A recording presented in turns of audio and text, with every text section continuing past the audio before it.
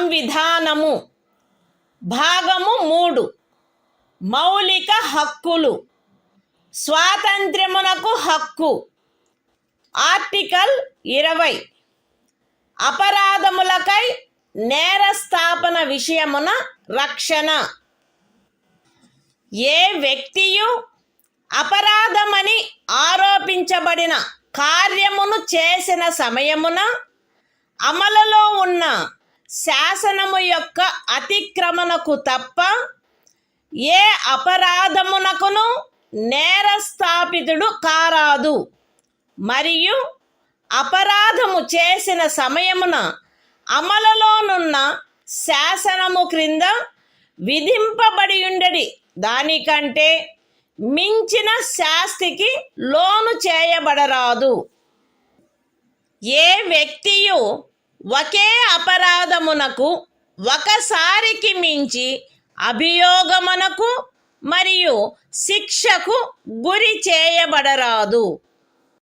ఏదైనా అపరాధము చేసినట్లు అభియుక్తుడైన ఏ వ్యక్తియు తనకు వ్యతిరేకముగా సాక్ష్యము నొసగుటకు బలవంతము చేయబడరాదు. Constitution of India, Part 3, Fundamental Rights, Right to Freedom, Article 20, Protection in respect of conviction for offences. No person shall be convicted of any offence except for violation of a law in force at the time of the commission of the act charged as an offence, nor be subjected to a penalty greater than that which might have been inflicted under the law in force at the time of the commission of the offence. No person shall be prosecuted and punished for the same offence more than once. No person accused of any offence shall be compelled to be a witness against himself.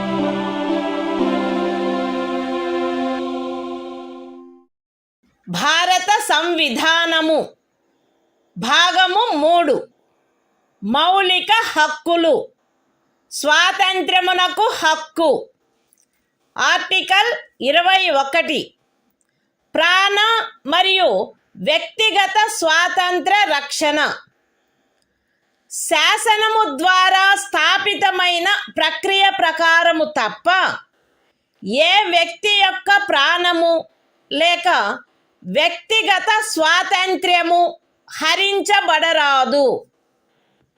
Constitution of India, Part 3, Fundamental Rights, Right to Freedom, Article 21, Protection of Life and Personal Liberty. No person shall be deprived of his life or personal liberty except according to procedure established by law.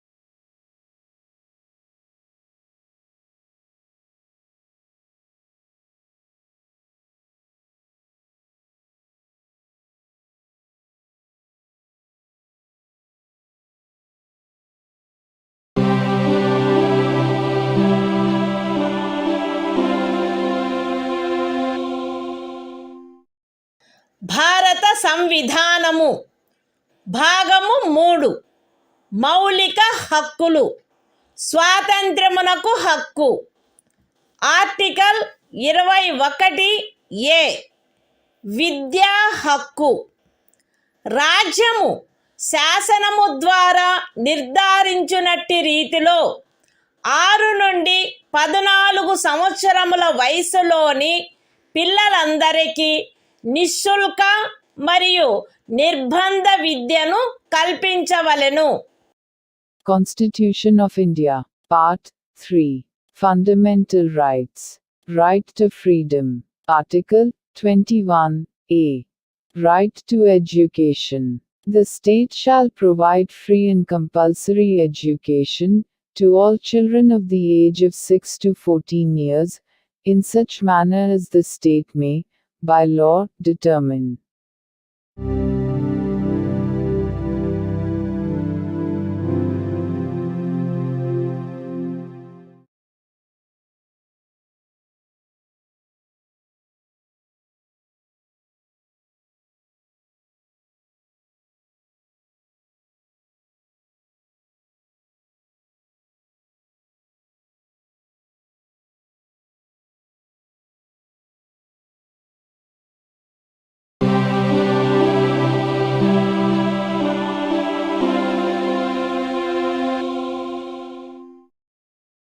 భారత సంవిధానము భాగము 3.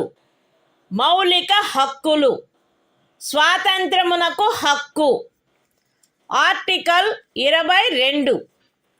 కొన్ని సందర్భములలో arrest మరియు నిరోధము నుండి రక్షణ.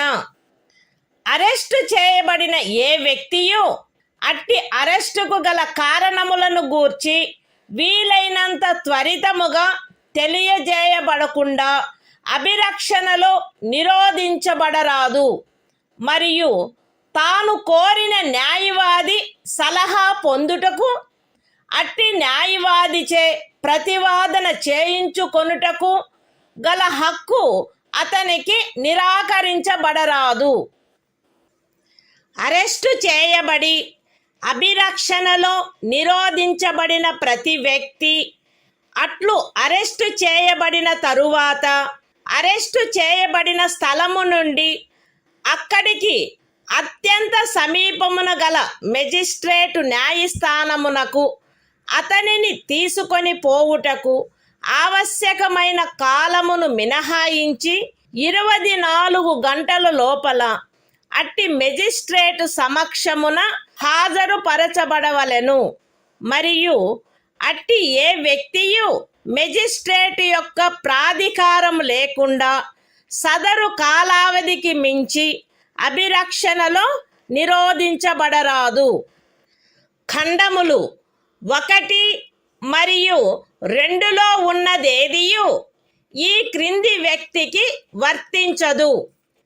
తత్సమయమున శత్రుదేశీయుడైన ఎవరేని వ్యక్తి లేక నివారక నిరోధమును నిబంధించు ఏదేని శాసనము క్రింద అరెస్టు చేయబడిన లేక నిరోధింపబడిన ఎవరేని వ్యక్తి నివారక నిరోధము కొరకు నిబంధించు శాసనము ఏదియు ఉన్నత న్యాయస్థానపు న్యాయాధీశునిగా నియమింపబడిన లేక నియమింపబడుటకు అర్హత కలిగిన వ్యక్తులతో కూడిన సలహా బోర్డు తన అభిప్రాయంలో సదరు 3 మాసములకు మించి నిరోధించుటకు తగినంత కారణము కలదని సదరు కాలావధి ముగియుటకు పూర్వము రిపోర్టు చేసిననే తప్ప.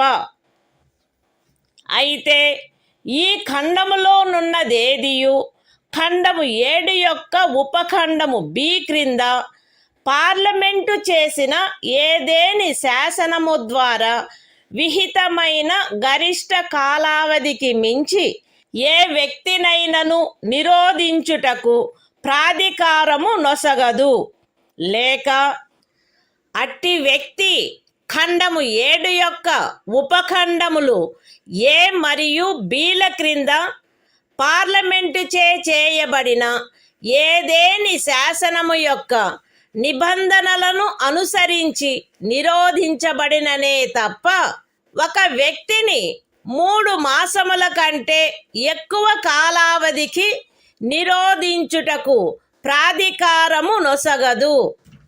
నివారక నిరోధమును నిబంధించు ఏదేని శాసనము క్రింద చేయబడిన ఉత్తర్వును అనుసరించి ఎవరేని వ్యక్తి నిరోధించబడినప్పుడు అట్లు ఉత్తర్వు చేయు ప్రాధికారి అట్టి ఉత్తర్వును చేయుటకు గల కారణములను వీలైనంత త్వరితముగా ఆ వ్యక్తికి తెలియపరచవలెను.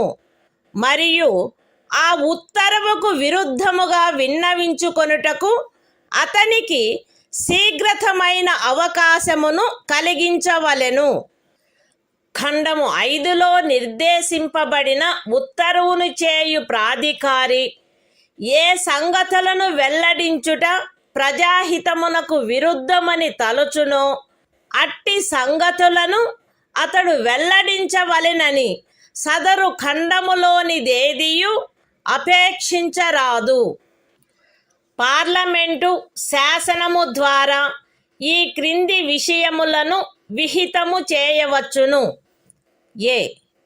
ఖండము 4 యొక్క ఉపఖండము ఏలోని నిబంధనలను అనుసరించి సలహా బోర్డు యొక్క అభిప్రాయమును పొందకుండా నివారక నిరోధమును నిబంధించు ఏదేని శాసనము క్రింద ఏదేని తరగతికి లేక తరగతులకు చెందిన కేసులలో ఒక వ్యక్తిని 3 మాసములకు మించిన కాలావధికి నిరోధించుటకైన పరిస్థితులను. బి. నివారక నిరోధమును నిబంధించు ఏదేని శాసనము క్రింద ఏదేని తరగతికి లేక తరగతులకు చెందిన కేసులలో ఎవరేని వ్యక్తి యొక్క నిరోధమునకు గరిష్ట కాలావధి. మరియు సి. ఖండము 4 యొక్క ఉపఖండము ఏ క్రింద పరిశీలనలో సలహా బోర్డు అనుసరించవలసిన ప్రక్రియ. Constitution of India, Part 3. Fundamental Rights. Right to Freedom. Article 22. Protection against arrest and detention in certain cases. 1. No person who is arrested shall be detained in custody without being informed, as soon as may be, of the grounds for such arrest. Nor shall he be denied the right to consult, and to be defended by, a legal practitioner of his choice. 2. Every person who is arrested and detained in custody shall be produced before the nearest magistrate, within a period of 24 hours, of such arrest excluding the time necessary for the journey from the place of arrest, to the court of the magistrate, and no such person shall be detained in custody beyond the said period, without the authority of a magistrate. 3. Nothing in clauses 1 and 2 shall apply to any person who for the time being is an enemy alien, or to any person who is arrested or detained, under any law providing for preventive detention. 4. No law providing for preventive detention shall authorize the detention of a person, for a longer period than 3 months. Unless, an advisory board consisting of persons, who are, or have been, or are qualified to be appointed as, judges of a high court, has reported, before the expiration of the said period of 3 months, that there is in its opinion sufficient cause for such detention. Provided that nothing in this subclause shall authorize the detention of any person, beyond the maximum period prescribed by any law made by Parliament, under subclause B of clause 7. Or, such person is detained, in accordance with the provisions of any law made by Parliament, under subclauses A and B of clause 7. 5. When any person is detained in pursuance of an order made under any law, providing for preventive detention, the authority making the order shall, as soon as may be, communicate to such person the grounds on which the order has been made, and shall afford him the earliest opportunity of making a representation against the order. 6. Nothing in clause 5 shall require the authority making any such order, as is referred to in that clause, to disclose facts, which such authority considers to be against the public interest to disclose. 7. Parliament may by law prescribe a. the circumstances, under which in the class, or classes of cases, in which a person may be detained for a period longer than 3 months, under any law providing for preventive detention, without obtaining the opinion of an advisory board, in accordance with the provisions of subclause A of clause 4. b. the maximum period, for which any person may in any class, or classes of cases, be detained, under any law providing for preventive detention. And c. the procedure to be followed by an advisory board, in an inquiry, under subclause A of clause 4.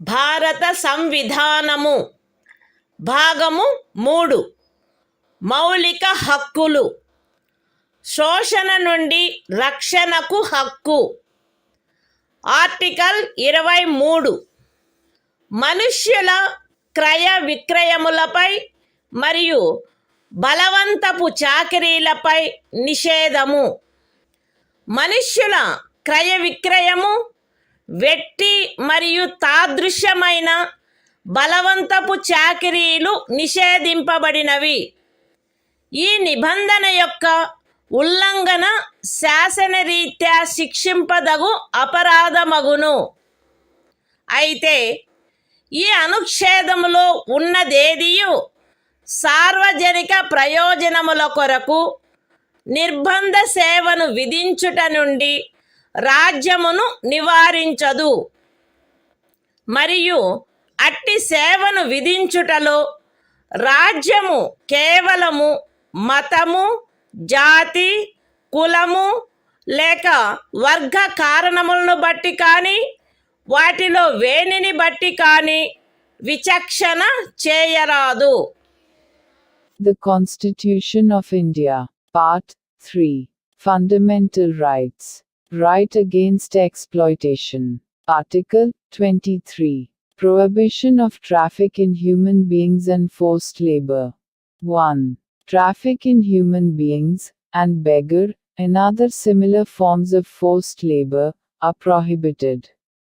And any contravention of this provision shall be an offense, punishable, in accordance with law. 2. Nothing in this article shall prevent the state from imposing compulsory service for public purposes. And in imposing such service, the state shall not make any discrimination on grounds only of religion, race, caste or class or any of them.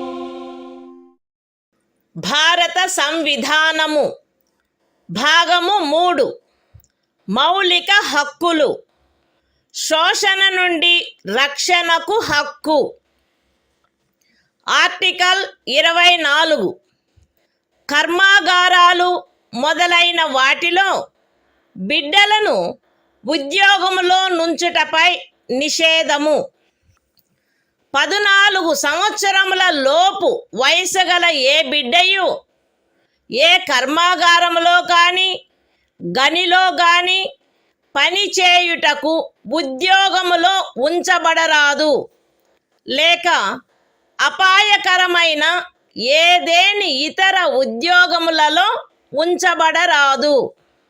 The Constitution of India, Part 3. Fundamental Rights. Right against exploitation. Article 24. Prohibition of employment of children in factories, etc. No child below the age of 14 years shall be employed to work in any factory or mine, or engaged in any other hazardous employment.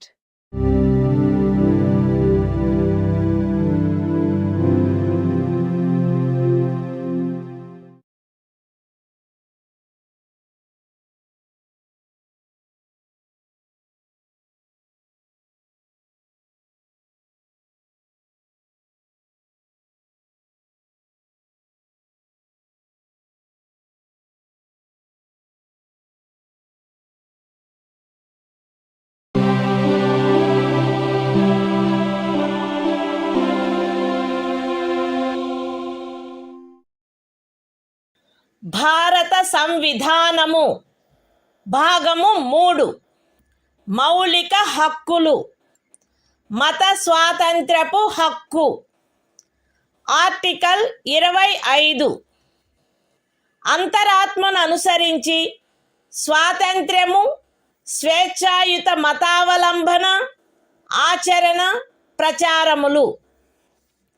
ప్రజాశాంతికి, నైతికతకు, ఆరోగ్యమునకు మరియు ఈ భాగము యొక్క ఇతర నిబంధనలకు అత్యధీనమై అంతరాత్మను అనుసరించి స్వాతంత్రమునకును, స్వేచ్ఛగా మతమును అవలంబించుటకును, ఆచరించుటకును, ప్రచారము చేయుటకును జనులందరూ సమానముగా హక్కు కలిగియుందురు. ఈ అనుచ్ఛేదమునందున్నదేదియు మతాచారణకు సంబంధించిన ఏదేని ఆర్థిక, విత్తీయ, రాజకీయ లేక ఇతర లౌకిక కార్యకలాపమును క్రమబద్ధపరుచునదై లేక పరిమితపరుచునదై సాంఘిక సంక్షేమమునకును, సంస్కరణకును లేక సార్వజనిక స్వభావము గల హిందూ మత సంస్థలలో హిందువులలోని అన్ని వర్గములకును శాఖలకును ప్రవేశము కలగచేయు నిబంధన చేయునదై అస్తిత్వంలోనున్న ఏదేని శాసనము యొక్క అమలుకు భంగము కలిగించదు, లేక అట్టి ఏ శాసనమునైనను చేయుట నుండి రాజ్యమును నివారించదు. ఎక్స్ప్లనేషన్ 1. కృపాన ధారణ, కృపాన వహనము సిక్కు మతావలంబనములో చేరియున్నట్లు భావింపబడవలెను. ఎక్స్ప్లనేషన్ 2. ఖండము 2 యొక్క ఉపఖండము బిలో హిందువులను గూర్చిన నిర్దేశమునందు సిక్కు, జైన లేక బౌద్ధ మతావలంబ వ్యక్తులను గూర్చిన నిర్దేశము చేరియున్నట్లు అన్వయించబడవలెను మరియు హిందూ మత సంస్థలను గూర్చిన నిర్దేశము తదనుసారముగా అన్వయించబడవలెను. The Constitution of India, Part 3. Fundamental Rights. Right to freedom of religion. Article 25. Freedom of conscience and free profession, practice and propagation of religion.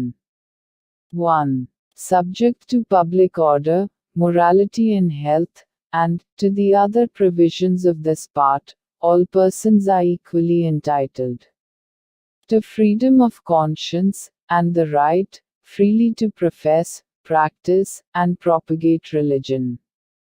2. Nothing in this article shall affect the operation of any existing law, or prevent the state from making any law, regulating or restricting any economic, financial, political or other secular activity which may be associated with religious practice. B. Providing for social welfare and reform, or the throwing open of Hindu religious institutions of a public character to all classes and sections of Hindus.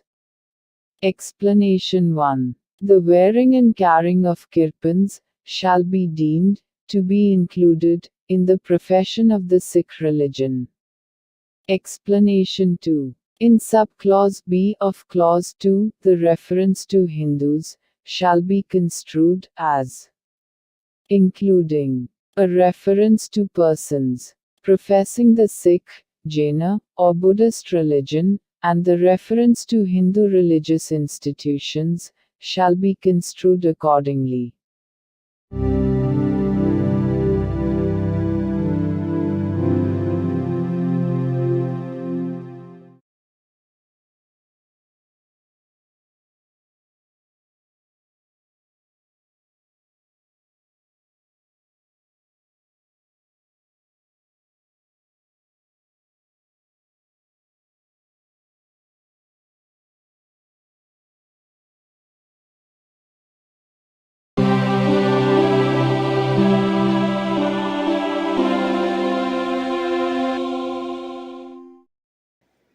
భారత సంవిధానము భాగము 3 మౌలిక హక్కులు మత స్వాతంత్ర్యపు హక్కు article 26 మత వ్యవహార నిర్వహణ స్వాతంత్ర్యము ప్రజాశాంతికి నైతికతకు మరియు ఆరోగ్యమునకు అత్యధీనమై ప్రతి మత శాఖ లేక అందలి ఏ ఉపశాఖైనను ఈ క్రింది హక్కును కలిగియుండును.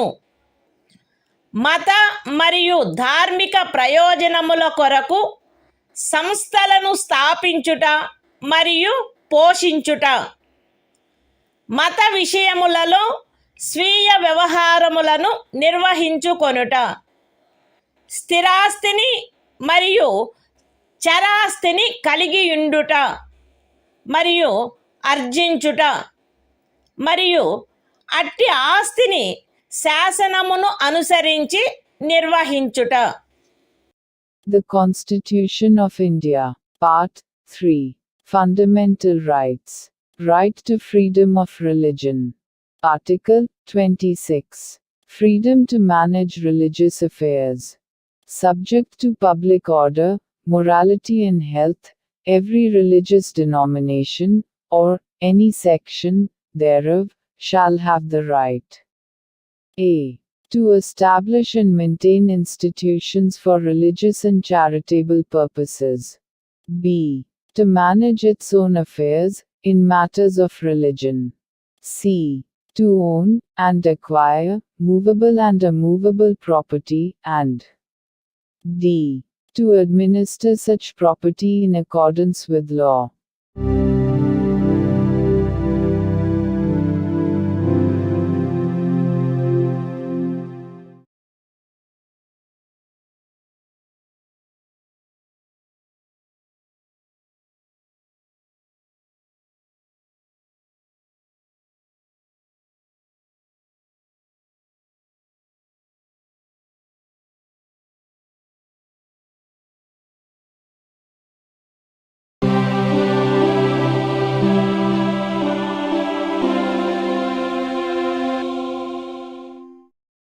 భారత సంవిధానము భాగము 3 మౌలిక హక్కులు మత స్వాతంత్ర్యపు హక్కు ఆర్టికల్ 27 ఏదేని ప్రత్యేకమైన మతమును అభివృద్ధి చేయుటకు పన్నుల చెల్లింపును గూర్చిన స్వాతంత్ర్యము. ఏదేని ప్రత్యేకమైన మతమును లేక మత శాఖను అభివృద్ధి చేయుటకు లేక పోషించుటకు అగు ఖర్చులను భరించుటకై ఏ పన్నుల వలన రాబడి నిర్దిష్టముగా కేటాయించబడునో ఆ పన్నులను చెల్లించుటకు ఏ వ్యక్తిని బలవంత పెట్టరాదు. The Constitution of India, Part 3. Fundamental Rights. Right to freedom of religion. Article 27. Freedom as to payment of taxes for promotion of any particular religion. No person shall be compelled to pay any taxes, the proceeds of which are specifically appropriated in payment of expenses for the promotion or maintenance of any particular religion or religious denomination.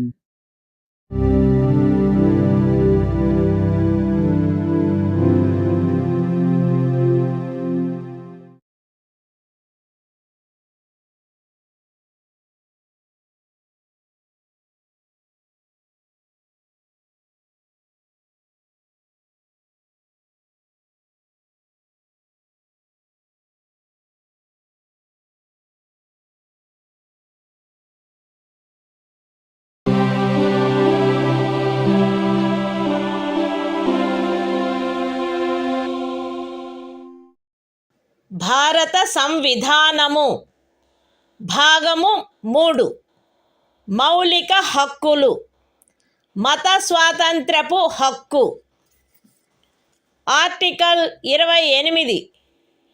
కొన్ని విద్యా సంస్థలలో మత బోధ లేక మత సంబంధమైన ఆరాధన జరుగుతున్నప్పుడు హాజరగుటను గూర్చిన స్వాతంత్ర్యము.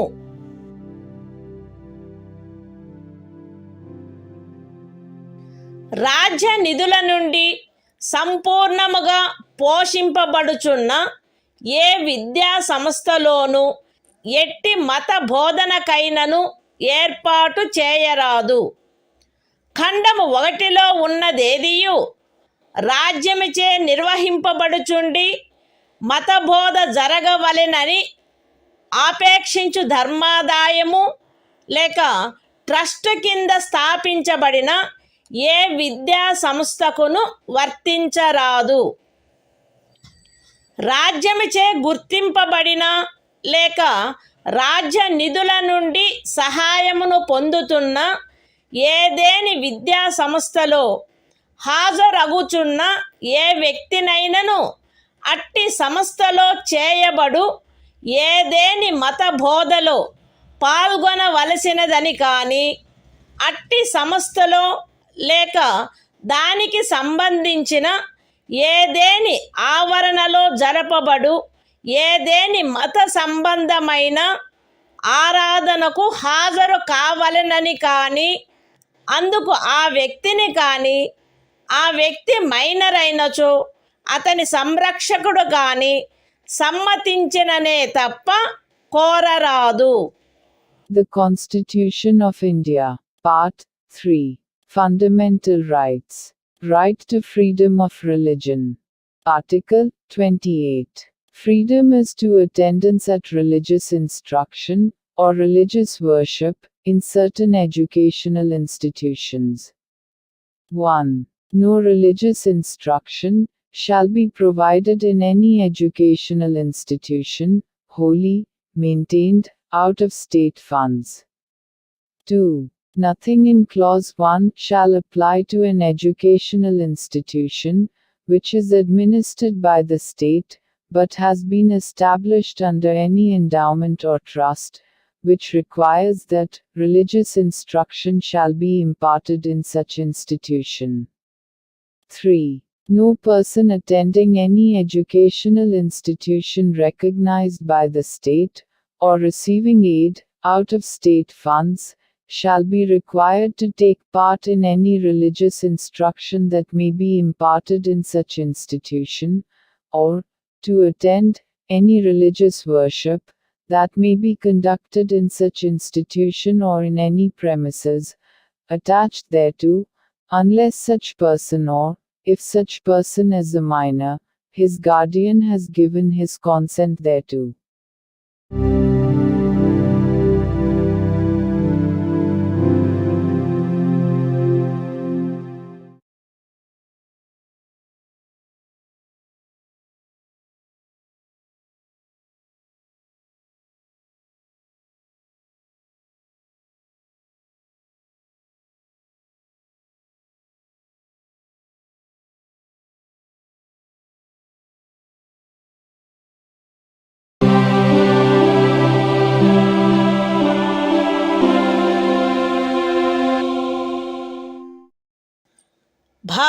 సంవిధానము భాగము 3 మౌలిక హక్కులు సాంస్కృతిక మరియు విద్యా విషయక హక్కులు ఆర్టికల్ 29 అల్పసంఖ్యాక వర్గముల యొక్క హితముల రక్షణ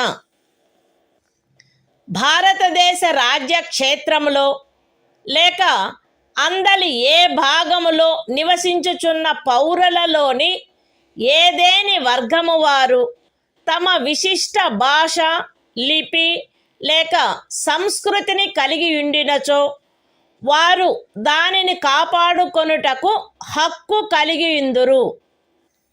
రాజ్యముచే పోషింపబడుచున్న లేక రాజ్య నిధుల నుండి సహాయము పొందుచున్న ఏ విద్యా సంస్థలోనైనను కేవలము మతము జాతి కులము భాష కారణములను బట్టి కానీ వాటిలో దేనిని బట్టి కానీ ఏ పౌరునికైనను ప్రవేశము నిరాకరించబడరాదు. The Constitution of India, Part 3, Fundamental Rights, Cultural and Educational Rights, Article 29, Protection of Interests of Minorities. 1. Any section of the citizens residing in the territory of India, or any part thereof having a distinct language, script, or culture of its own, shall have the right to conserve the same. 2. No citizen shall be denied admission into any educational institution, maintained by the state, or receiving aid, out of state funds, on grounds only of religion, race, caste, language or any of them.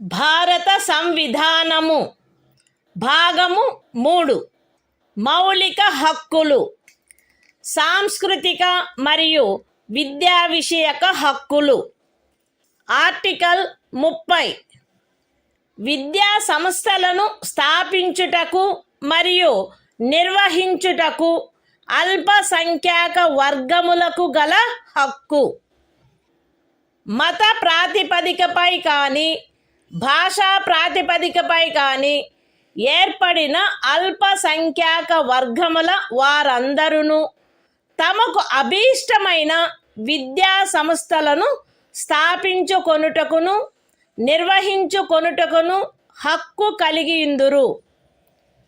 ఖండము 1లో నిర్దేశింపబడిన అల్పసంఖ్యాక వర్గముచే స్థాపింపబడి నిర్వహింపబడుతున్న ఒక విద్యా సంస్థ యొక్క ఏదేని ఆస్తిని నిర్బంధముగా అధ్యాదించుటను నిబంధించు ఏదేని శాసనము చేయుటలో అట్టి ఆస్తి అధ్యార్జన కొరకు అట్టి శాసనము ద్వారా నియతము చేయబడిన లేక దాని కింద నిర్ధారించబడిన మొత్తము ఆ ఖండము క్రింద హామీ ఇవ్వబడిన హక్కును పరిమితపరచకుండునట్లు లేక రద్దుపరచకుండునట్లు రాజ్యము కట్టుదిట్టము చేయవలెను. విద్యా సంస్థలకు సహాయము చేయు సందర్భములలో మత ప్రాతిపదికపై లేక భాషా ప్రాతిపదికపై ఏర్పడిన అల్పసంఖ్యాక వర్గము యొక్క నిర్వహణలో ఉన్నదను కారణమును బట్టి ఏ విద్యా సంస్థకు విరుద్ధముగాను రాజ్యము విచక్షణ చేయరాదు. The Constitution of India, Part 3, Fundamental Rights, Cultural and Educational Rights, Article 30, Right of minorities to establish and administer educational institutions. 1. All minorities, whether based on religion or language, shall have the right to establish and administer educational institutions of their choice. In making any law, providing for the compulsory acquisition of any property of an educational institution, established and administered by a minority, referred to in Clause 1. The state shall ensure that the amount fixed by or determined under such law, for the acquisition of such property, is such, as would not restrict or abrogate, the right guaranteed under that clause. 2. The state shall not, in granting aid to educational institutions, discriminate against any educational institution, on the ground that it is under the management of a minority, whether based on religion or language.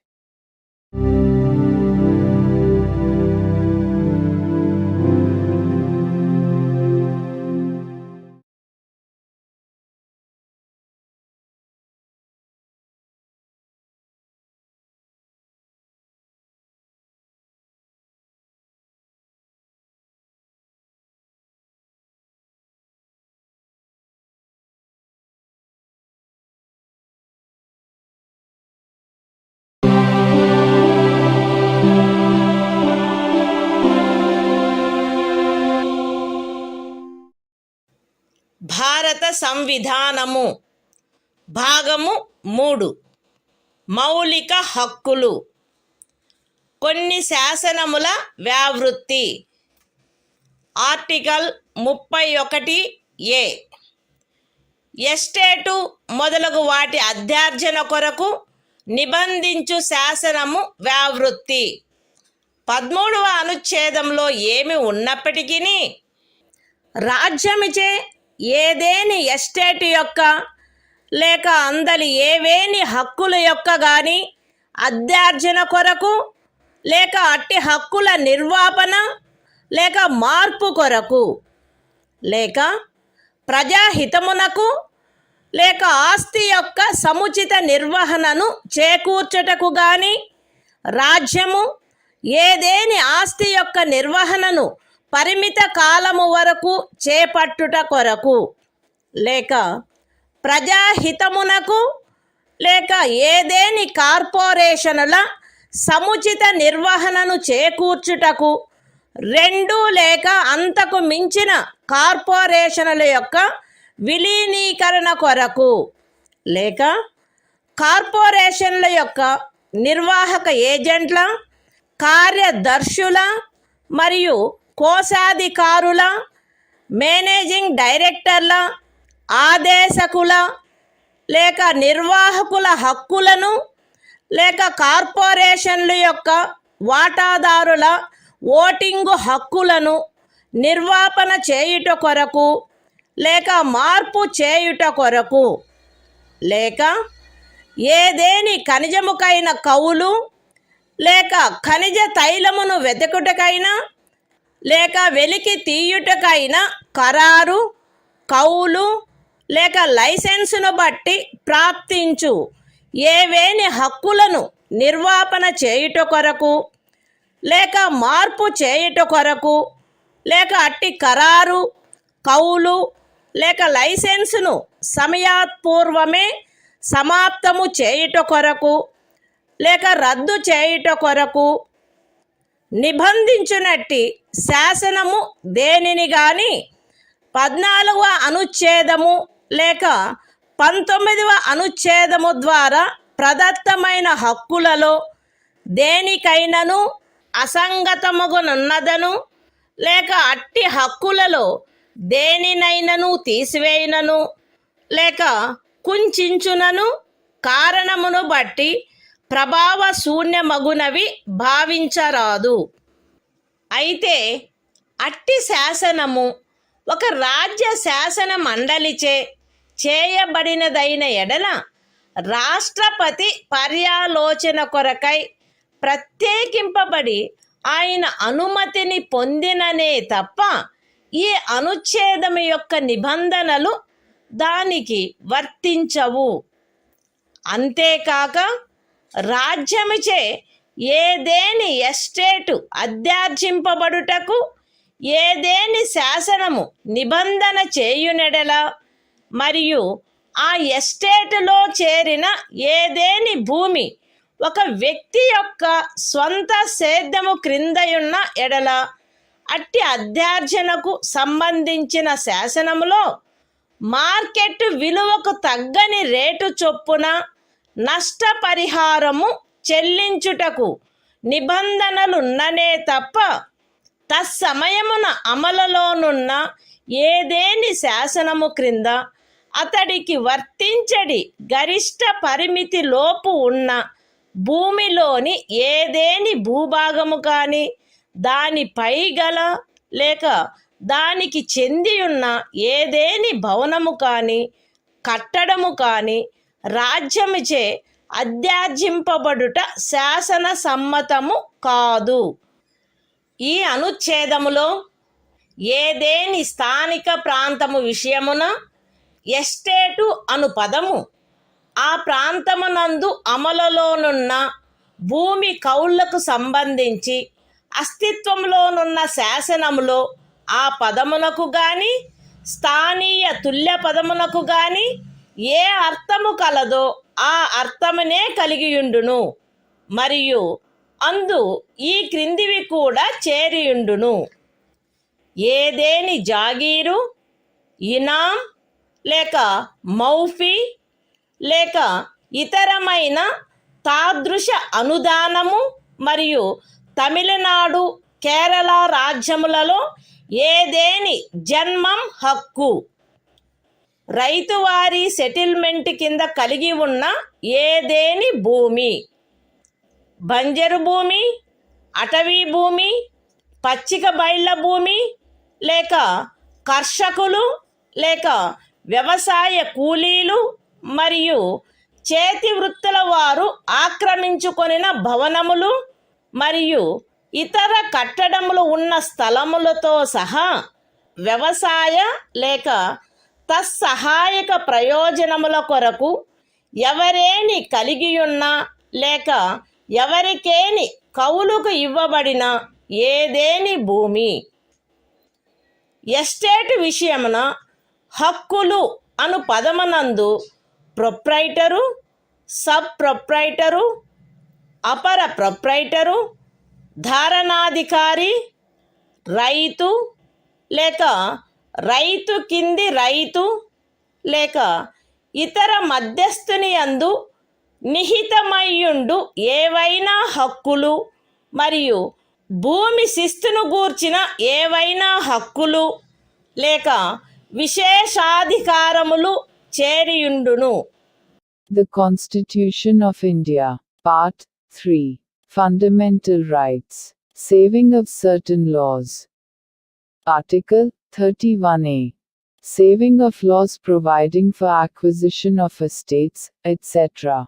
Notwithstanding anything contained in Article 13, no law providing for the acquisition by the state of any estate or of any rights therein, or the extinguishment or modification of any such rights, or the taking over of the management of any property by the state, for a limited period, either in the public interest, or in order to secure the proper management of the property, or the amalgamation of two or more corporations, either in the public interest, or in order to secure the proper management of any of the corporations, or the extinguishment or modification of any rights of managing agents, secretaries and treasurers, managing directors, or managers of corporations, or of any voting rights of shareholders thereof, or the extinguishment or modification of any rights accruing by virtue of any agreement, lease or license for the purpose of searching for, or winning, any mineral or mineral oil, or the premature termination or cancellation of any such agreement, lease or license, shall be deemed to be void on the ground that it is inconsistent with, or takes away or abridges, any of the rights conferred by Article 14 or Article 19. Provided that, where such law is a law, made by the legislature of a state, the provisions of this article shall not apply thereto, unless such law, having been reserved for the consideration of the President, has received his assent. Provided further, that, where any law, makes any provision for the acquisition by the state, of any estate and where any land comprised therein is held by a person under his personal cultivation, it shall not be lawful for the state, to acquire any portion of such land, as is within the ceiling limit, applicable to him under any law for the time being in force, or any building or structure standing thereon or tenant thereto, unless, the law, relating to the acquisition of such land, building or structure, provides for payment of compensation, at a rate, which, shall not be less than the market value thereof. In this article, the expression, estate, shall, in relation to any local area, have the same meaning as that expression, or its local equivalent has in the existing law, relating to land tenures in force, in that area, and shall also include, any jagir, inam, or muafi, or other similar grant. And, in the states of Tamil Nadu and Kerala, any janmam right. Any land held under Ryotwari settlement. Any land held, or let for purposes of agriculture, or for purposes ancillary thereto, including waste land, forest land, land for pasture, or sites of buildings, and other structures occupied by cultivators of land, agricultural laborers, and village artisans. The expression, rights, in relation to an estate, shall include any rights vesting in a proprietor, sub-proprietor, under-proprietor, tenure-holder, rayat, under-rayat, or other intermediary and any rights, or privileges in respect of land revenue.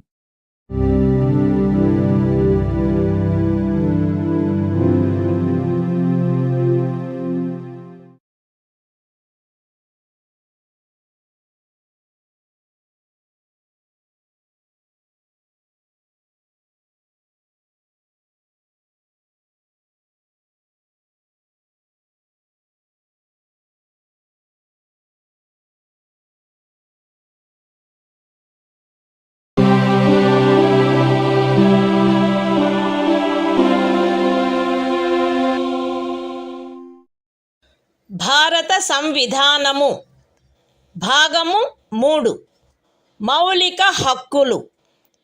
కొన్ని శాసనముల వ్యావృత్తి. Article 31 కొన్ని చట్టములకు మరియు వినిమయములకు శాసనిక మాన్యత కలగజేయుట. 31 అనుచ్ఛేదములో గల నిబంధనల సాధారణతకు భంగము కలగకుండా 9వ అనుసూచిలో నిర్దిష్టపరచబడిన ఏవేని చట్టములు, నియమములు, వాటి యొక్క ఏవేని నిబంధనలు, అట్టి చట్టము, నియమము లేక నిబంధనను ఈ భాగంలోని ఏవేని నిబంధనల ద్వారా ప్రదత్తమైన ఏవేని హక్కులకు అసంగతముగా నున్నదను లేక ఆ హక్కులలో దేనినైనను తీసివేయుచున్నదను లేక కుంచుచున్నదను ఆధారముపై ప్రభావశూన్యమైనదని గాని ఎప్పుడైనను ప్రభావశూన్యమై ఉండినదని గాని భావించరాదు.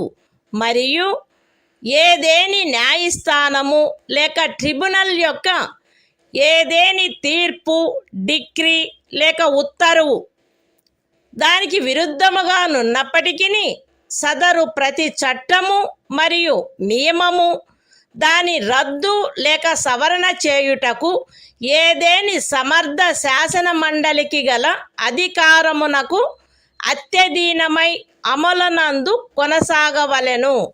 The Constitution of India, Part 3, Fundamental Rights, Saving of Certain Laws. Article 31B, Validation of certain acts and regulations. Without prejudice to the generality of the provisions contained in Article 31A. None of the acts and regulations specified in the 9th schedule, nor any of the provisions thereof shall be deemed to be void, or ever to have become void on the ground that such act, regulation or provision is inconsistent with, or takes away or abridges any of the rights conferred by any provisions of this part. And, notwithstanding any judgment, decree or order of any court or tribunal, to the contrary, each of the said acts and regulations shall, subject to the power of any competent legislature to repeal, or amend it, continue in force.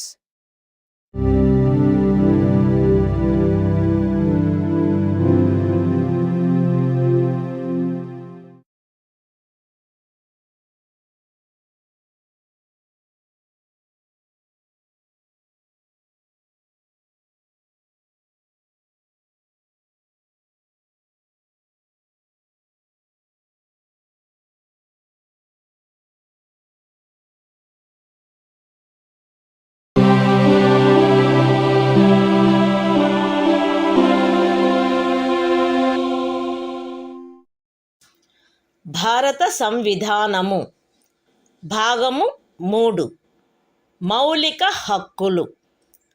కొన్ని శాసనముల వ్యావృత్తి. Article 31C కొన్ని ఆదేశిక సూత్రములను అమలుపరచు శాసనముల వ్యావృత్తి. 13వ అనుచ్ఛేదములో ఏమి ఉన్నప్పటికీ భాగము 4లో పేర్కొనబడిన సూత్రములన్నింటినీ గాని వాటిలో కొన్నింటిని గాని సాధించుట కొరకై రాజ్య విధానమును అమలుపరచు ఏ శాసనమునైనను 14వ అనుచ్ఛేదము లేక 19వ అనుచ్ఛేదము ద్వారా ప్రదత్తమైన ఏవేని హక్కులకు అసంగతముగా నున్నదను లేక ఆ హక్కులలో దేనినైనను తీసివేయుచున్నదను లేక కుంచుచున్నదను కారణమును బట్టి ప్రభావశూన్యమైనదని భావించరాదు.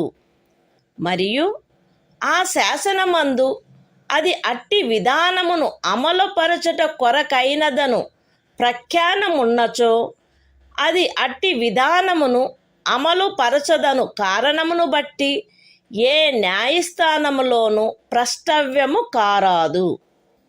అయితే అట్టి శాసనము రాజ్య శాసన మండలిచే చేయబడిన ఎడల రాష్ట్రపతి పర్యాలోచన కొరకై ప్రత్యేకింపబడి ఆయన అనుమతిని పొందిననే తప్ప దానికి ఈ అనుచ్ఛేదము యొక్క నిబంధనలు వర్తించవు.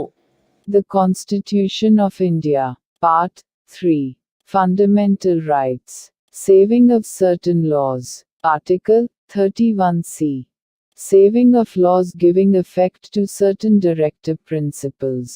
Notwithstanding anything contained in Article 13, no law, giving effect to the policy of the state towards securing all or any of the principles laid down in Part 4, shall be deemed to be void, on the ground that it is inconsistent with, or takes away or abridges any of the rights conferred by Article 14 or Article 19. And, no law, containing a declaration that it is for giving effect to such policy, shall be called in question in any court, on the ground that it does not give effect to such policy, provided that, where such law is made by the legislature of a state, the provisions of this article shall not apply thereto, unless such law, having been reserved for the consideration of the President, has received his assent.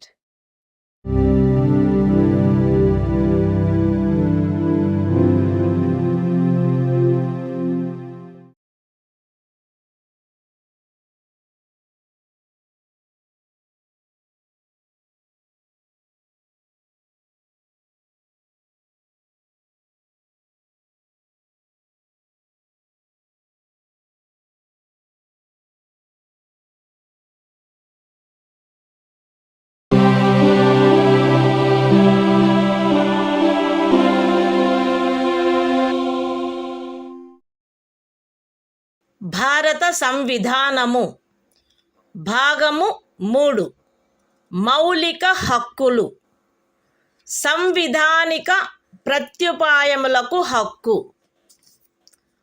Article 32 ఈ భాగముచే ప్రదత్తము చేయబడిన హక్కులను అమలుపరుచుటకు ప్రత్యుపాయములు ఈ భాగము ద్వారా ప్రదత్తమైన హక్కులను అమలుపరచుటకు సముచిత చర్యల ద్వారా సర్వోన్నత న్యాయస్థానమును అర్థించు హక్కుకు హామీ ఇయ్యబడినది.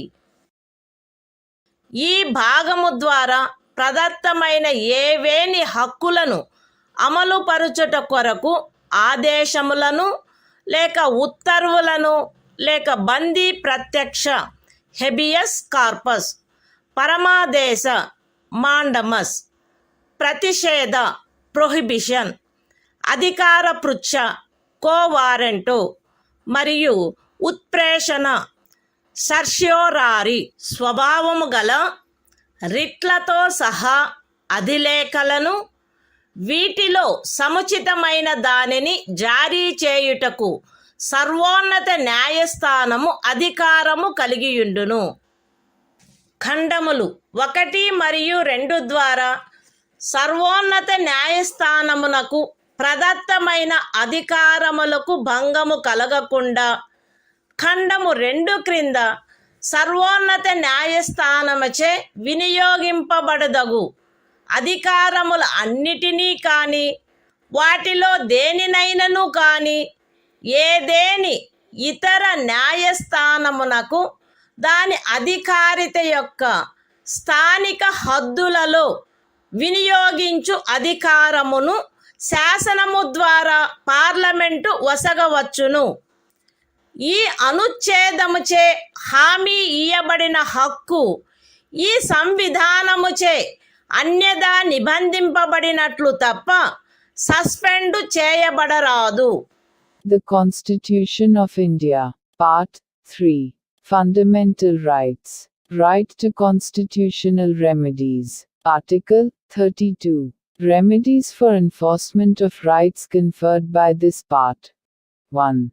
The right to move the Supreme Court, by appropriate proceedings for the enforcement of the rights conferred by this part, is guaranteed.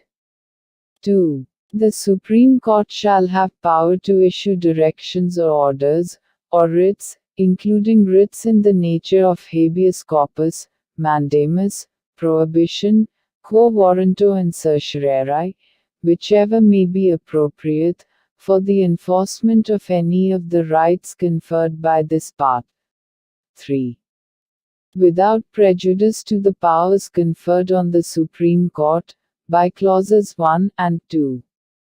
Parliament may by law empower any other court to exercise within the local limits of its jurisdiction all or any of the powers exercisable by the Supreme Court under clause 2. 4. The right guaranteed by this article shall not be suspended, except as otherwise provided for by this Constitution.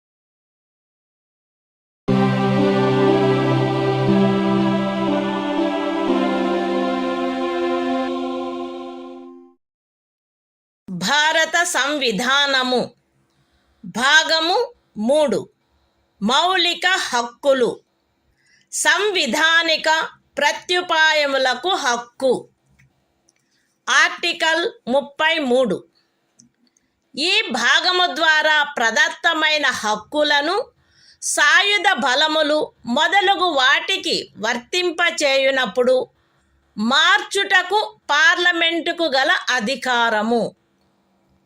ఈ భాగము ద్వారా ప్రదత్తమైన హక్కులలో వేటినైనను సాయుధ బలములకు చెందిన సభ్యులకు లేక ప్రజాశాంతిని కాపాడు భారము వహించిన సాయుధ బలములకు చెందిన సభ్యులకు లేక గుప్త సమాచారము కొరకు లేక ఎదురు గుప్త సమాచారము కొరకు రాజ్యముచే స్థాపించబడిన ఏదేని బ్యూరోలో లేదా ఇతర వ్యవస్థలో నియమించబడిన వ్యక్తులకు లేక ఏ నుండి సి వరకు గల ఖండములలో నిర్దేశింపబడిన ఏదేని సాయుధ బలము బ్యూరో లేక వ్యవస్థ కొరకై ఏర్పాటు చేసిన టెలికమ్యూనికేషన్ వ్యవస్థలలో నియమించబడిన లేదా వాటికి సంబంధించిన వ్యక్తులకు వర్తింపచేయుటలో వారి సముచిత కర్తవ్య నిర్వహణను వారి మధ్య క్రమశిక్షణను కట్టుదిట్టము చేయుటకై ఆ హక్కులు ఎంత మేరకు పరిమితపరచబడవలెనో లేక రద్దు చేయబడవలెనో పార్లమెంటు శాసనము ద్వారా నిర్ధారణ చేయవచ్చును.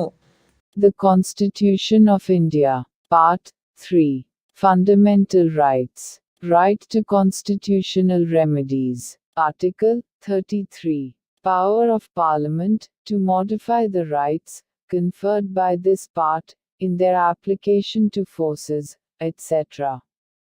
Parliament may by law determine to what extent any of the rights conferred by this part shall, in their application to the members of maintenance of public order, or persons employed in any bureau or other organization established by the state for purposes of intelligence or counterintelligence, or person employed in or in connection with the telecommunication systems set up for the purposes of any force, bureau, or organization referred to in clauses A to C be restricted or abrogated so as to ensure the proper discharge of their duties and the maintenance of discipline among them.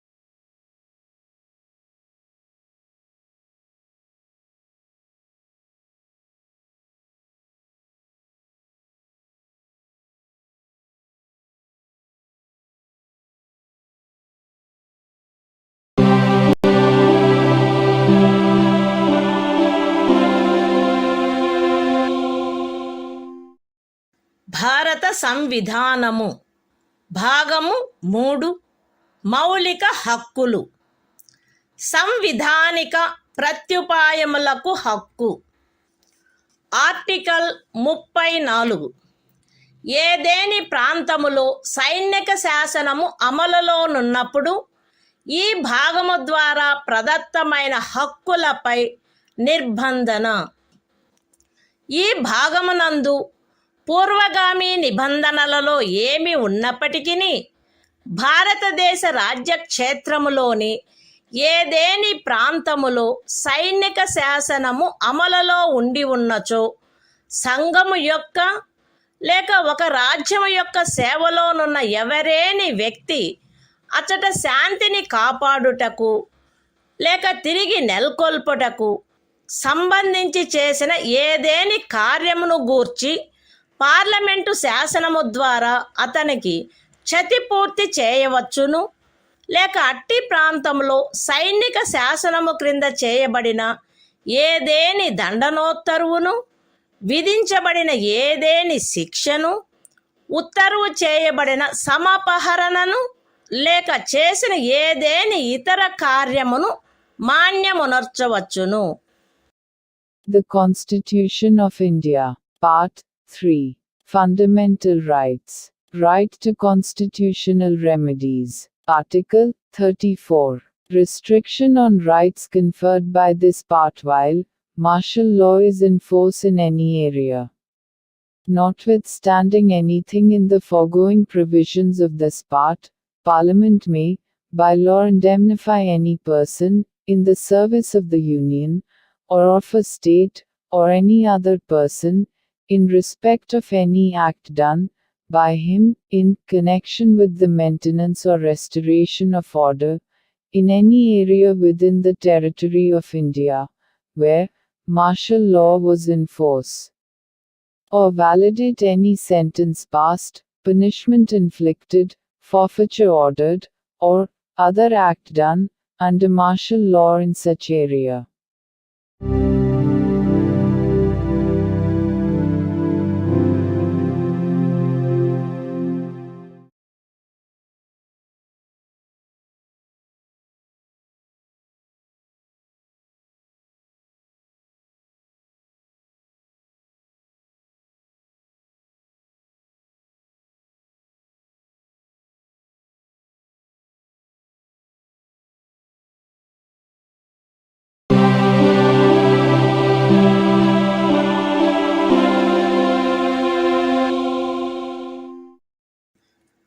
భారత సంవిధానము భాగము 3 మౌలిక హక్కులు సంవిధానిక ప్రత్యుపాయములకు హక్కు article 35 ఈ భాగము యొక్క నిబంధనలను అమలుపరచుటకు శాసన నిర్మాణము ఈ సంవిధానమునందేమున్నప్పటికీ 16వ అనుచ్ఛేదము యొక్క ఖండము 3, 32వ అనుచ్ఛేదము యొక్క ఖండము 3, 33వ మరియు 34వ అనుచ్ఛేదముల క్రింద పార్లమెంటు చేయు శాసనము ద్వారా నిబంధింపబడదగిన విషయములలో దేనిని గూర్చి అయినను శాసనములను చేయుటకు మరియు ఈ భాగము క్రింద అపరాధములుగా ప్రఖ్యానించబడిన కార్యములకు శిక్షను విహితము చేయుట కొరకైన శాసనములను చేయుటకు పార్లమెంటు అధికారము కలిగియుండును. రాజ్య శాసన మండలి ఆ అధికారమును కలిగియుండదు. మరియు పార్లమెంటు ఈ సంవిధాన ప్రారంభమునకు పిమ్మట వీలైనంత త్వరితముగా ఉపఖండము 2లో నిర్దేశించబడిన కార్యములకు శిక్షను విహితము చేయుటకు శాసనములను చేయవలయును. ఖండము ఏ యొక్క ఉపఖండము 1లో నిర్దేశింపబడిన ఏదేని విషయమును గూర్చినదైనా లేక ఆ ఖండము యొక్క ఉపఖండము 2లో నిర్దేశించబడిన కార్యమునకు దేనికైనను శిక్షను నిబంధించునదై ఈ సంవిధాన ప్రారంభమునకు అవ్యవహిత పూర్వము భారతదేశ రాజ్య క్షేత్రమునందు అమలులోనున్న ఏదేని శాసనము అందలి నిబంధనలకును 372వ అనుచ్ఛేదము క్రింద దాని యందు చేయబడు అనుకూలానుసరణకును మరియు మార్పులకును అత్యధీనమై పార్లమెంటుచే మార్పు లేక రద్దు లేక సవరణ చేయబడు వరకు అమలునందు కొనసాగవలెను. విశదీకరణ ఈ అనుచ్ఛేదమునందు అమలులోనున్న శాసనము అను పదబంధము 372వ అనుచ్ఛేదములో ఆ పదబంధమునకు ఏ అర్థము కలదో ఆ అర్థమునే కలిగియుండును. The Constitution of India, Part 3. Fundamental Rights. Right to constitutional remedies. Article 35. Legislation to give effect to the provisions of this part. Notwithstanding anything in this Constitution, Parliament shall have, and the legislature of a state shall not have, power to make laws with respect to any of the matters which, under Clause 3 of Article 16, Clause 3 of Article 32, Article 33 and Article 34 may be provided for by law made by Parliament, and for prescribing punishment for those acts which are declared to be offences under this part. And Parliament shall, as soon as may be after the commencement of this Constitution, make laws for prescribing punishment for the acts referred to in sub-clause 2. Any law in force immediately before the commencement of this Constitution in the territory of India with respect to any of the matters referred to in sub-clause 1 of clause A, or providing for punishment for any act referred to in sub-clause 2 of that clause shall, subject to the terms thereof, and to any adaptations and modifications that may be made therein, under Article 372, continue in force until altered, or repealed, or amended, by Parliament. Explanation. In this article, the expression, law in force, has the same meaning as in Article 372.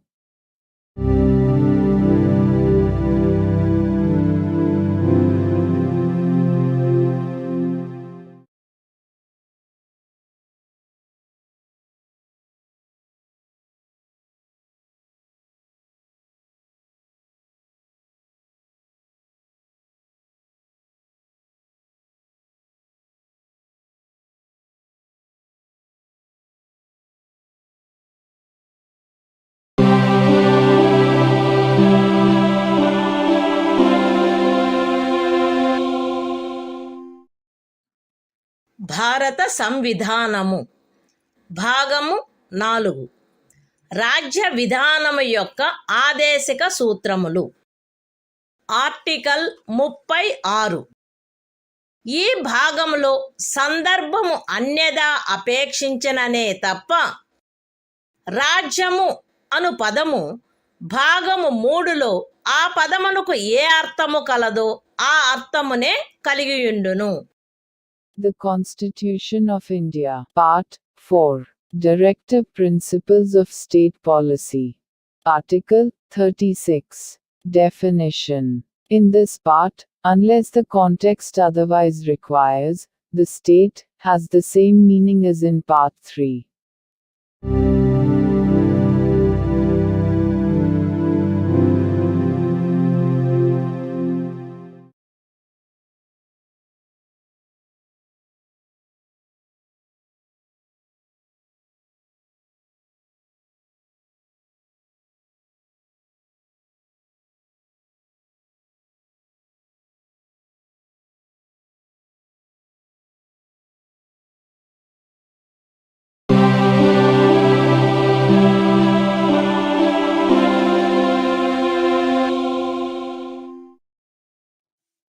భారత సంవిధానము భాగము 4 రాజ్య విధానము యొక్క ఆదేశిక సూత్రములు. Article 37. ఈ భాగములో గల సూత్రముల వర్తింపు. ఈ భాగములోని నిబంధనలు ఏ న్యాయస్థానముచే కాని అమలు జరపదగినవి కావు. కానీ ఇందు పేర్కొనబడిన సూత్రములు దేశ పరిపాలనకు మూలాధారములుగాను మరియు శాసనములను చేయుటలో వాటిని వర్తింపచేయుట రాజ్యము యొక్క కర్తవ్యమై ఉండవలెను. The Constitution of India, Part 4, Directive Principles of State Policy. Article 37. Application of the principles contained in this part. The provisions contained in this part shall not be enforceable by any court. But the principles therein laid down are, nevertheless, fundamental in the governance of the country, and it shall be the duty of the state to apply these principles in making laws.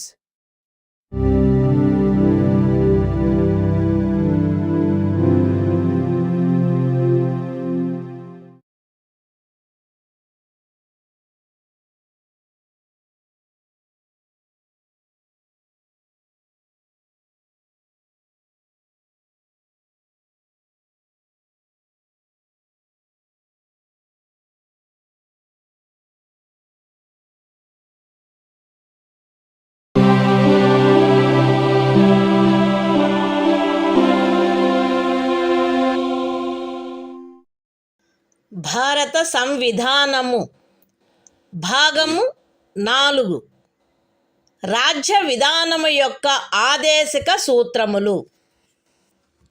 Article 38 రాజ్యము ప్రజల శ్రేయస్సును పెంపొందించు సాంఘిక వ్యవస్థను చేకూర్చుట.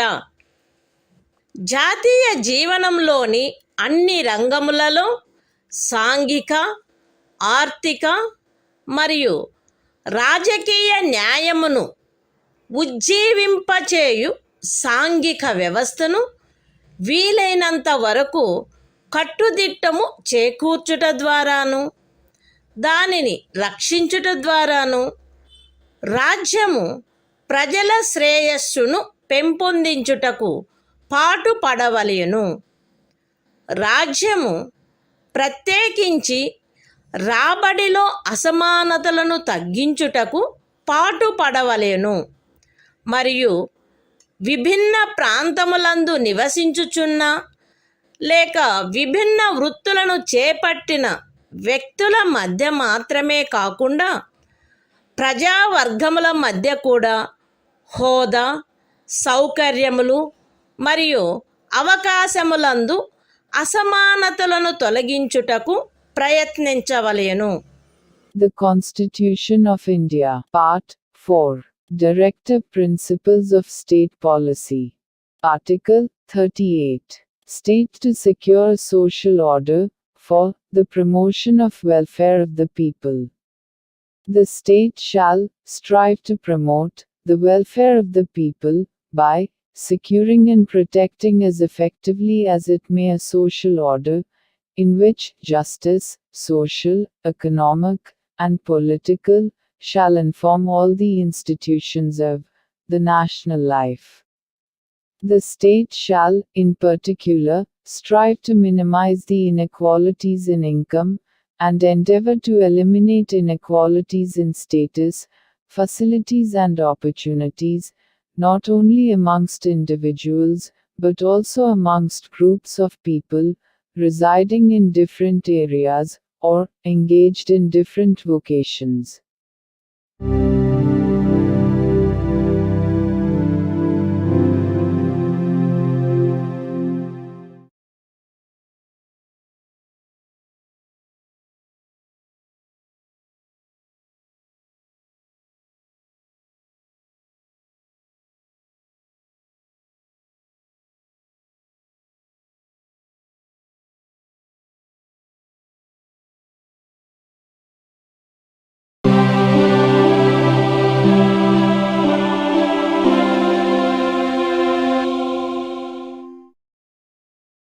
భారత సంవిధానము భాగము 4 రాజ్య విధానము యొక్క ఆదేశిక సూత్రములు.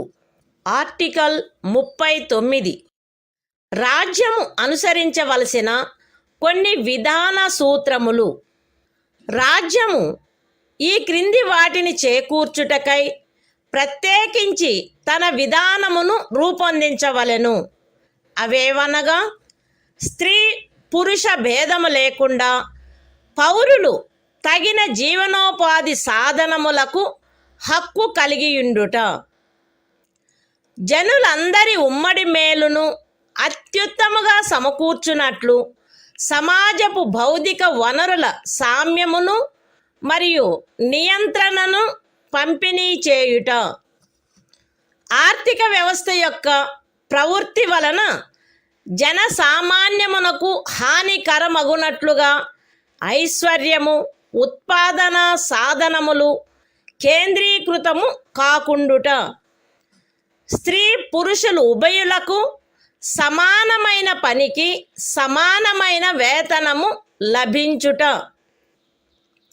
స్త్రీ పురుష కార్మికుల ఆరోగ్యము, శరీర దారుఢ్యము మరియు పిల్లల సుకుమారత్వము దురుపయోగము చేయబడుకుండుట మరియు పౌరుల ఆర్థిక ఆవశ్యకత వలన తమ వయస్సునకు లేక శరీర దారుఢ్యమునకు సరిపడని పనులలో చేరుటకు బలవంత పెట్టకుండుట. పిల్లలకు ఆరోగ్యకరమైన రీతిలో గౌరవప్రదమైన మరియు స్వేచ్ఛాయుతమైన పరిస్థితులలో అభివృద్ధి చెందు అవకాశములను మరియు సౌకర్యములను కల్పించుట మరియు బాల్య యవనములను శోషణ నుండి మరియు నైతిక మరియు బౌద్ధిక పరిత్యజనము నుండి కాపాడుట. The Constitution of India, Part 4, Directive Principles of State Policy. Article 39. Certain principles of policy, to be followed by the state. The state shall, in particular, direct its policy towards securing a. That the citizens, men and women equally, have the right to an adequate means of livelihood. b. That the ownership and control of the material resources of the community are so distributed as best to subserve the common good. c. That the operation of the economic system does not result in the concentration of wealth and means of production to the common detriment. d. That there is equal pay for equal work for both men and women. a. That the health and strength of workers, men and women, and the tender age of children are not abused. And that citizens are not forced by economic necessity to enter avocations unsuited to their age or strength. f. That children are given opportunities and facilities to develop in a healthy manner and in conditions of freedom and dignity. And that childhood and youth are protected against exploitation and against moral and material abandonment.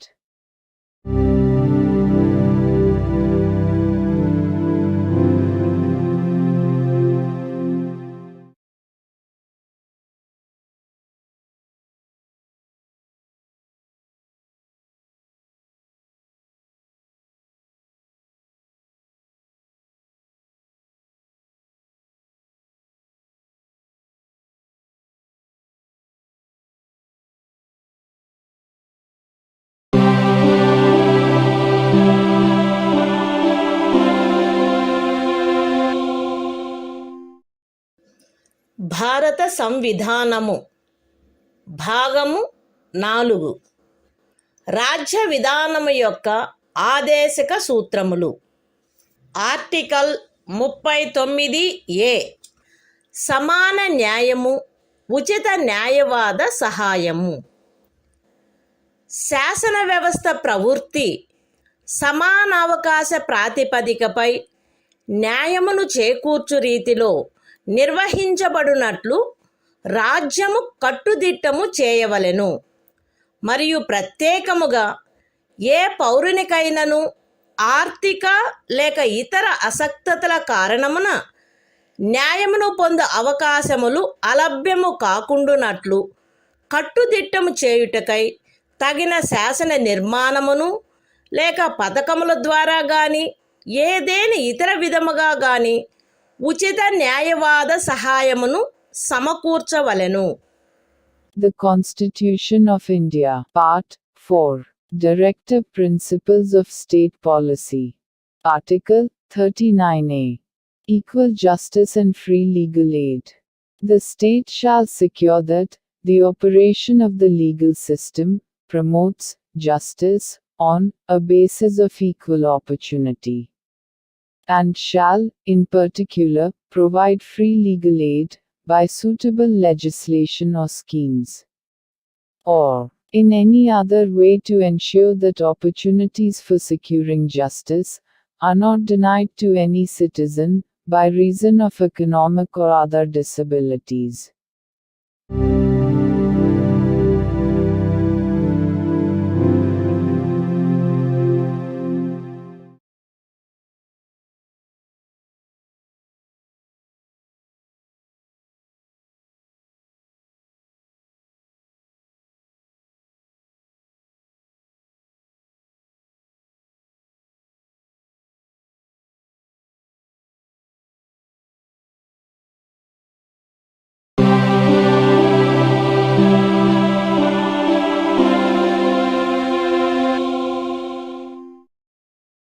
భారత సంవిధానము భాగము 4 రాజ్య విధానము యొక్క ఆదేశక సూత్రములు.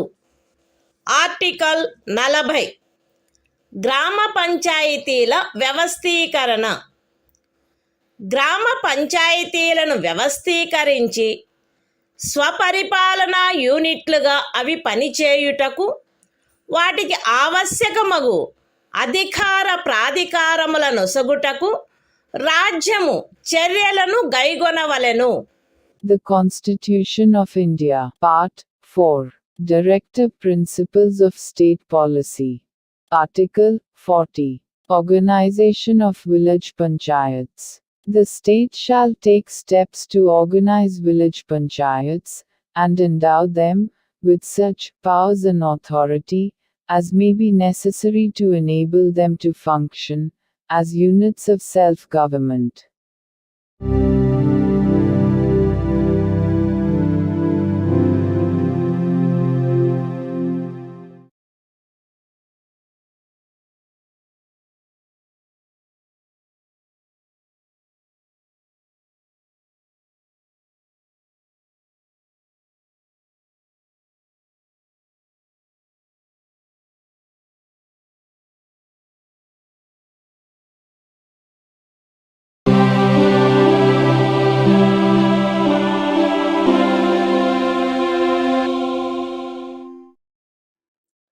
భారత సంవిధానము భాగము 4 రాజ్య విధానము యొక్క ఆదేశక సూత్రములు. ఆర్టికల్ 41 పనికి విద్యకు కొన్ని సందర్భములలో ప్రజా సహాయమునకు హక్కు. రాజ్యము దాని ఆర్థిక స్తోమత మరియు అభివృద్ధి పరిమితుల మేరకు పనిచేయు హక్కును, విద్య నేర్చుకొను హక్కును మరియు నిరుద్యోగము, వృద్ధాప్యము, అనారోగ్యము, అంగవైకల్యము మరియు ఇతర విధములైన అకారణ దారిద్ర్యము కలిగిన సందర్భములలో ప్రజా సహాయమును పొందు హక్కును చేకూర్చుటకై కట్టుదిట్టమైన ఏర్పాటు చేయవలెను. The Constitution of India, Part 4, Directive Principles of State Policy. Article 41, Right to work, to education, and to public assistance, in certain cases.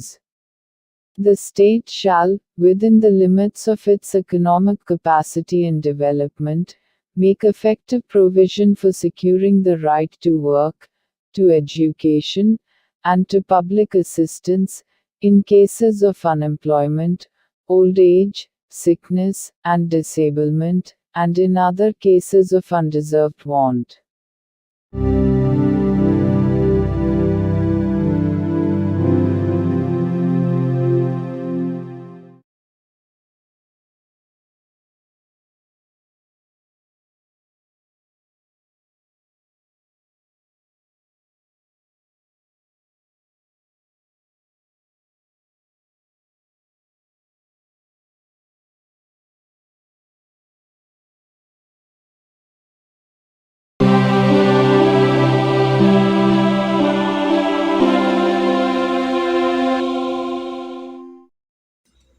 భారత సంవిధానము భాగము 4 రాజ్య విధానము యొక్క ఆదేశక సూత్రములు.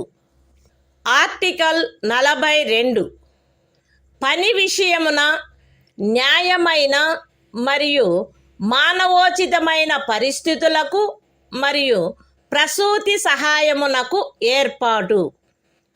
రాజ్యము పనిచేయు విషయమున న్యాయమైన మరియు మానవోచితమైన పరిస్థితులను ప్రసూతి సహాయమును చేకూర్చుటకు ఏర్పాటు చేయవలెను. The Constitution of India, Part 4, Directive Principles of State Policy. Article 42. Provision for just and humane conditions of work, and maternity relief. The state shall make provision for securing just and humane conditions of work, and for maternity relief.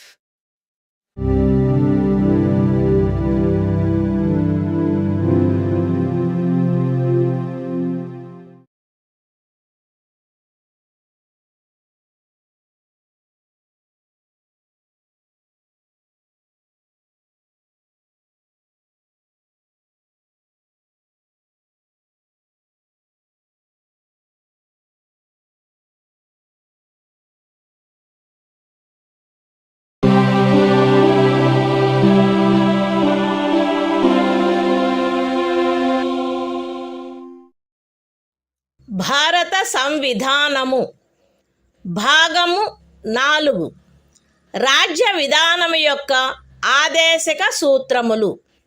Article 43 కార్మికులకు జీవన భృతి మొదలగునవి.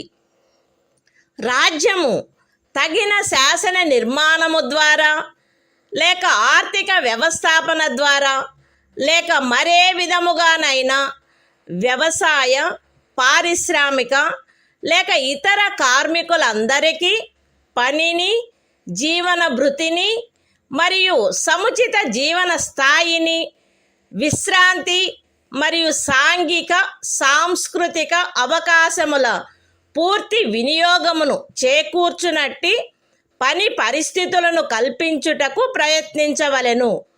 మరియు ప్రత్యేకించి గ్రామీణ ప్రాంతములలో వైయక్తిక ప్రాతిపదికపై లేక సహకార ప్రాతిపదికపై కుటీర పరిశ్రమలను పెంపొందింపచేయుటకు ప్రయత్నించవలెను. The Constitution of India, Part 4, Directive Principles of State Policy. Article 43. Living wage, etc., for workers. The state shall endeavor to secure, by suitable legislation, or economic organization or in any other way, to all workers, agricultural, industrial or otherwise, work, a living wage, conditions of work ensuring a decent standard of life, and full enjoyment of leisure, and social and cultural opportunities, and, in particular, the state shall endeavor to promote cottage industries, on an individual or cooperative basis, in rural areas.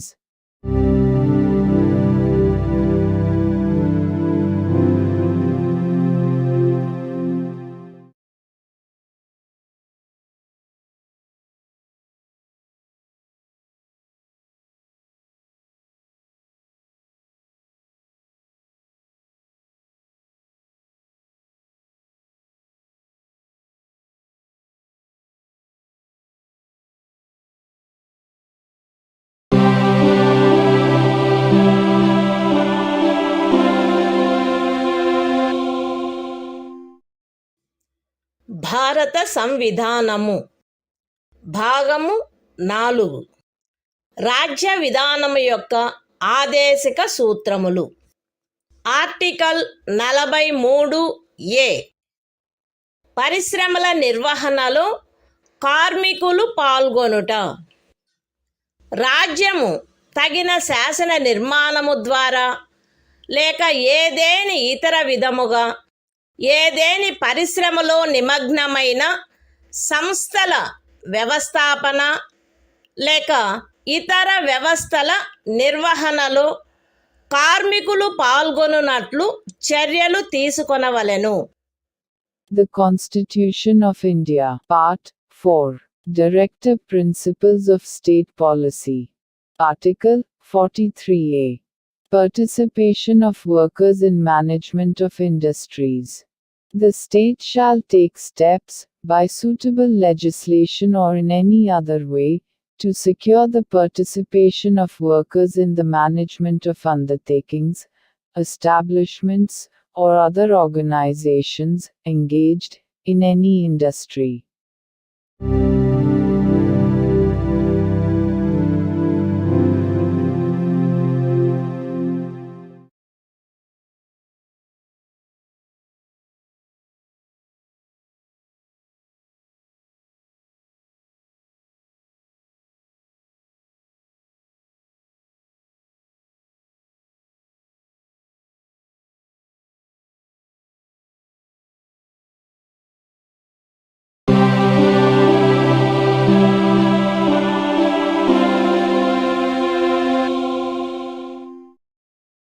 భారత సంవిధానము భాగము 4 రాజ్య విధానము యొక్క ఆదేశక సూత్రములు. Article 43 సహకార సంఘముల ప్రవర్ధనము. రాజ్యము సహకార సంఘములు స్వచ్ఛందముగా రూపొందించుటకు, స్వాయత్తముగా కృత్యములు నిర్వహించుటకు, ప్రజాస్వామ్య నియంత్రణ మరియు వృత్తిపరమై యాజమాన్యమును ప్రోత్సహించుటకు ప్రయత్నించవలెను. The Constitution of India, Part 4. Directive Principles of State Policy. Article 43b. Promotion of cooperative societies. The state shall endeavor to promote voluntary formation, autonomous functioning, democratic control and professional management of cooperative societies.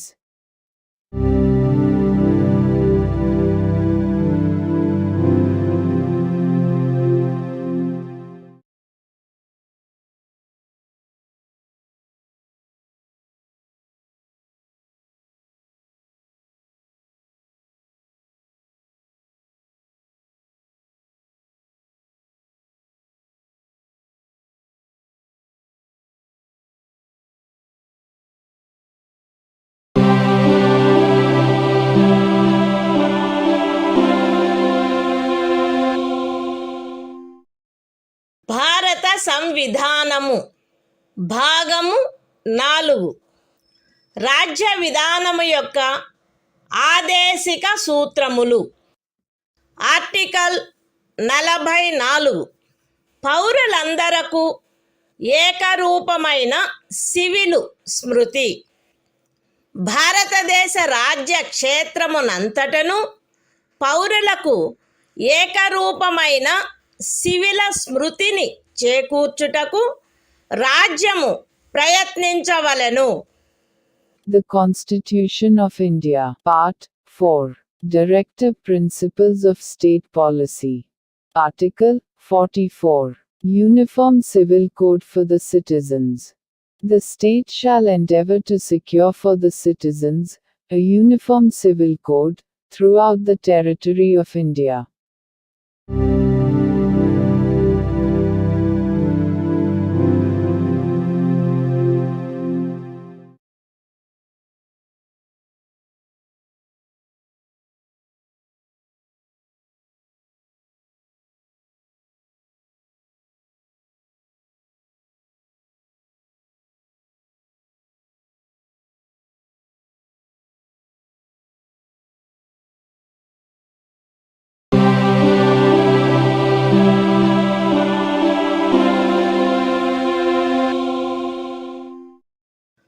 భారత సంవిధానము భాగము 4 రాజ్య విధానము యొక్క ఆదేశిక సూత్రములు.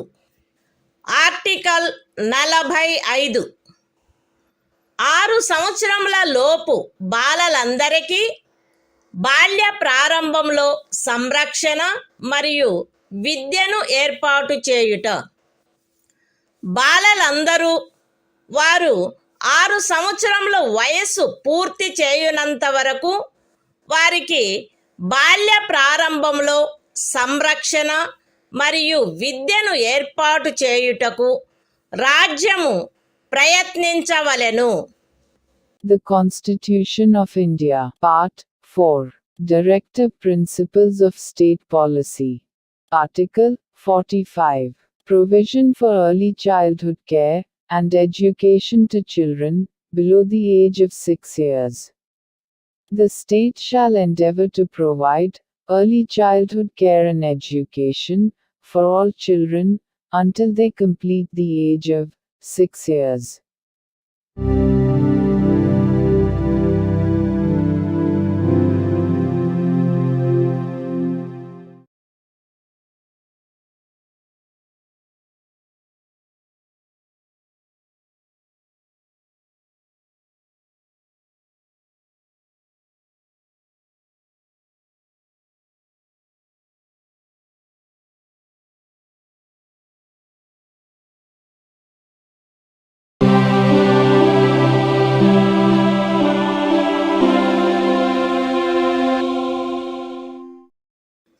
భారత సంవిధానము భాగము 4 రాజ్య విధానము యొక్క ఆదేశిక సూత్రములు. ఆర్టికల్ 46 అనుసూచిత కులముల, అనుసూచిత జనజాతుల మరియు ఇతర బలహీన వర్గముల యొక్క విద్యా విషయక మరియు ఆర్థిక హితములను పెంపొందించుట.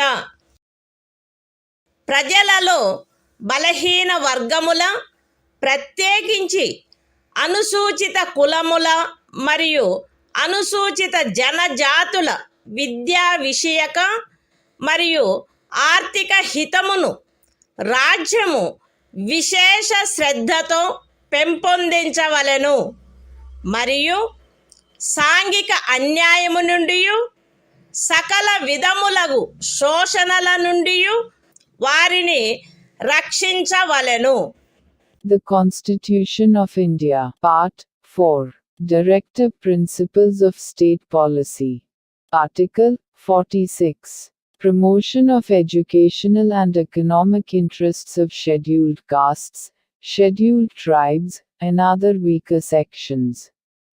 The state shall promote with special care the educational and economic interests of the weaker sections of the people, and, in particular, of the scheduled castes and the scheduled tribes, and shall protect them from social injustice and all forms of exploitation.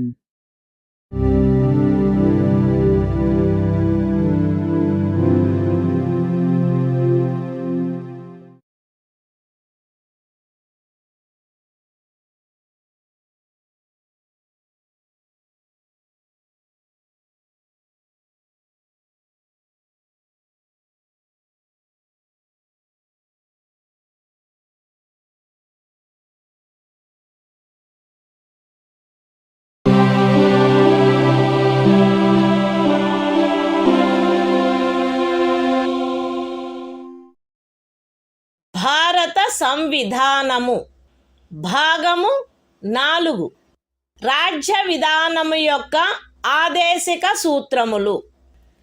Article 47 ఆహార పుష్టి స్థాయిని, జీవన స్థాయిని పెంచుటలో మరియు ప్రజారోగ్యమును మెరుగుపరచుటలో రాజ్యము యొక్క కర్తవ్యము. రాజ్యము ప్రజల ఆహార పుష్టి యొక్క స్థాయిని, జీవన స్థాయిని పెంచుట మరియు ప్రజారోగ్యమును మెరుగుపరుచుట తన ప్రాథమిక కర్తవ్యములలోనివిగా పరిగణించవలెను మరియు ప్రత్యేకించి వైద్య ప్రయోజనములకై తప్ప మద్యపానీయములను మరియు ఆరోగ్యమునకు భంగము కలిగించు ఔషధములను సేవించుటను నిషేధించుటకు రాజ్యము ప్రయత్నించవలెను. The Constitution of India, Part 4.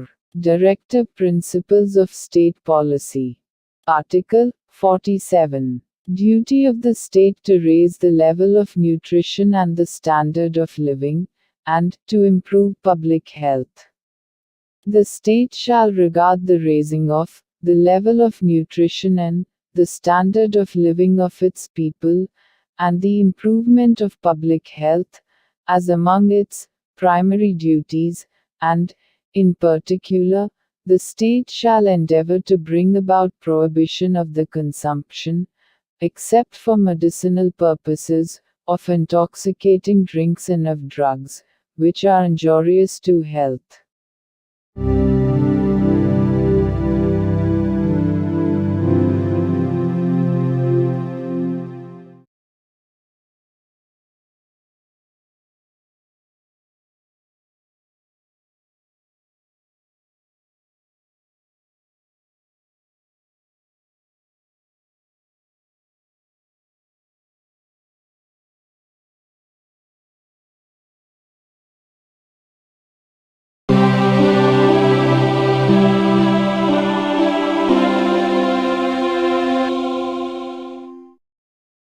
భారత సంవిధానము భాగము 4 రాజ్య విధానము యొక్క ఆదేశిక సూత్రములు.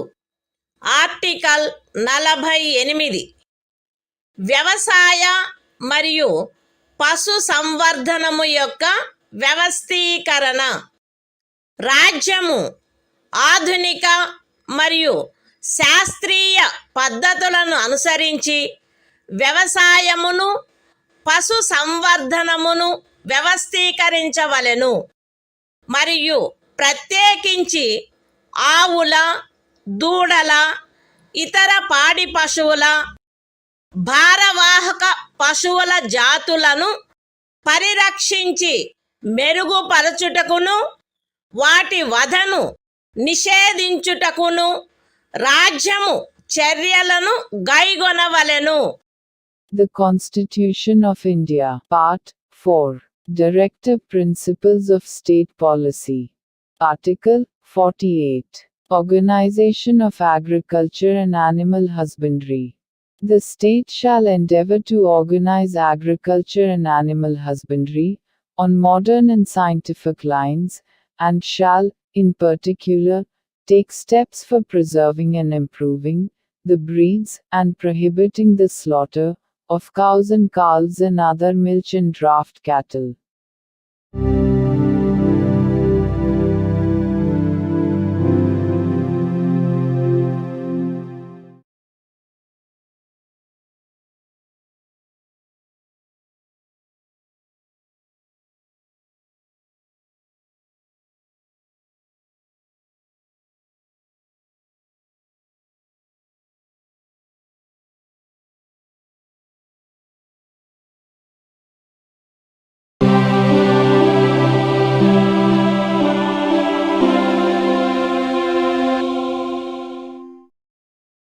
భారత సంవిధానము భాగము 4 రాజ్య విధానము యొక్క ఆదేశిక సూత్రములు. ఆర్టికల్ 48 ఏ పరిసరముల రక్షణ మరియు అభివృద్ధి మరియు అడవుల వన్యప్రాణుల సంరక్షణ. రాజ్యము పరిసరములను కాపాడి అభివృద్ధి చేయుటకును దేశములోని అడవులను వన్యప్రాణులను సంరక్షించుటకును ప్రయత్నించవలెను. The Constitution of India, Part 4. Directive Principles of State Policy. Article 48A. Protection and improvement of environment, and safeguarding of forests and wildlife. The state shall endeavor to protect and improve the environment, and to safeguard the forests and wildlife of the country.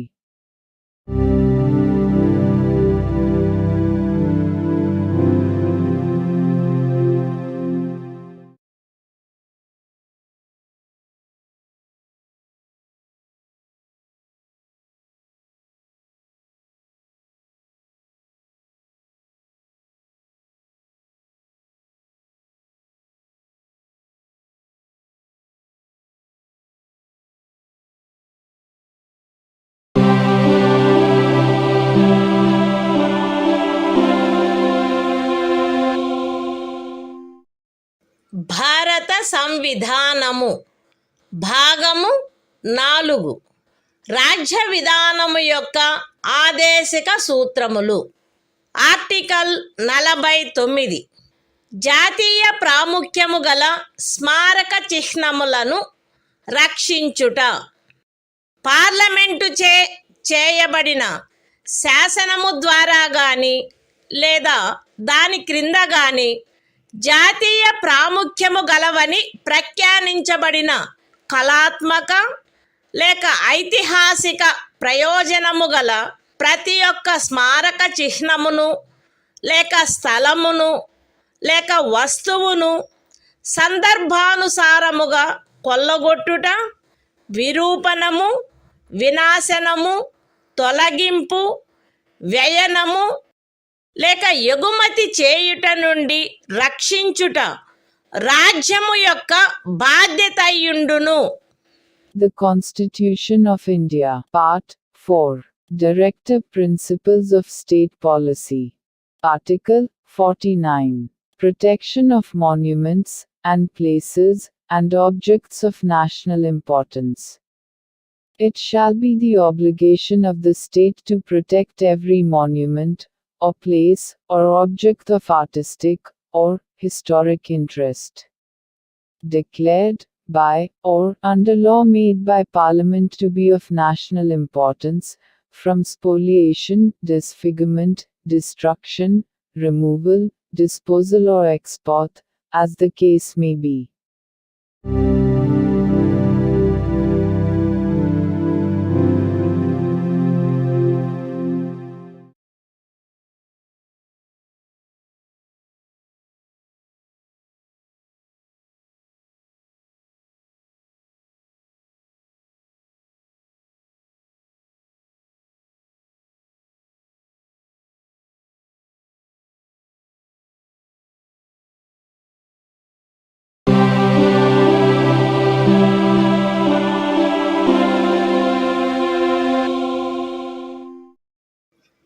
భారత సంవిధానము భాగము 4 రాజ్య విధానము యొక్క ఆదేశిక సూత్రములు.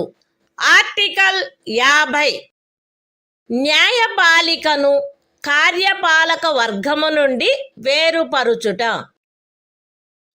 రాజ్యము యొక్క public సేవలలో న్యాయపాలికను కార్యపాలక వర్గము నుండి వేరుపరుచుటకు రాజ్యము చర్యలను గైగొనవలెను. The Constitution of India, Part 4, Directive Principles of State Policy. Article 50, Separation of Judiciary from Executive.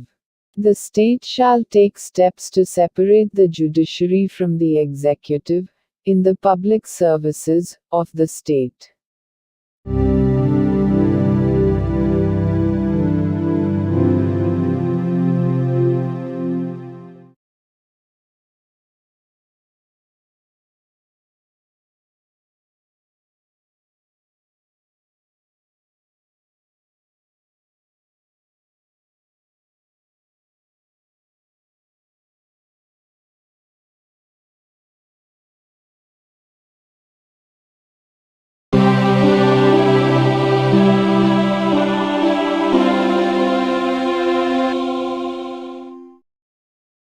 భారత సంవిధానము భాగము 4 రాజ్య విధానము యొక్క ఆదేశిక సూత్రములు.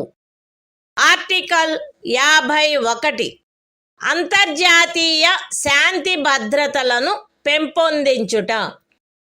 రాజ్యము ఈ క్రింది వాటికై ప్రయత్నించవలెను. అంతర్జాతీయ శాంతి భద్రతలను పెంపొందించుట, జాతుల మధ్య న్యాయమైన మరియు గౌరవప్రదమైన సంబంధములను నెలకొల్పుట, సువ్యవస్థిత ప్రజానీకముల పరస్పర వ్యవహారములందు అంతర్జాతీయ శాసనము పట్ల, సంధి బాధ్యతల పట్ల గౌరవమును పెంపొందించుట మరియు అంతర్జాతీయ వివాదముల పరిష్కారము మధ్యవర్తిత్వము ద్వారా జరుగుటను ప్రోత్సహించుట.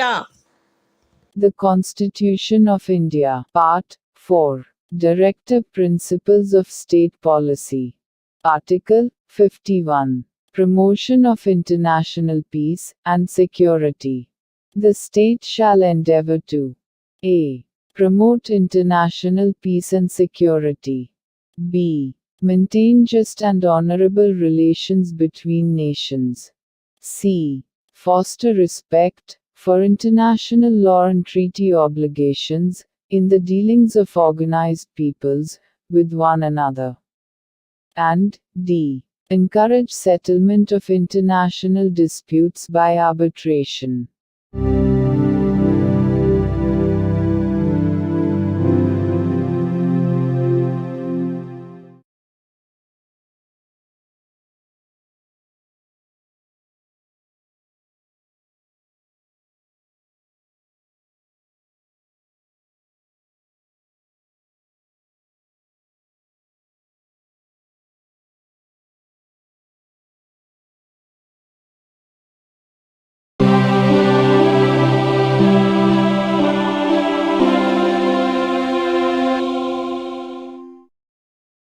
భారత సంవిధానము భాగము 4A మౌలిక కర్తవ్యములు.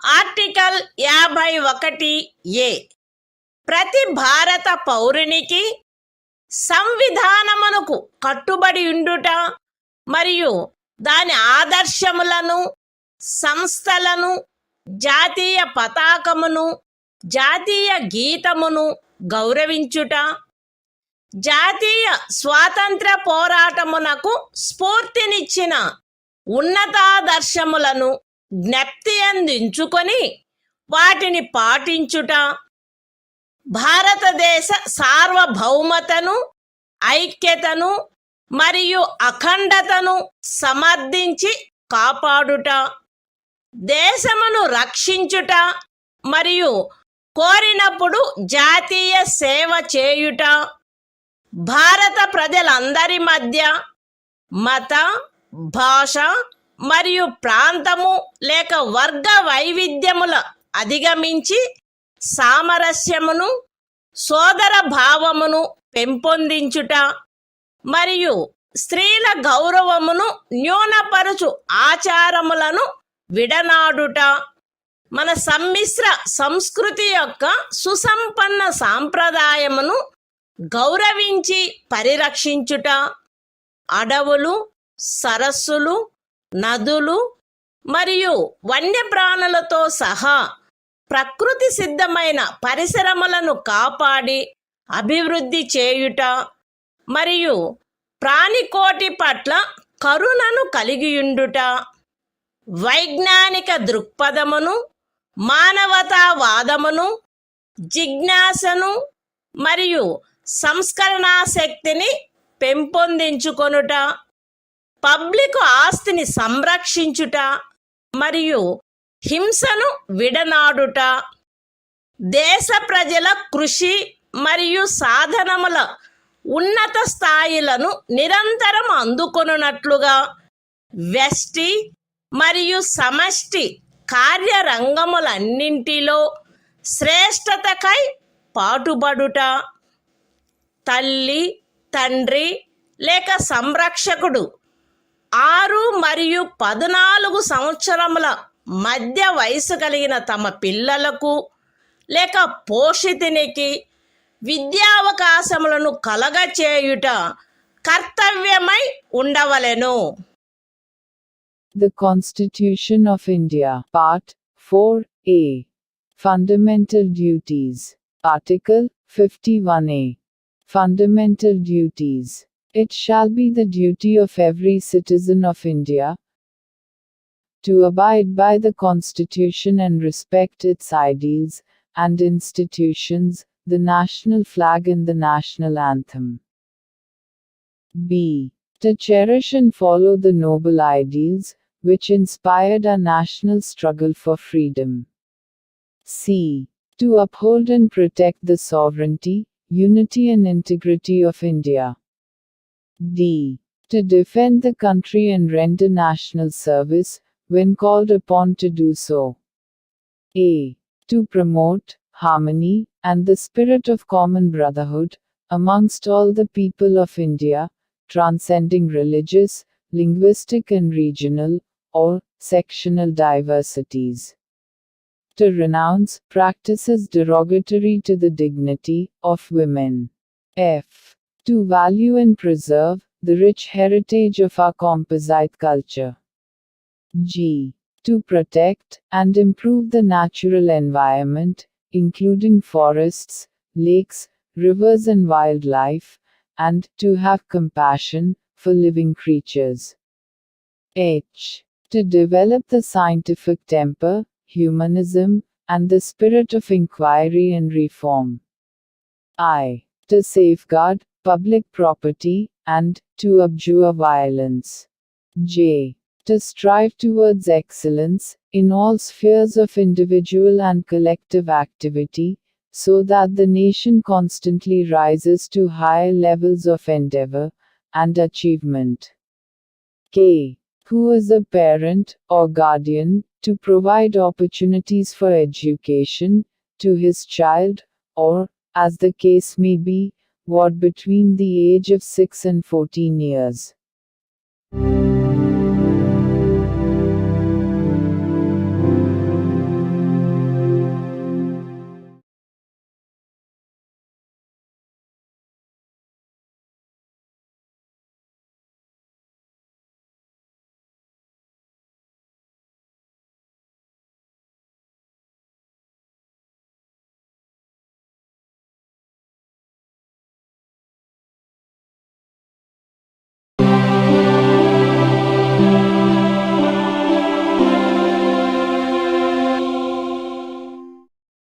భారత సంవిధానము భాగము 5 సంఘము అధ్యాయం 1 కార్యపాలక వర్గము రాష్ట్రపతి మరియు ఉపరాష్ట్రపతి ఆర్టికల్ 52 భారత రాష్ట్రపతి భారతదేశమునకు ఒక రాష్ట్రపతి ఉండవలెను. The Constitution of India, Part 5, The Union. Chapter 1. The Executive. The President and Vice President. Article 52. The President of India. There shall be a President of India.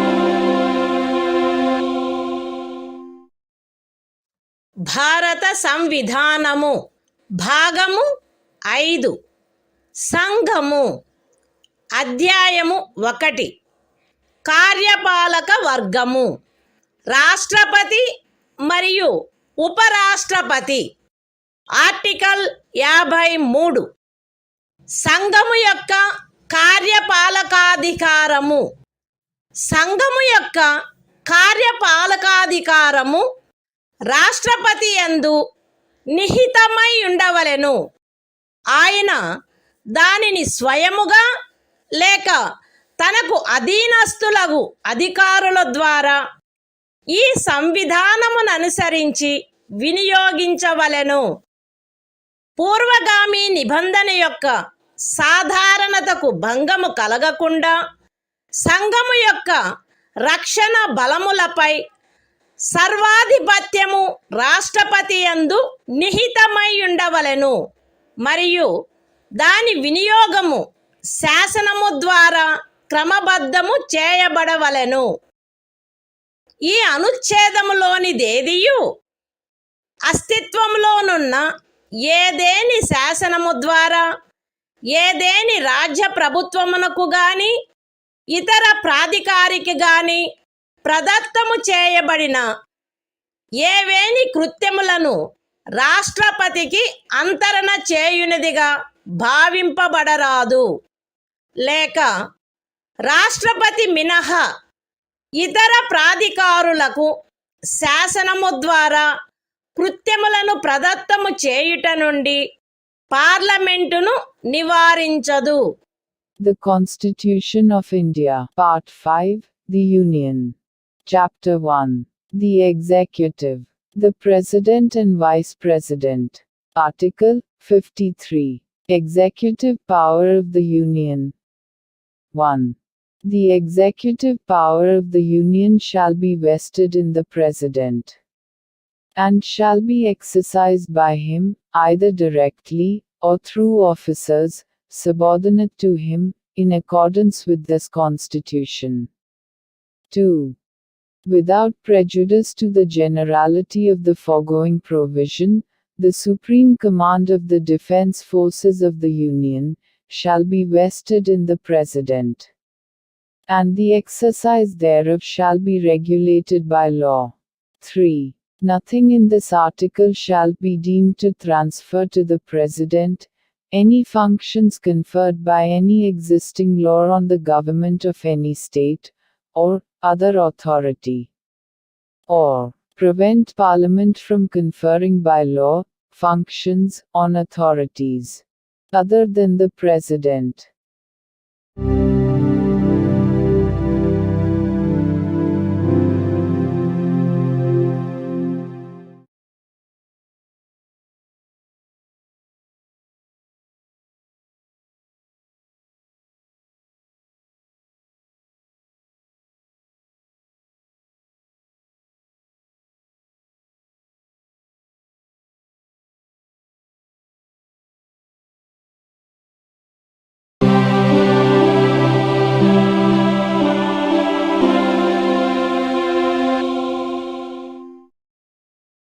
భారత సంవిధానము భాగము 5 సంఘము అధ్యాయము 1 కార్యపాలక వర్గము రాష్ట్రపతి మరియు ఉపరాష్ట్రపతి.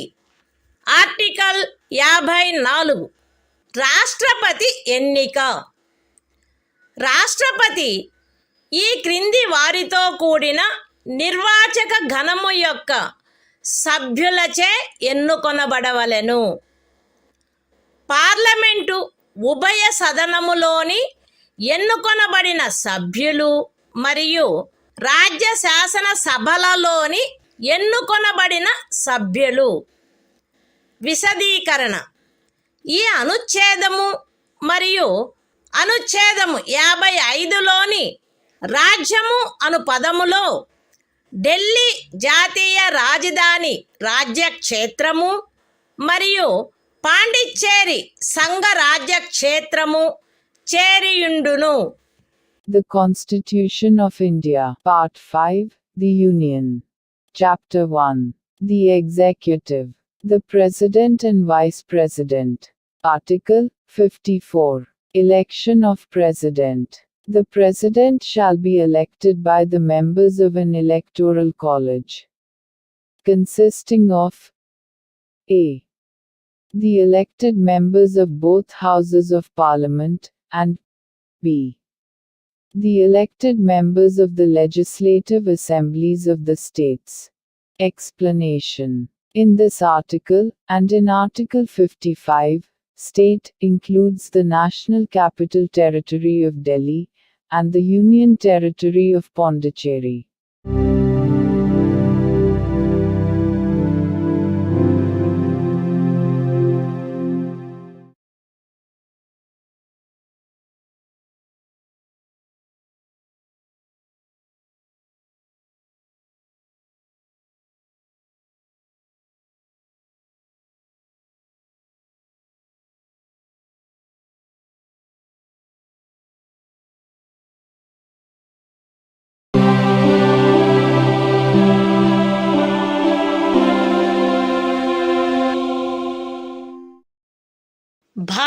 సంవిధానము భాగము 5 సంఘము అధ్యాయం 1 కార్యపాలక వర్గము రాష్ట్రపతి మరియు ఉపరాష్ట్రపతి ఆర్టికల్ 55 రాష్ట్రపతిని ఎన్నుకొను రీతి రాష్ట్రపతి యొక్క ఎన్నికలో వివిధ రాజ్యముల ప్రాతినిధ్య ప్రమాణము ఆచరణీయమైనంత మేరకు ఏకరూపముగా ఉండవలెను.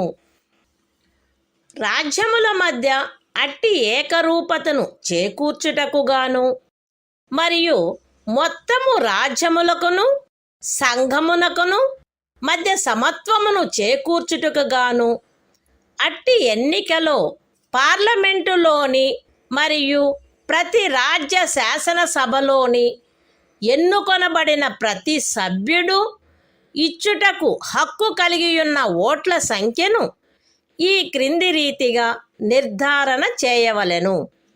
ఏ రాజ్యము యొక్క జనసంఖ్యను ఆ రాజ్య శాసనసభలోని ఎన్నుకొనబడిన మొత్తము సభ్యుల సంఖ్యతో భాగించగా వచ్చు భాగఫలములో 1000 యొక్క గుణిజములు ఎన్నియుండునో అన్ని ఓట్లను రాజ్య శాసనసభకు ఎన్నుకొనబడిన ప్రతి సభ్యుడు కలిగి ఉండవలెను. బి 1000 యొక్క సదరు గుణిజములను లెక్కించిన పిమ్మట శేషము 500కు తగ్గనిచో ఉపఖండము ఏలో నిర్దేశింపబడిన ప్రతి సభ్యునకు గల ఓట్ల సంఖ్యకు అదనముగా 1 ఓటును చేర్చవలెను. సి ఉపఖండములు ఏ మరియు బిల క్రింద రాజ్య శాసనసభలోని సభ్యులకు నియతమైన ఓట్ల మొత్తపు సంఖ్యను పార్లమెంటు ఉభయ సదనములో ఎన్నుకొనబడిన సభ్యుల మొత్తము సంఖ్యతో భాగించగా ఏ సంఖ్య వచ్చునో అన్ని ఓట్లను పార్లమెంటు ఉభయ సదనములోని ఎన్నుకోబడిన ప్రతి సభ్యుడు కలిగి ఉండవలెను. సగమునకు మించిన భిన్నమును 1గా పరిగణించవలెను. ఇతర భిన్నములను ఉపేక్షించవలెను. రాష్ట్రపతి ఎన్నిక ఏకల అంతరణీయ ఓటు ద్వారా అనుపాతిక ప్రాతినిధ్య పద్ధతును అనుసరించి జరగవలెను మరియు అట్టి ఎన్నికలో పోలింగు రహస్యపు బ్యాలెట్ పద్ధతిలో జరగవలెను. విశదీకరణ ఈ అనుచ్ఛేదములో జనసంఖ్య అను పదబంధమునకు కడపటిదియు అందుకు సంబంధించిన అంకెలు ప్రచురింపబడినదియు అగు జనగణనతో అభినిశ్చితమైన జనసంఖ్య అని అర్థము. అయితే ఈ విశదీకరణలో కడపటిదియు అందుకు సంబంధించిన అంకెలు ప్రచురింపబడినట్టిదియు అగు జనగణనకు గల నిర్దేశమును 2026వ సంవత్సరం పిమ్మట చేయబడు మొదటి జనగణనకు సంబంధించిన అంకెలు ప్రచురించబడు వరకు 1971వ సంవత్సరపు జనగణనకు నిర్దేశమైనట్లు అన్వయించుకొనవలెను. The Constitution of India, Part 5, The Union. Chapter 1. The Executive, the President and Vice President. Article 55. Manner of election of President. 1. As far as practicable, there shall be uniformity in the scale of representation of the different states at the election of the President. 2. For the purpose of securing such uniformity among the states, inter se, as well as parity between the states as a whole and the Union. The number of votes, which each elected member of Parliament, and of the Legislative Assembly of each state, is entitled to cast at such election, shall be determined in the following manner.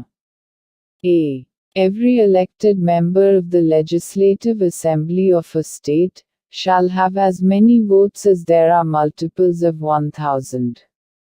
in the quotient obtained by dividing the population of the state by the total number of the elected members of the assembly. B. If, after taking the said multiples of 1000, the remainder is not less than 500, then the vote of each member referred to in subclause A shall be further increased by 1. C. Each elected member of either House of Parliament shall have such number of votes as may be obtained by dividing the total number of votes assigned to the members of the legislative assemblies of the states, under subclauses A and B, by the total number of the elected members of both Houses of Parliament. Fractions exceeding 1/2 being counted as one and other fractions being disregarded. 3. The election of the President shall be held in accordance with the system of proportional representation, by means of the single transferable vote, and the voting at such election shall be by secret ballot. Explanation. In this article, the expression population means the population as ascertained at the last preceding census, of which the relevant figures have been published. Provided that the reference in this explanation to the last preceding census, of which the relevant figures have been published shall, until the relevant figures for the first census taken after the year 2026 have been published, be construed as a reference to the 1971 census.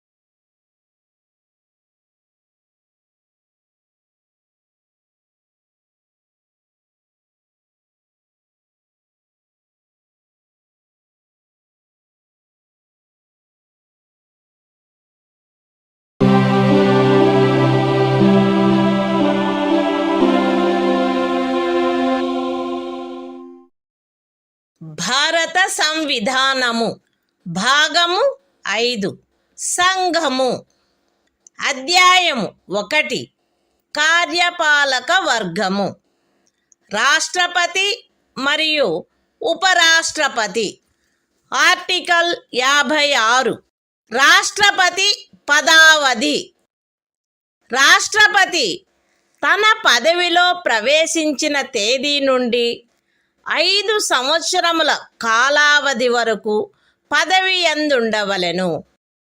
అయితే రాష్ట్రపతి తన చేవ్రాలుతో ఉపరాష్ట్రపతికి లేఖ రాయుట ద్వారా తన పదవికి రాజీనామా ఇవ్వవచ్చును. రాష్ట్రపతిని సంవిధానాతిక్రమణము కావించినందుకు 61వ అనుచ్ఛేదములో నిబంధించబడిన రీతిగా మహాభియోగము ద్వారా పదవి నుండి తొలగించవచ్చును. రాష్ట్రపతి తన పదావధి ముగిసినప్పటికీ తన ఉత్తరాధికారి ఆ పదవిలో ప్రవేశించు వరకు పదవిలో కొనసాగవలెను. ఖండము 1 యొక్క వినాయింపులోని ఖండము ఏ క్రింద ఉపరాష్ట్రపతికి పంపబడిన రాజీనామా పత్రమును ఆయన లోక్సభ అధ్యక్షునికి తక్షణమే పంపవలెను. The Constitution of India, Part 5, The Union. Chapter 1. The Executive. The President and Vice President. Article 56. Term of Office of President. 1. The President shall hold office for a term of 5 years, from the date on which he enters upon his office. Provided that a. The President may, by writing under his hand addressed to the Vice President, resign his office. b. The President may, for violation of the Constitution, be removed from office by impeachment in the manner provided in Article 61. C. The President shall, notwithstanding the expiration of his term, continue to hold office, until his successor enters upon his office. 2. Any resignation addressed to the Vice President under Clause A of the proviso to Clause 1 shall forthwith be communicated, by him, to the Speaker of the House of the People.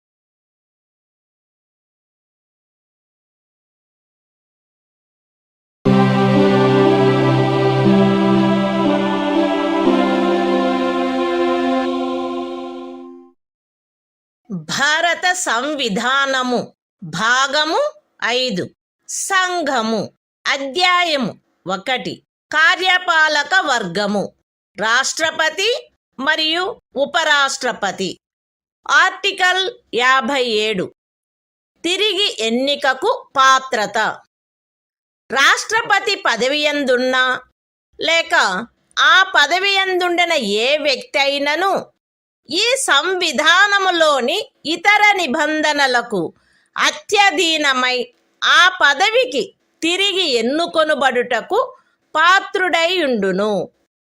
The Constitution of India, Part 5, The Union.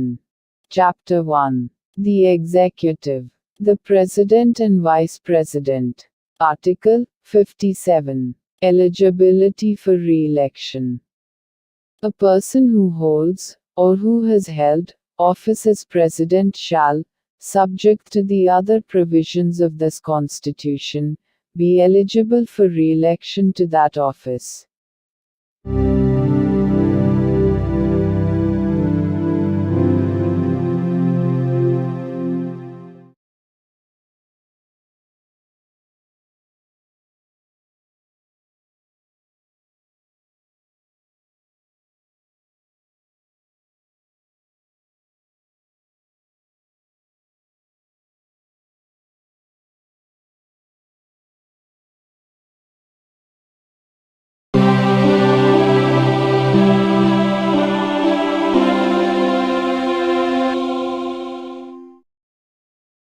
భారత సంవిధానము భాగము 5 సంఘము అధ్యాయము 1 కార్యపాలక వర్గము రాష్ట్రపతి మరియు ఉపరాష్ట్రపతి article 58 రాష్ట్రపతిగా ఎన్నికకు అర్హతలు ఏ వ్యక్తి గాని భారతదేశ పౌరుడై ఉన్ననే తప్ప 35 సంవత్సరముల వయస్సు పూర్తి అయిననే తప్ప మరియు లోక్సభ సభ్యుడుగా ఎన్నుకొనబడుటకు అర్హుడై ఉన్ననే తప్ప రాష్ట్రపతిగా ఎన్నుకోబడుటకు పాత్రుడు కాడు.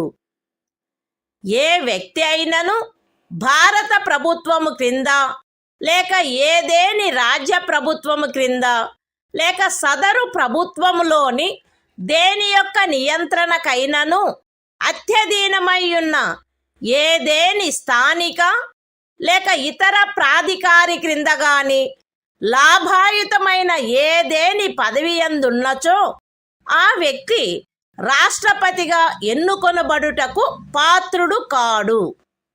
విశదీకరణ ఈ అనుచ్ఛేదపు నిమిత్తము ఎవరేని వ్యక్తి సంఘము యొక్క రాష్ట్రపతిగా లేక ఉపరాష్ట్రపతిగా లేక ఏదేని రాజ్యము యొక్క గవర్నరుగా లేక సంఘము యొక్క లేక ఏదేని రాజ్యము యొక్క మంత్రిగానున్న కారణమును బట్టి మాత్రమే లాభాయుతమైన పదవి యందున్నట్లు భావించబడరాదు. The Constitution of India, Part 5, The Union. Chapter 1. The Executive. The President and Vice President. Article 58. Qualifications for election as President. 1. No person shall be eligible for election as President, unless he is a citizen of India, has completed the age of 35 years, and is qualified for election, as a member of the House of the People. 2. A person shall not be eligible for election as President if he holds any office of profit, under the Government of India, or the Government of any state, or under any local or other authority, subject to the control of any of the said governments. Explanation. For the purposes of this article, a person shall not be deemed to hold any office of profit, by reason only that he is the President or Vice President of the Union, or the Governor of any state, or as a minister either for the Union or for any state.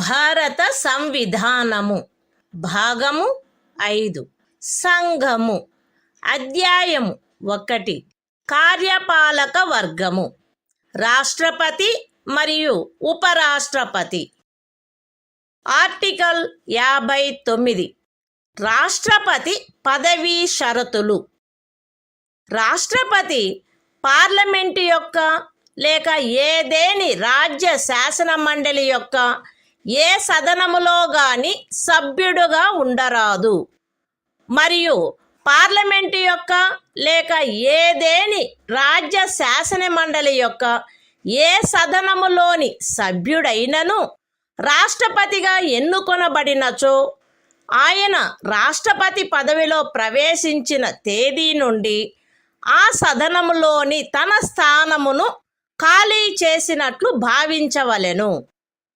రాష్ట్రపతి లాభాయుతమైన ఏదేని ఇతర పదవియందు ఉండరాదు. రాష్ట్రపతి అద్దె చెల్లించకుండా తన అధికార నివాస గృహములను ఉపయోగించుకొనుటకు హక్కు కలిగియుండును మరియు పార్లమెంటు శాసనము ద్వారా నిర్ధారణ చేయు ఉపలబ్ధులకు, భత్యములకు మరియు విశేషాధికారములకు మరియు తద్విషయమున అట్లు నిబంధన చేయబడు వరకు 2వ అనుసూచిలో నిర్దిష్టపరచబడిన ఉపలబ్ధులకు, భత్యములకు మరియు విశేషాధికారములకు ఆయన హక్కు కలిగియుండును. రాష్ట్రపతి యొక్క ఉపలబ్ధులు మరియు భత్యములు ఆయన పదావధిలో తగ్గించబడరాదు. The Constitution of India, Part 5, The Union. Chapter 1. The Executive. The President and Vice President. Article 59. Conditions of President's office. 1. The President shall not be a member of either House of Parliament, or of a House of the Legislature of any state. And, if a member of either House of Parliament or of a House of the Legislature of any state be elected President, he shall be deemed to have vacated his seat in that House, on the date on which he enters upon his office as President. 2. The President shall not hold any other office of profit. 3. The President shall be entitled without payment of rent to the use of his official residences, and shall be also entitled to such emoluments, allowances, and privileges as may be determined by Parliament by law. And, until provision in that behalf is so made, such emoluments, allowances and privileges, as are specified in the second schedule. 4. The emoluments and allowances of the President shall not be diminished during his term of office.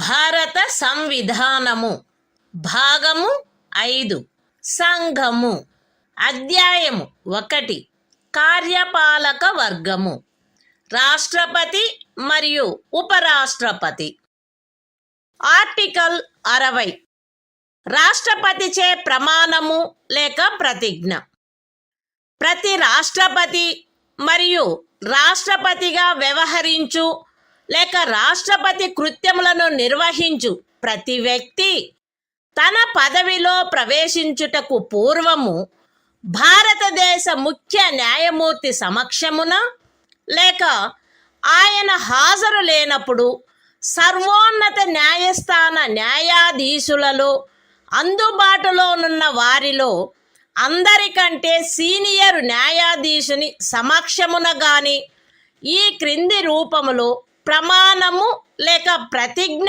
చేసి దానిపై చేవ్రాలు చేయవలెను. AB అను నేను భారతదేశ రాష్ట్రపతి పదవిని శ్రద్ధాపూర్వకముగా నిర్వహింతుననియు లేక రాష్ట్రపతి యొక్క కృత్యములను శ్రద్ధాపూర్వకముగా నిర్వహింతుననియు నా సంపూర్ణ సామర్థ్యము మేరకు సంవిధానమును మరియు శాసనమును పరిరక్షించి సంరక్షించి రక్షింతుననియు భారతదేశ ప్రజల సేవయందును వారి క్షేమమునందును నిరతుడునయ్యదననియు దైవ సాక్షిగా ప్రమాణము చేయుచున్నాను. సత్యనిష్టతో ప్రతిజ్ఞ చేయుచున్నాను. The Constitution of India, Part 5, The Union. Chapter 1. The Executive. The President and Vice President. Article 60. Oath or affirmation by the President. Every President, and every person acting as President, or discharging the functions of the President, shall, before entering upon his office, make and subscribe in the presence of the Chief Justice of India, or, in his absence, the senior most judge of the Supreme Court available, an oath or affirmation in the following form, that is to say, I, A.B., do swear in the name of God, that I will faithfully execute the office, solemnly affirm of President, or discharge the functions of the President of India, and will to the best of my ability, preserve, protect and defend the Constitution, and the law, and that I will devote myself to the service and well-being of the people of India.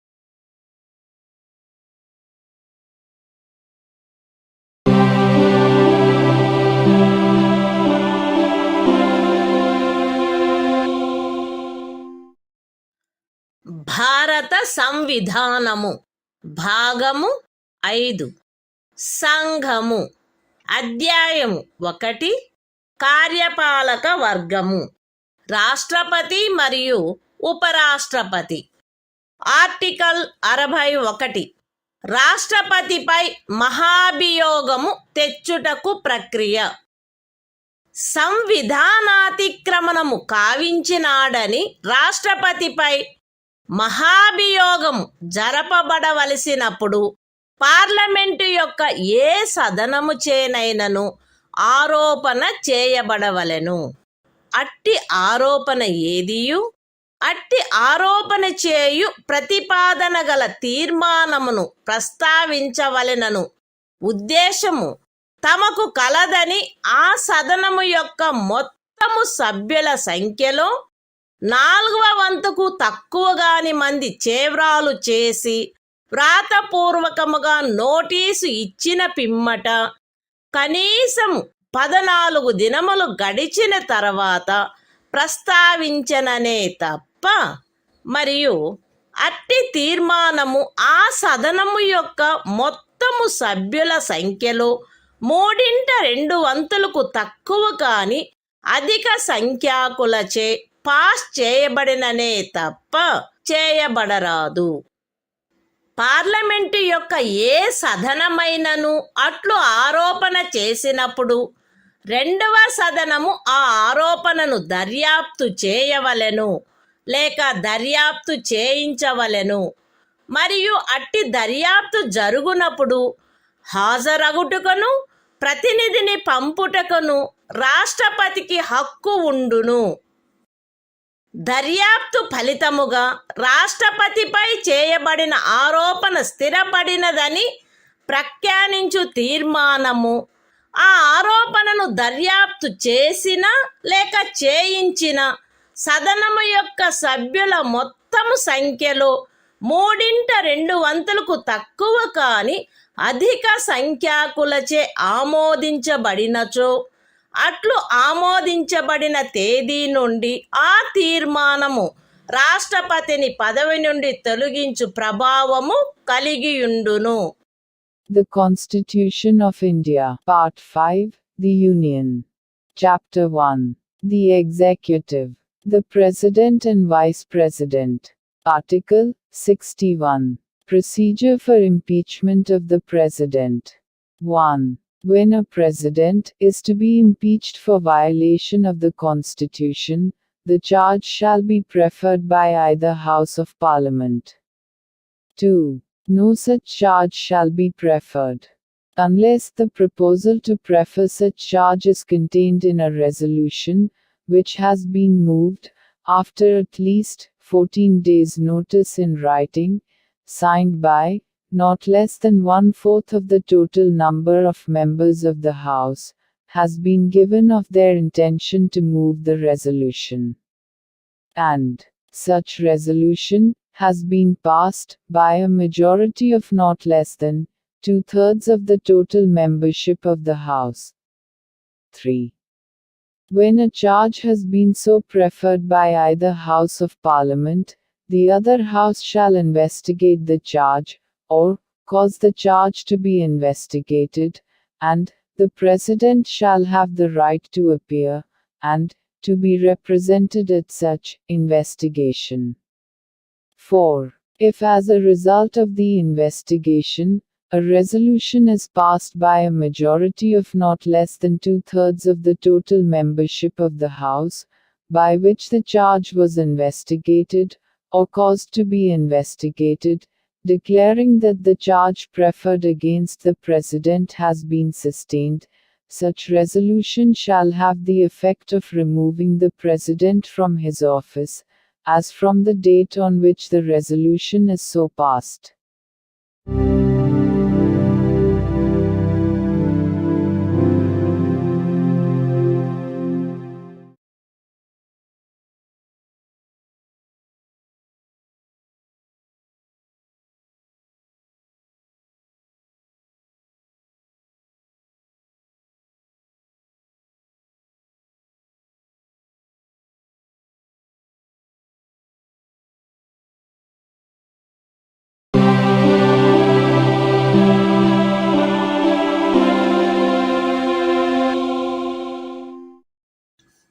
భారత సంవిధానము భాగము 5 సంఘము అధ్యాయము 1 కార్యపాలక వర్గము రాష్ట్రపతి మరియు ఉపరాష్ట్రపతి article 62 రాష్ట్రపతి పదవి ఖాళీ అయినప్పుడు దానిని పూరించుటకు ఎన్నిక జరపవలసిన కాలము మరియు ఆకస్మికముగా ఏర్పడిన ఖాళీని పూరించుటకు ఎన్నుకొనబడు వ్యక్తి యొక్క పదావధి. రాష్ట్రపతి యొక్క పదావధి ముగియుటచే ఏర్పడు ఖాళీని పూరించుటకు జరగవలసిన ఎన్నిక ఆ పదావధి ముగియుటకు పూర్వమే పూర్తి చేయబడవలెను. మరణము, రాజీనామా లేక తొలగింపు కారణముగా లేక అన్యదా రాష్ట్రపతి పదవియందు ఏర్పడిన ఖాళీని పూరించుటకు జరగవలసిన ఎన్నిక ఆ ఖాళీ ఏర్పడిన తర్వాత సాధ్యమైనంత త్వరితముగాను ఎట్టి సందర్భంలోనూ ఖాళీ ఏర్పడిన తేదీ నుండి 6 మాసములు దాటకుండగను జరపబడవలెను. మరియు ఆ ఖాళీని పూరించుటకు ఎన్నుకొనబడిన వ్యక్తి 56వ అనుచ్ఛేదం యొక్క నిబంధనలకు అత్యధీనమై తాను పదవిలో ప్రవేశించిన తేదీ నుండి 5 సంవత్సరముల సంపూర్ణ కాలావధి వరకు పదవియందుండుటకు హక్కు కలిగియుండును. The Constitution of India, Part 5, The Union. Chapter 1. The Executive. The President and Vice President. Article 62. Time of holding election to fill vacancy in the office of President. And the term of office of person elected to fill casual vacancy. 1. An election to fill a vacancy caused by the expiration of the term of office of President shall be completed before the expiration of the term. 2. An election to fill a vacancy in the office of President, occurring by reason of his death, resignation or removal, or otherwise shall be held as soon as possible, after, and in no case later than 6 months from, the date of occurrence of the vacancy. And, the person elected to fill the vacancy shall, subject to the provisions of Article 56, be entitled to hold office for the full term of 5 years, from the date on which he enters upon his office.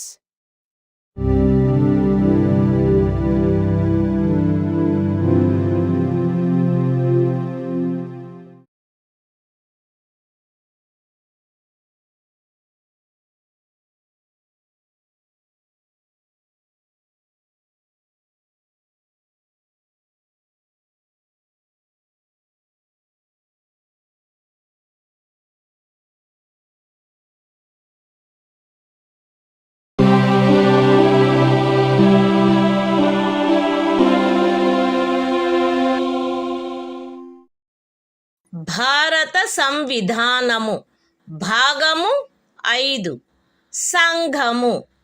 అధ్యాయము 1 కార్యపాలక వర్గము. రాష్ట్రపతి మరియు ఉపరాష్ట్రపతి. Article 63. భారత ఉపరాష్ట్రపతి. భారతదేశమునకు ఒక ఉపరాష్ట్రపతి ఉండవలెను. The Constitution of India, Part 5, The Union.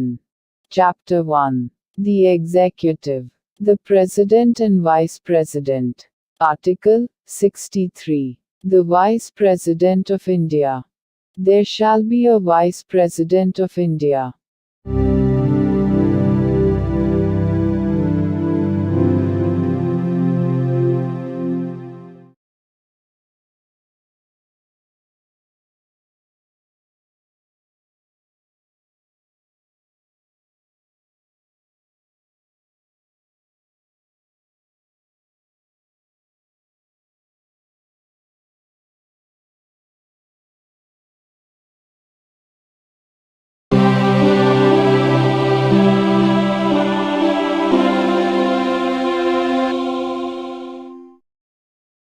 భారత సంవిధానము భాగము 5 సంఘము.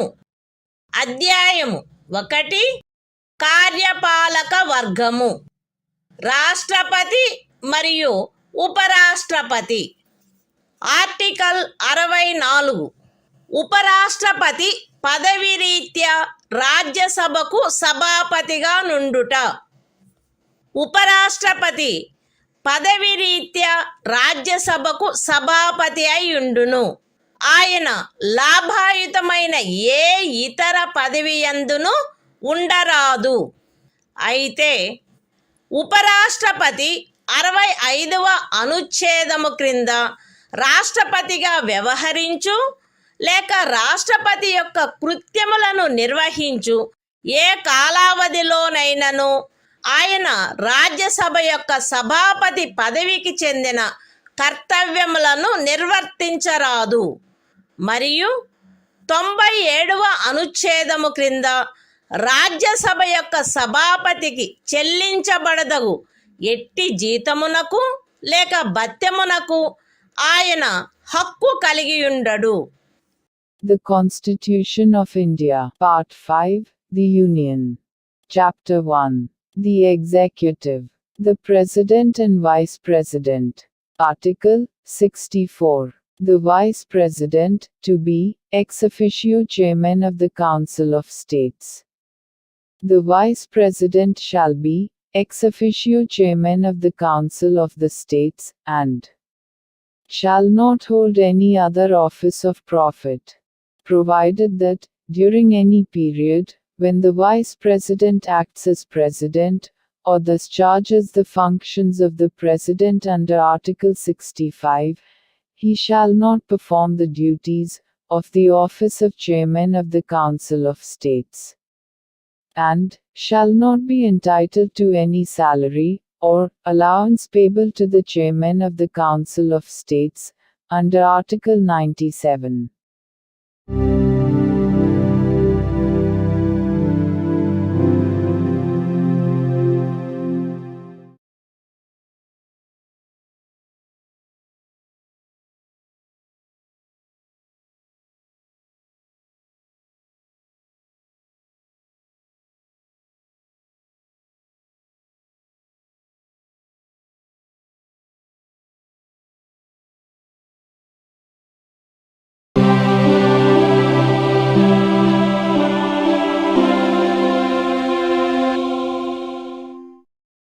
భారత సంవిధానము భాగము 5 సంఘము అధ్యాయము 1 కార్యపాలక వర్గము రాష్ట్రపతి మరియు ఉపరాష్ట్రపతి. ఆర్టికల్ 65. రాష్ట్రపతి పదవిలో ఆకస్మిక ఖాళీ ఏర్పడినప్పుడు, రాష్ట్రపతి హాజరు లేనప్పుడును, ఉపరాష్ట్రపతి రాష్ట్రపతిగా వ్యవహరించుట లేక ఆయన కృత్యములను నిర్వహించుట. మరణము, రాజీనామా లేక తొలగింపు కారణముగా లేక అన్యదా రాష్ట్రపతి పదవిలో ఖాళీ ఏర్పడినప్పుడు అట్టి ఖాళీని పూరించుటకు ఈ అధ్యాయము యొక్క నిబంధనలను అనుసరించి ఎన్నుకొనబడిన కొత్త రాష్ట్రపతి తన పదవిలో ప్రవేశించు తేదీ వరకు ఉపరాష్ట్రపతి రాష్ట్రపతిగా వ్యవహరించవలెను. రాష్ట్రపతి హాజరులో లేకుండుట, అస్వస్థత లేక మరేదేని కారణము వలన తన కృత్యములను నిర్వహించజాలని ఎడల ఆయన తన కర్తవ్యములను తిరిగి చేపట్టు తేదీ వరకు ఉపరాష్ట్రపతి రాష్ట్రపతి కృత్యములను నిర్వహించవలెను. ఉపరాష్ట్రపతి అట్లు రాష్ట్రపతిగా వ్యవహరించు లేక రాష్ట్రపతి యొక్క కృత్యములను నిర్వహించు కాలావధిలోను, ఆ కాలావధికి సంబంధించి రాష్ట్రపతికి గల సర్వాధికారములను ఉన్ముక్తతాధికారములను కలిగియుండును. పార్లమెంటు శాసనము ద్వారా నిర్ధారణ చేయు ఉపలబ్ధులకు, భత్యములకు మరియు విశేషాధికారములకు మరియు అట్లు నిబంధన చేయబడు వరకు 2వ అనుసూచిలో నిర్దిష్టపరచబడిన ఉపలబ్ధులకు, భత్యములకు మరియు విశేషాధికారములకు ఆయన హక్కు కలిగియుండును. The Constitution of India, Part 5, The Union. Chapter 1. The executive, the president and vice president. Article 65. The vice president, to act as president, or to thus charge his functions, during casual vacancies in the office, or during the absence of president. 1. In the event of the occurrence of any vacancy in the office of the president, by reason of his death, resignation, or removal, or otherwise, the vice president shall act as president until the date on which a new president, elected, in accordance with the provisions of this chapter, to fill such vacancy, enters upon his office. 2. When the president is unable to discharge his functions, owing to absence, illness, or any other cause, the vice president shall discharge his functions until the date on which the president resumes his duties. 3. The vice president shall, during, and in respect of, the period while he is so acting as, or discharging the functions of president, have all the powers and immunities of the president, and be entitled to such emoluments, allowances and privileges, as may be determined by Parliament, by law. And, until provision in that behalf is so made, such emoluments, allowances and privileges, as are specified in the second schedule.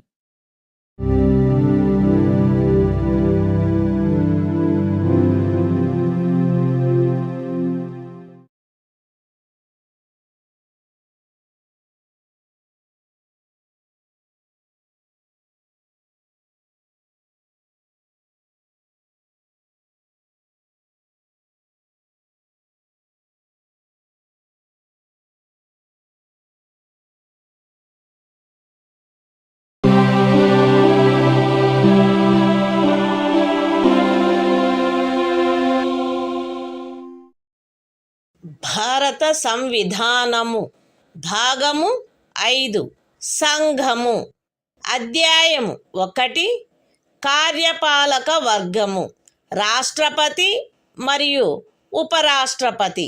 Article 66 ఉపరాష్ట్రపతి ఎన్నిక. ఉపరాష్ట్రపతి parliament ఉభయ సదనముల సభ్యులతో కూడిన నిర్వాచక గణము యొక్క సభ్యులచే ఏకల అంతరణీయ vote ద్వారా అనుపాతిక ప్రాతినిధ్య పద్ధతిని అనుసరించి ఎన్నుకొనబడవలెను మరియు అట్టి ఎన్నికలలో ఓటింగు రహస్యపు బ్యాలెట్ పద్ధతిని జరగవలెను. ఉపరాష్ట్రపతి పార్లమెంటు యొక్క లేక ఏదేని రాజ్య శాసన మండలి యొక్క ఏ సదనములో గాని సభ్యుడుగా ఉండరాదు మరియు పార్లమెంటు యొక్క లేక ఏదేని రాజ్య శాసన మండలి యొక్క ఏ సదనములోని సభ్యుడైనను ఉపరాష్ట్రపతిగా ఎన్నుకోబడినచో ఆయన ఉపరాష్ట్రపతి పదవిలో ప్రవేశించిన తేదీ నుండి ఆ సదనములోని తన స్థానమును ఖాళీ చేసినట్లు భావించబడవలెను. ఏ వ్యక్తి గాని ఆయన భారతదేశ పౌరుడై ఉన్ననే తప్ప ఆయనకు 35 సంవత్సరముల వయస్సు పూర్తి అయిననే తప్ప మరియు ఆయన రాజ్యసభ సభ్యుడుగా ఎన్నుకొనబడుటకు అర్హుడై ఉన్ననే తప్ప ఉపరాష్ట్రపతిగా ఎన్నుకొనబడుటకు పాత్రుడు కాడు. ఏ వ్యక్తి అయినను భారత ప్రభుత్వము క్రింద గాని ఏదేని రాజ్య ప్రభుత్వము కింద గాని సదరు ప్రభుత్వములలో దేని యొక్క నియంత్రణకైనను అధ్యధీనమయ్యున్న ఏదేని స్థానిక లేక ఇతర ప్రాధికారి క్రింద గాని లాభాయుతమైన ఏదేని పదవి యందున్నచో ఆ వ్యక్తి ఉపరాష్ట్రపతిగా ఎన్నుకొనబడుటకు పాత్రుడు కాడు. విశదీకరణ. ఈ అనుచ్ఛేదపు నిమిత్తము ఎవరేని వ్యక్తి సంఘము యొక్క రాష్ట్రపతిగా లేక ఉపరాష్ట్రపతిగా లేక ఏదేని రాజ్యం యొక్క గవర్నరుగా లేక సంఘము యొక్క లేక ఏదేని రాజ్యము యొక్క మంత్రిగా ఉన్న కారణమును బట్టి మాత్రమే లాభాయుతమైన పదవి యందున్నట్లు భావించరాదు. The Constitution of India, Part 5, The Union. Chapter 1. The Executive. The President and Vice President. Article 66. Election of Vice President. 1. The Vice President shall be elected by the members of an electoral college, consisting of the members of both Houses of Parliament, in accordance with the system of proportional representation, by means of the single transferable vote, and the voting at such election shall be by secret ballot. 2. The Vice President shall not be a member of either House of Parliament or of a House of the Legislature of any state. And, if a member of either House of Parliament or of a House of the Legislature of any state be elected Vice President, he shall be deemed to have vacated his seat in that House, on the date on which he enters upon his office, as Vice President. 3. No person shall be eligible for election as Vice President, unless he is a citizen of India. B. Has completed the age of 35 years, and C. Is qualified for election as a member of the Council of States. 4. A person shall not be eligible for election as Vice President if he holds any office of profit under the Government of India, or the Government of any state, or under any local or other authority, subject to the control of any of the said governments. Explanation. For the purposes of this article, a person shall not be deemed to hold any office of profit, by reason only that he is the President or Vice President of the Union, or the Governor of any state, or is a minister either for the Union, or for any state.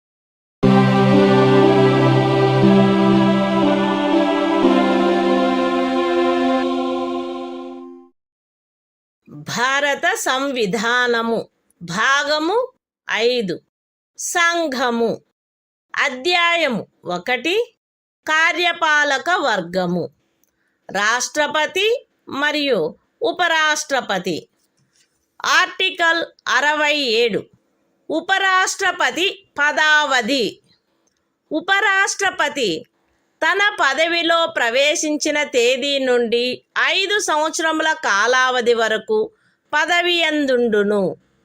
అయితే ఉపరాష్ట్రపతి తన చేవ్రాలుతో రాష్ట్రపతికి లేఖ వ్రాయుట ద్వారా తన పదవికి రాజీనామా ఇవ్వవచ్చును.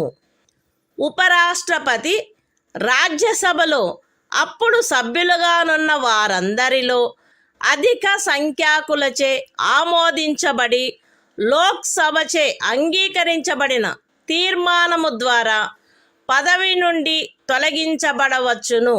కానీ ఈ ఖండము నిమిత్తము తీర్మానమేదియు దానిని ప్రస్తావించవలెనను ఉద్దేశము కలదను నోటీసు ఇచ్చి కనీసము 14 దినములు గడిచిననే తప్ప ప్రస్తావించబడరాదు.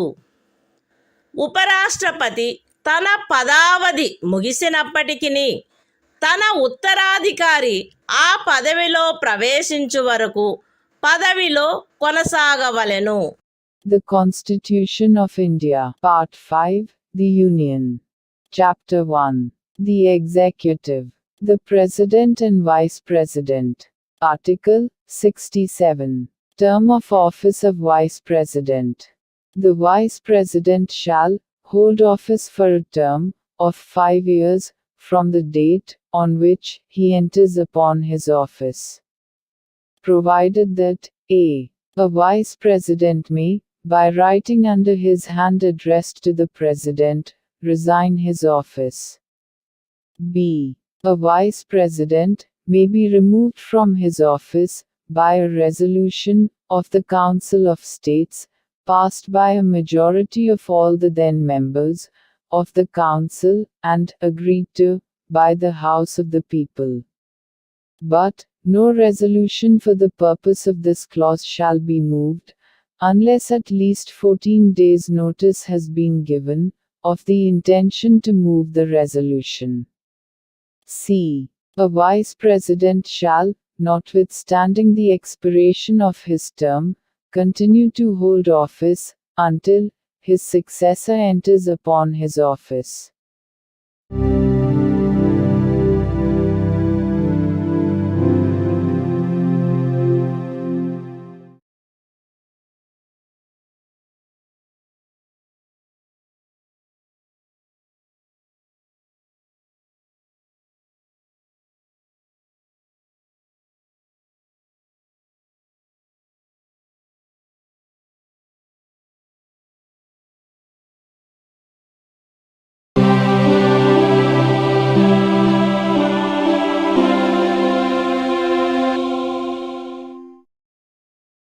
భారత సంవిధానము భాగము 5 సంఘము అధ్యాయము 1 కార్యపాలక వర్గము రాష్ట్రపతి మరియు ఉపరాష్ట్రపతి.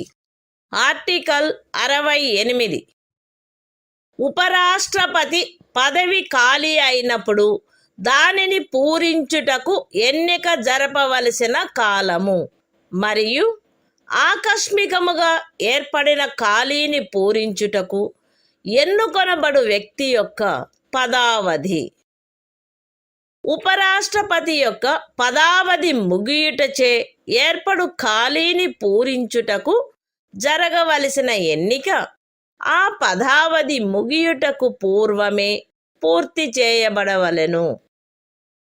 మరణము, రాజీనామా లేక తొలగింపు కారణముగా లేక అన్యథా ఉపరాష్ట్రపతి పదవియందు ఏర్పడిన ఖాళీని పూరించుటకు జరపవలసిన ఎన్నిక ఆ ఖాళీ ఏర్పడిన తరువాత సాధ్యమైనంత త్వరితముగా జరపబడవలెను మరియు ఆ ఖాళీని పూరించుటకు ఎన్నుకొనబడిన వ్యక్తి 67వ అనుచ్ఛేదము యొక్క నిబంధనలకు అత్యధీనమై తాను పదవిలో ప్రవేశించిన తేదీ నుండి 5 సంవత్సరముల సంపూర్ణ కాలావధి వరకు పదవి యందుండుటకు హక్కు కలిగియుండును.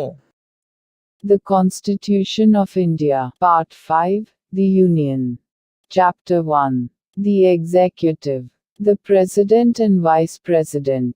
Article 68. Time of holding election to fill vacancy in the office of Vice President. And the term of office of person elected to fill casual vacancy. 1. An election to fill a vacancy caused by the expiration of the term of office of Vice President shall be completed before the expiration of the term. 2. An election to fill a vacancy in the office of Vice President occurring by reason of his death, resignation or removal, or otherwise shall be held as soon as possible after the occurrence of the vacancy. And the person elected to fill the vacancy shall, subject to the provisions of Article 67, be entitled to hold office for the full term of 5 years from the date on which he enters upon his office.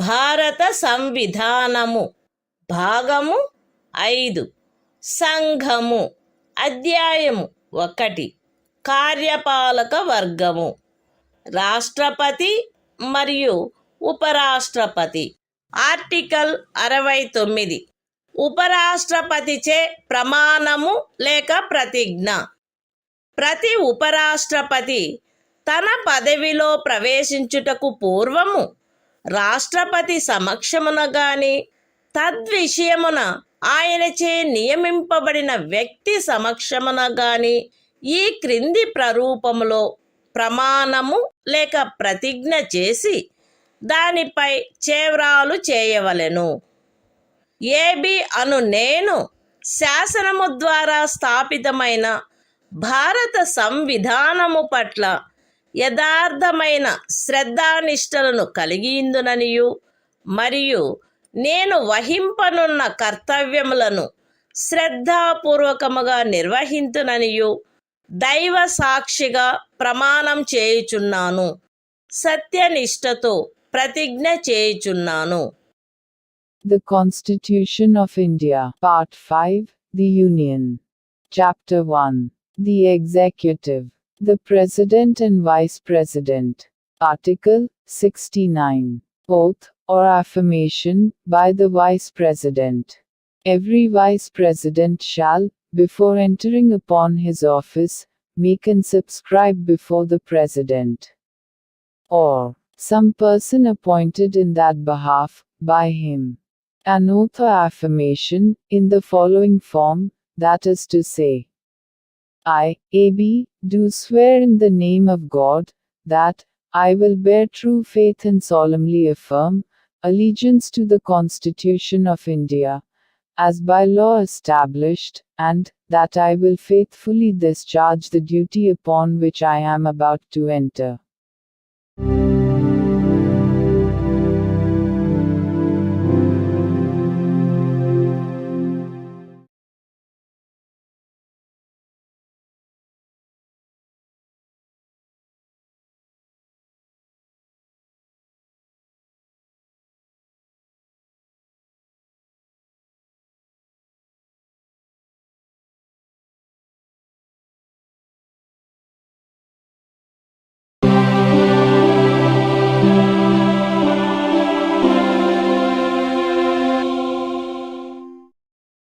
భారత సంవిధానము భాగము 5 సంఘము అధ్యాయము 1 కార్యపాలక వర్గము రాష్ట్రపతి మరియు ఉపరాష్ట్రపతి article 70 ఇతర యాదృచ్ఛిక పరిస్థితులలో రాష్ట్రపతి యొక్క కృత్యములు. ఈ అధ్యాయములో నిబంధించబడని ఎట్టి యాదృచ్ఛిక పరిస్థితిలోనైనను రాష్ట్రపతి యొక్క కృత్యములను నిర్వహించుటకు పార్లమెంటు తాను సబబని తలచు నిబంధన చేయవచ్చును. The Constitution of India, Part 5, The Union. Chapter 1. The Executive. The President and Vice President. Article 70. Discharge of President's functions in other contingencies. Parliament may make such provision, as it thinks fit, for the discharge of the functions of the President, in any contingency, not provided for in this chapter.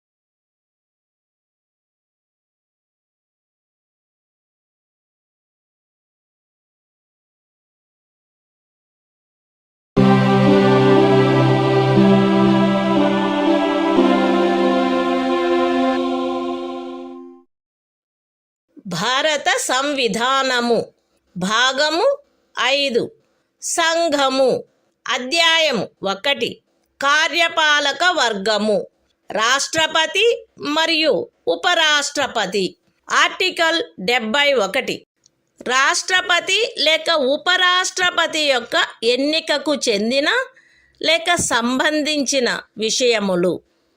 రాష్ట్రపతి లేక ఉపరాష్ట్రపతి యొక్క ఎన్నిక నుండి ఉత్పన్నమైన లేక ఎన్నికకు సంబంధించిన అన్ని సందేహములు మరియు వివాదములు సర్వోన్నత న్యాయస్థానముచే పరిశీలించబడి నిర్ణయించబడవలెను.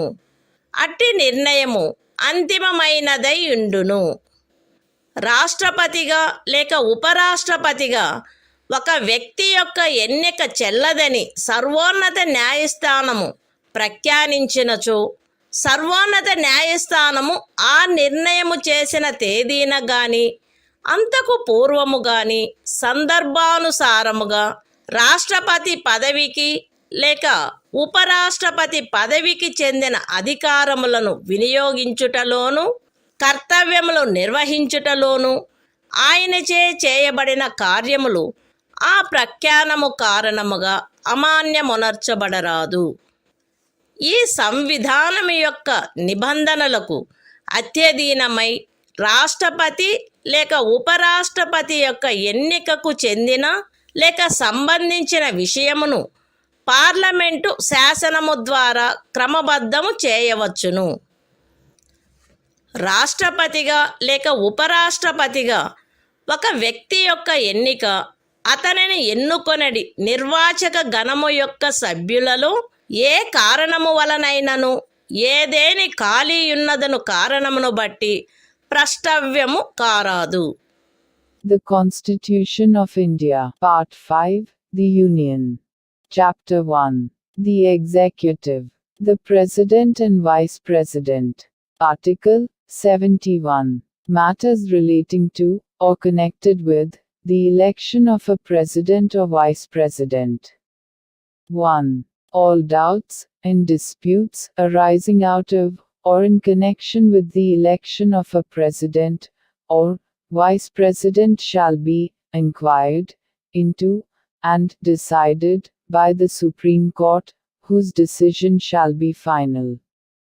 2. If the election of a person, as President, or Vice President, is declared void by the Supreme Court, acts done by him, in the exercise and performance of the powers and duties, of the office of President, or Vice President, as the case may be, on or before the date of the decision of the Supreme Court, shall not be invalidated by reason of that declaration. 3. Subject to the provisions of this Constitution, Parliament may by law regulate any matter relating to or connected with the election of a President or Vice President. 4. The election of a person, as President or Vice President, shall not be called in question, on the ground of the existence of any vacancy, for whatever reason among the members of the Electoral College electing him.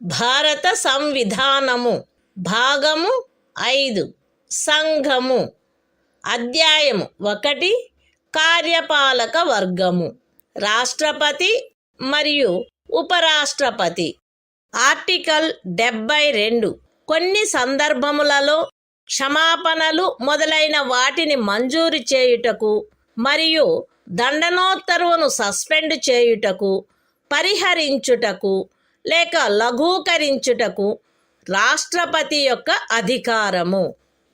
రాష్ట్రపతి ఈ క్రింది సందర్భములలో నేర నిర్ణీతుడైన వ్యక్తికి క్షమాపణలను, తాత్కాలిక నిలుపుదలను, వాయిదాలను లేక పరిహరణలను మంజూరు చేయుటకు, లేక ఆ వ్యక్తిపై విధించబడిన దండనోత్తర్వును సస్పెండు చేయుటకు, పరిహరించుటకు లేక లఘూకరించుటకు అధికారము కలిగియుండును. శిక్ష లేక దండనోత్తరువు సైనిక న్యాయస్థానముచే విధించబడిన అన్ని సందర్భములలో సంఘము యొక్క కార్యపాలనాధికారంలో చేరియున్న విషయమునకు సంబంధించిన ఏదేని శాసనమునకు విరుద్ధమగు అపరాధమునకై శిక్ష లేక దండనోత్తరు విధించబడిన అన్ని సందర్భములలో దండనోత్తరు మరణ దండనోత్తరు అయిన అన్ని సందర్భములలో ఏదేని సైనిక న్యాయస్థానముచే ఇవ్వబడిన దండనోత్తరువును సస్పెండు చేయుటకు, పరిహరించుటకు లేక లఘూకరించుటకు సంఘమునకు చెందిన సాయుధ బలముల యొక్క ఎవరేని అధికారికి శాసనము ద్వారా ప్రదత్తము చేయబడిన అధికారమునకు ఖండము 1 యొక్క ఉపఖండము ఏలో ఉన్నదేదియు భంగము కలిగించదు. మరణ దండనోత్తరువును సస్పెండు చేయుటకు, పరిహరించుటకు లేక లఘూకరించుటకు తత్సమయమున అమలులోనున్న ఏదేని శాసనము క్రింద ఒక రాజ్య గవర్నరుచే వినియోగించబడదగు అధికారమునకు ఖండము 1 యొక్క ఉపఖండము సిలో ఉన్నదేదియు భంగము కలిగించదు. The Constitution of India, Part 5, The Union. Chapter 1. The Executive. The President and Vice President. Article 72. Power of President to grant pardons, etc. and to suspend, remit, or commute sentences in certain cases. 1. The President shall have the power to grant pardons, reprieves, respites, or remissions of punishment, or to suspend, remit, or commute the sentence of any person convicted of any offense, in all cases where the punishment or sentence is by a court-martial. B. In all cases where the punishment or sentence is for an offense against any law relating to a matter to which the executive power of the Union extends. C. In all cases where the sentence is a sentence of death. 2. Nothing in sub-clause A of clause 1 shall affect the power conferred by law on any officer of the armed forces of the Union to suspend, remit, or commute a sentence passed by a court-martial. 3. Nothing in sub-clause C of clause 1 shall affect the power to suspend, remit, or commute a sentence of death exercisable by the governor of a state under any law for the time being in force.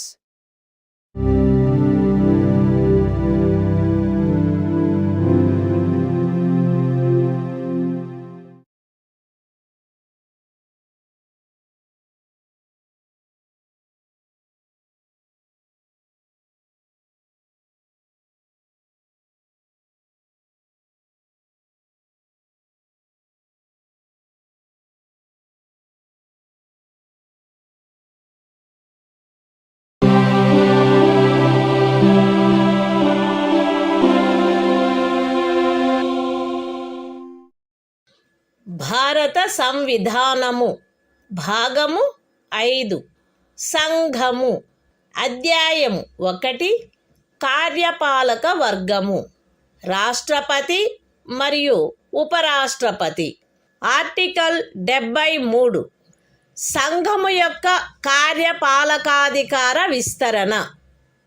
ఈ సంవిధాన నిబంధనలకు అధ్యయనమై సంఘము యొక్క కార్యపాలకాధికారములో ఈ క్రిందివి చేరియుండును. ఏ విషయములను గురించి శాసనములను చేయుటకు parliament అధికారము గలదో ఆ విషయములు మరియు ఏదేని సంధి లేక ఖరారును బట్టి భారత ప్రభుత్వముచే వినియోగించబడదగు హక్కుల యొక్క, ప్రాధికారము యొక్క మరియు అధికారిత యొక్క వినియోగము.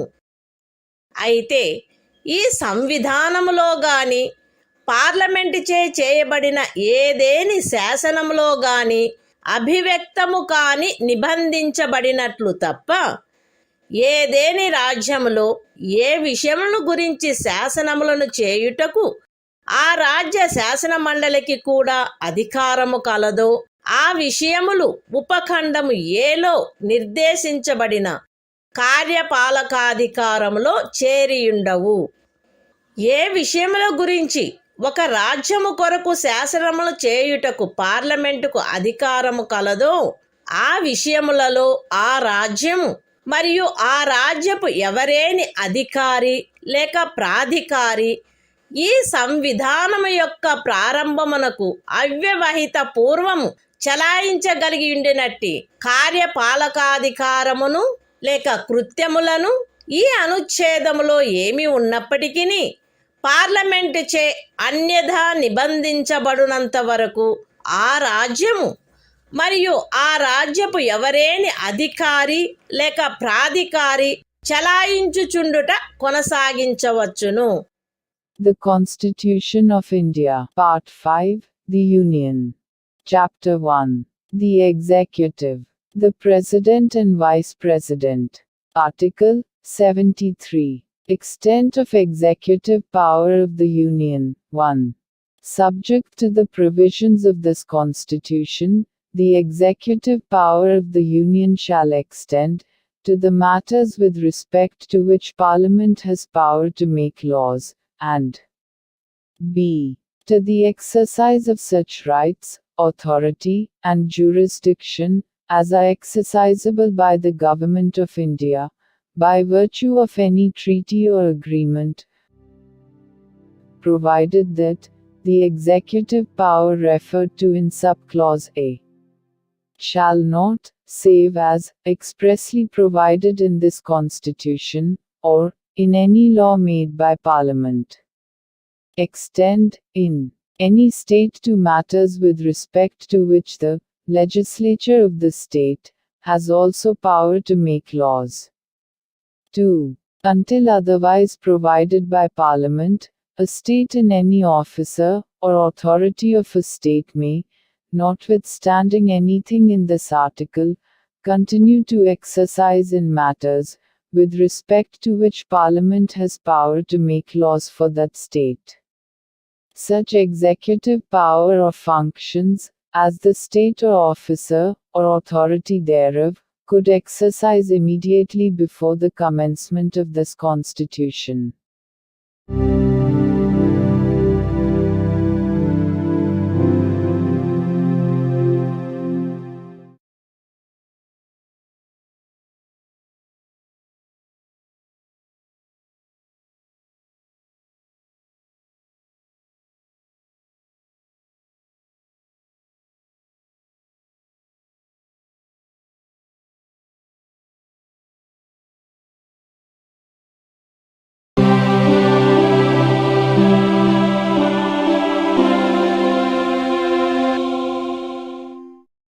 భారత సంవిధానము భాగము 5 సంఘము అధ్యాయము 1 కార్యపాలక వర్గము మంత్రి పరిషత్తు ఆర్టికల్ 74 రాష్ట్రపతికి సహాయపడుటకును సలహానిచ్చుటకును మంత్రి పరిషత్తు రాష్ట్రపతికి సహాయపడుటకును సలహానిచ్చుటకును ప్రధానమంత్రి ఆధిపత్యమున ఒక మంత్రి పరిషత్తు ఉండవలెను. రాష్ట్రపతి తన కృత్యములను నిర్వహించుటలో అట్టి సలహాననుసరించి వ్యవహరించవలెను. అయితే రాష్ట్రపతి సాధారణముగా గాని అన్యథా గాని అట్టి సలహాలను పునఃపర్యాలోచించవలసినదిగా మంత్రి పరిషత్తును కోరవచ్చును. మరియు రాష్ట్రపతి అట్టి పునఃపర్యాలోచన తర్వాత ఇవ్వబడిన సలహాననుసరించి వ్యవహరించవలెను. రాష్ట్రపతికి మంత్రులచే ఏదేని సలహా ఇయ్యబడినదా, అట్లయినచో అది ఏది అను ప్రశ్న ఏ న్యాయస్థానమందును పరిశీలించబడరాదు. The Constitution of India, Part 5, The Union. Chapter 1. The Executive. Council of Ministers. Article 74. Council of Ministers, to aid and advise President. 1. There shall be a Council of Ministers, with the Prime Minister at the head, to aid and advise the President, who shall, in the exercise of his functions, act in accordance with such advice. Provided that the President may require the Council of Ministers to reconsider such advice, either generally or otherwise, and the President shall act in accordance with the advice tendered after such reconsideration. 2. The question whether any, and if so what, advice was tendered by ministers to the President shall not be inquired into in any court.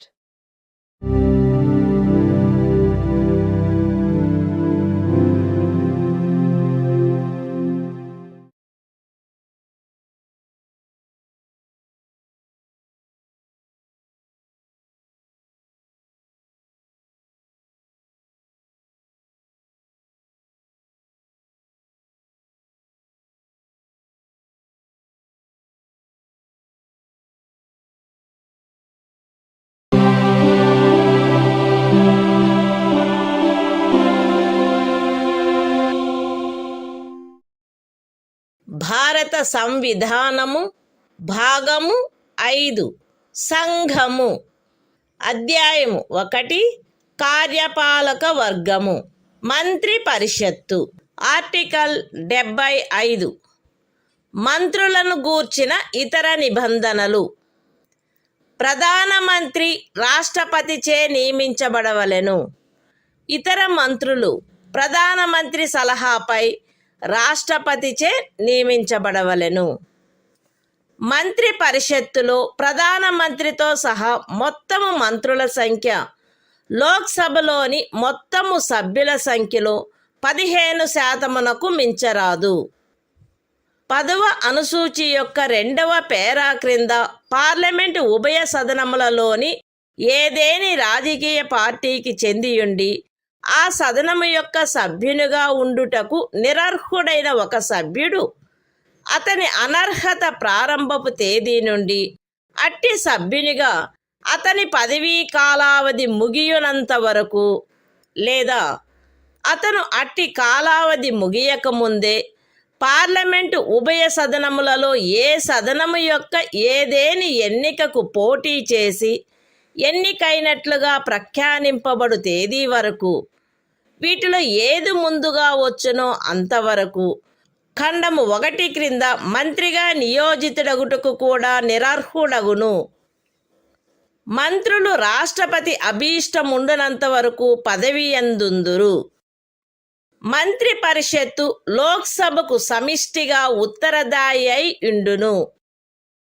ఒక మంత్రి తన పదవిలో ప్రవేశించుటకు పూర్వము పదవి యొక్క రహస్య గోపనమును గూర్చిన ప్రమాణములను 3వ అనుసూచిలో అందు నిమిత్తమై పొందుపరిచియున్న ప్రరూపములను అనుసరించి రాష్ట్రపతి అతనిచే చేయించవలెను. పార్లమెంటు యొక్క ఏ సదనములో గాని వరుసగా 6 మాసముల కాలావధి వరకు సభ్యుడిగా లేని మంత్రి ఆ కాలావధి ముగియగానే మంత్రి పదవిని కోల్పోవును. మంత్రుల జీతములు భత్యములు పార్లమెంటు ఆయా సమయములందు శాసనము ద్వారా నిర్ధారణ చేయునట్టువై ఉండును. పార్లమెంటు అట్లు నిర్ధారణ చేయ వరకు అవి 2వ అనుసూచిలో నిర్దిష్టపరచబడినట్లు ఉండును. The Constitution of India, Part 5, The Union. Chapter 1. The Executive. Council of Ministers. Article 75. Other provisions as to ministers. 1. The Prime Minister shall be appointed by the President, and the other ministers shall be appointed by the President, on the advice of the Prime Minister. 1a. The total number of ministers, including the Prime Minister, in the Council of Ministers, shall not exceed 15% of the total number of members of the House of the People. 1b. A member of either House of Parliament, belonging to any political party, who is disqualified for being a member of that House, under paragraph 2 of the 10th schedule, shall also be disqualified to be appointed as a minister under clause 1. For duration of the period commencing from the date of his disqualification, till the date on which the term of his office as such member would expire, or where he contests any election to either House of Parliament before the expiry of such period, till the date on which he is declared elected, whichever is earlier. 2. The ministers shall hold office during the pleasure of the President. 3. The Council of Ministers shall be collectively responsible to the House of the People. 4. Before a minister enters upon his office, the President shall administer to him the oaths of office and of secrecy according to the forms set out for the purpose in the 3rd schedule. 5. A minister who, for any period of 6 consecutive months, is not a member of either House of Parliament, shall at the expiration of that period cease to be a minister. 6. The salaries and allowances of ministers shall be such as Parliament may from time to time by law determine, and, until Parliament so determines, shall be as specified in the 2nd schedule.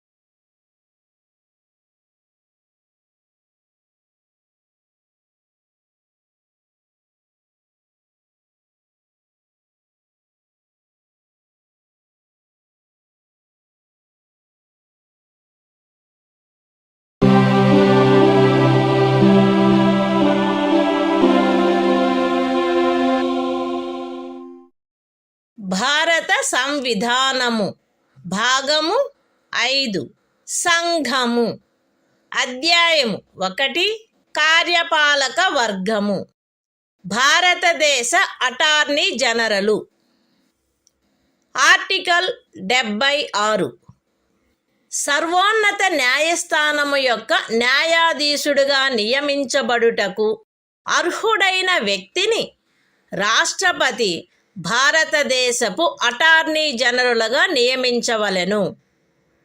ఆయా సమయములందు శాసనిక విషయములలో రాష్ట్రపతిచే తనకు నిర్దేశించబడు వాటిపై భారత ప్రభుత్వమునకు సలహానిచ్చుటయు, రాష్ట్రపతిచే తనకు అప్పగించబడు శాసనిక స్వభావము గల ఇతర కర్తవ్యములను నిర్వర్తించుటయు ఈ సంవిధానము ద్వారా గాని దాని క్రింద గాని తత్సమయమున అమలులోనున్న ఏదేని ఇతర శాసనము ద్వారా గాని దాని క్రింద గాని తనకు ప్రదత్తము చేయబడిన కృత్యములను నిర్వహించుటయు అటార్నీ జనరల్ యొక్క కర్తవ్యమై ఉండును. అటార్నీ జనరలు తన కర్తవ్యములను నిర్వహించుటలో భారతదేశ రాజ్య క్షేత్రములోని న్యాయస్థానములన్నింటిలో వాదనాధికారమును కలిగియుండును. అటార్నీ జనరలు రాష్ట్రపతి అనుగ్రహముండునంత వరకు పదవియందుండును మరియు రాష్ట్రపతి నిర్ధారణ చేయు ప్రతి మూల్యమును పొందవలెను. The Constitution of India, Part 5, The Union. Chapter 1. The Executive. Article 76. Attorney General for India. 1. The President shall appoint a person who is qualified to be appointed a judge of the Supreme Court to be Attorney General for India. 2. It shall be the duty of the Attorney General to give advice to the Government of India upon such legal matters, and to perform such other duties of a legal character as may from time to time be referred or assigned to him by the President, and to discharge the functions conferred on him by or under this Constitution or any other law for the time being in force. 3. In the performance of his duties, the Attorney General shall have right of audience in all courts in the territory of India. 4. The Attorney General shall hold office during the pleasure of the President, and shall receive such remuneration as the President may determine.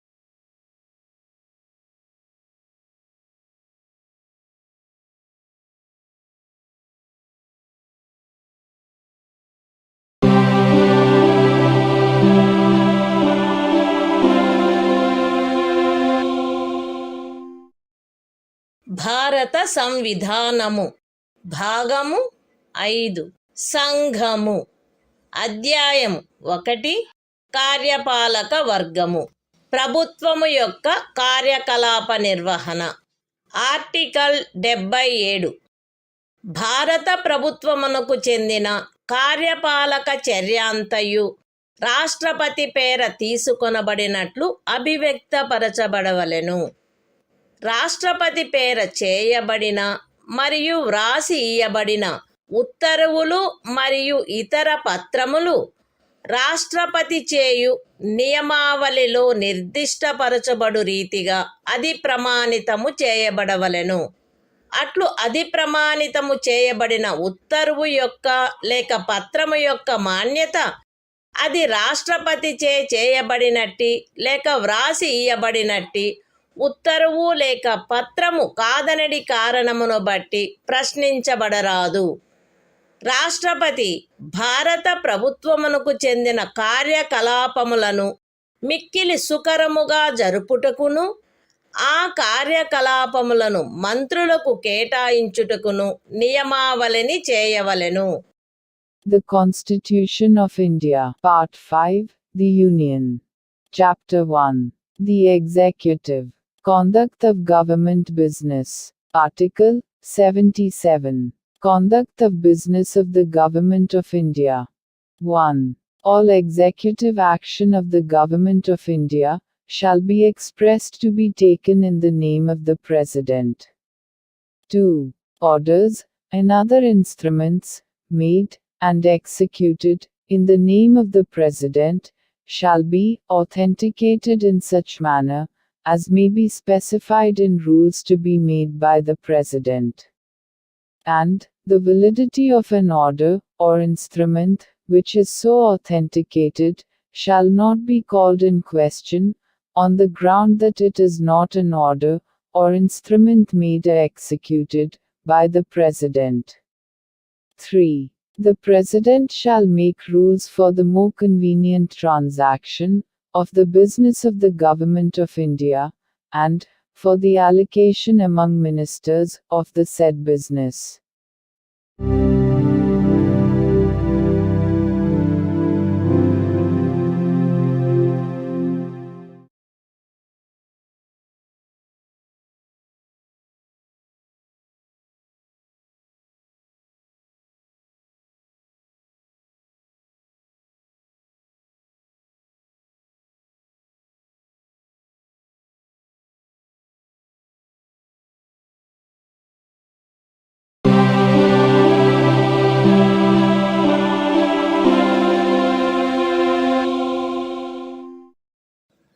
భారత సంవిధానము భాగము 5 సంఘము అధ్యాయం 1 కార్యపాలక వర్గము ప్రభుత్వము యొక్క కార్యకలాప నిర్వహణ article 78 రాష్ట్రపతికి సమాచారమును అందచేయుట మున్నగు విషయములను గురించి ప్రధానమంత్రి కర్తవ్యములు ఈ క్రింద తెలుపబడినవి ప్రధానమంత్రి కర్తవ్యములై ఉండును. సంఘము యొక్క వ్యవహారములలో పరిపాలనకు సంబంధించి మంత్రి పరిషత్తు యొక్క సమస్త నిర్ణయములను మరియు శాసన నిర్మాణమునకై చేయబడిన ప్రతిపాదనలను రాష్ట్రపతికి తెలియచేయుట. సంఘము యొక్క వ్యవహారముల పరిపాలనకును శాసన నిర్మాణమునకై చేయబడిన ప్రతిపాదనలకును సంబంధించిన విషయములలో రాష్ట్రపతి కోరు సమాచారమును అందజేయుట మరియు ఏ విషయమైనను ఒక మంత్రిచే నిర్ణయించబడి మంత్రి పరిషత్తుచే పర్యాలోచించబడి ఉండని ఎడల ఆ విషయమును మంత్రి పరిషత్తు యొక్క పర్యాలోచనకు సమర్పించవలసినదిగా రాష్ట్రపతి అపేక్షించినచో దానిని అట్లు సమర్పించుట. The Constitution of India, Part 5, The Union. Chapter 1. The Executive. Conduct of Government Business. Article 78. Duties of Prime Minister, as respects the furnishing of information to the President, etc. It shall be the duty of the Prime Minister to communicate to the President all decisions of the Council of Ministers relating to the administration of the affairs of the Union, and proposals for legislation. B. To furnish such information relating to the administration of the affairs of the Union, and proposals for legislation, as the President may call for. And C. If the President so requires, to submit for the consideration of the Council of Ministers any matter on which a decision has been taken by a minister, but which has not been considered by the Council.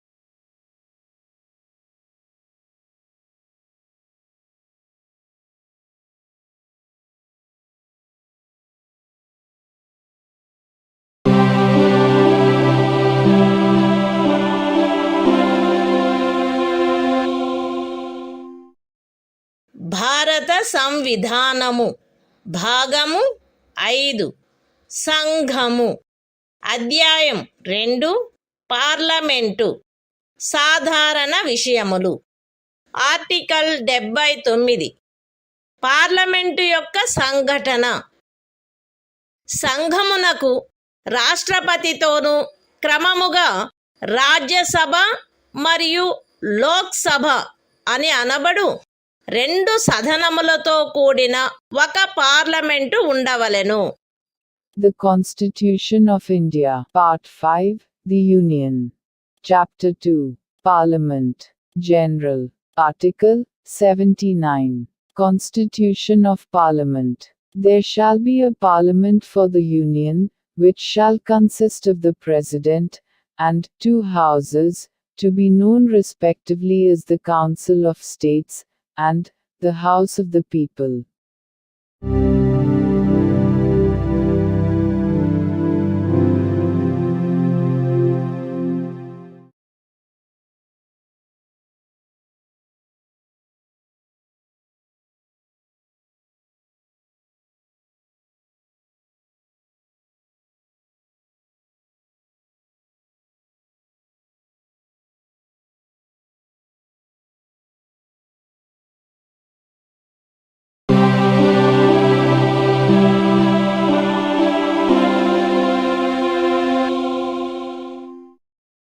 భారత సంవిధానము భాగము 5 సంఘము. అధ్యాయం 2 parliament సాధారణ విషయములు. Article 80 Rajya Sabha సంరచన. Rajya Sabha ఈ క్రింది వారితో కూడి ఉండవలెను. ఖండము 3 యొక్క నిబంధనలను అనుసరించి రాష్ట్రపతిచే నామనిర్దేశము చేయబడు 12 మంది సభ్యులు మరియు రాజ్యముల యొక్కయు సంఘ రాజ్య క్షేత్రముల యొక్కయు 238 మందికి మించని ప్రతినిధులు. రాజ్యసభలో రాజ్యముల యొక్కయు సంఘ రాజ్య క్షేత్రముల యొక్కయు ప్రతినిధులచే పూరించబడవలసిన స్థానముల కేటాయింపు 4వ అనుసూచి యందు గల తద్విషయక నిబంధనలను అనుసరించి ఉండవలెను. ఖండము 1 యొక్క ఉపఖండము ఏ క్రింద రాష్ట్రపతిచే నామనిర్దేశము చేయబడు సభ్యులు ఈ క్రింది వాటిని పోలిన విషయములందు విశేష జ్ఞానమును కాని ఆచరణానుభవమును కాని కలిగిన వ్యక్తులై ఉండవలెను. అనగా సాహిత్యము, విజ్ఞాన శాస్త్రము, కళ మరియు సాంఘిక సేవ. రాజ్యసభకు ప్రతి రాజ్యం యొక్క శాసనసభలోని ఎన్నుకొనబడిన సభ్యులచే ఏకల అంతరణీయ ఓటు ద్వారా అనుపాతిక ప్రాతినిధ్య పద్ధతిని అనుసరించి ఆ రాజ్యం యొక్క ప్రతినిధులు ఎన్నుకొనబడవలెను. రాజ్యసభకు సంఘ రాజ్య క్షేత్రముల యొక్క ప్రతినిధులు పార్లమెంటు శాసనము ద్వారా విహితపరచు రీతిలో ఎంపిక చేయబడవలెను. The Constitution of India, Part 5, The Union. Chapter 2, Parliament, General. Article 80. Composition of the Council of States. 1.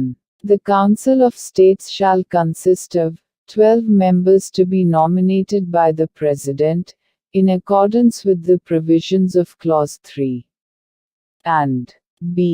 Not more than 238 representatives of the states, and of the Union territories. 2. The allocation of seats, in the Council of States, to be filled by representatives of the states and of the Union territories, shall be in accordance with the provisions in that behalf contained in the 4th schedule. 3. The members to be nominated by the President under subclause A of Clause 1 shall consist of persons having special knowledge or practical experience in respect of such matters as the following, namely, literature, science, art and social service. 4. The representatives of each state, in the Council of States, shall be elected by the elected members of the Legislative Assembly of the state, in accordance with the system of proportional representation, by means of the single transferable vote. 5. The representatives of the Union territories in the Council of States shall be chosen in such manner, as Parliament may by law prescribe.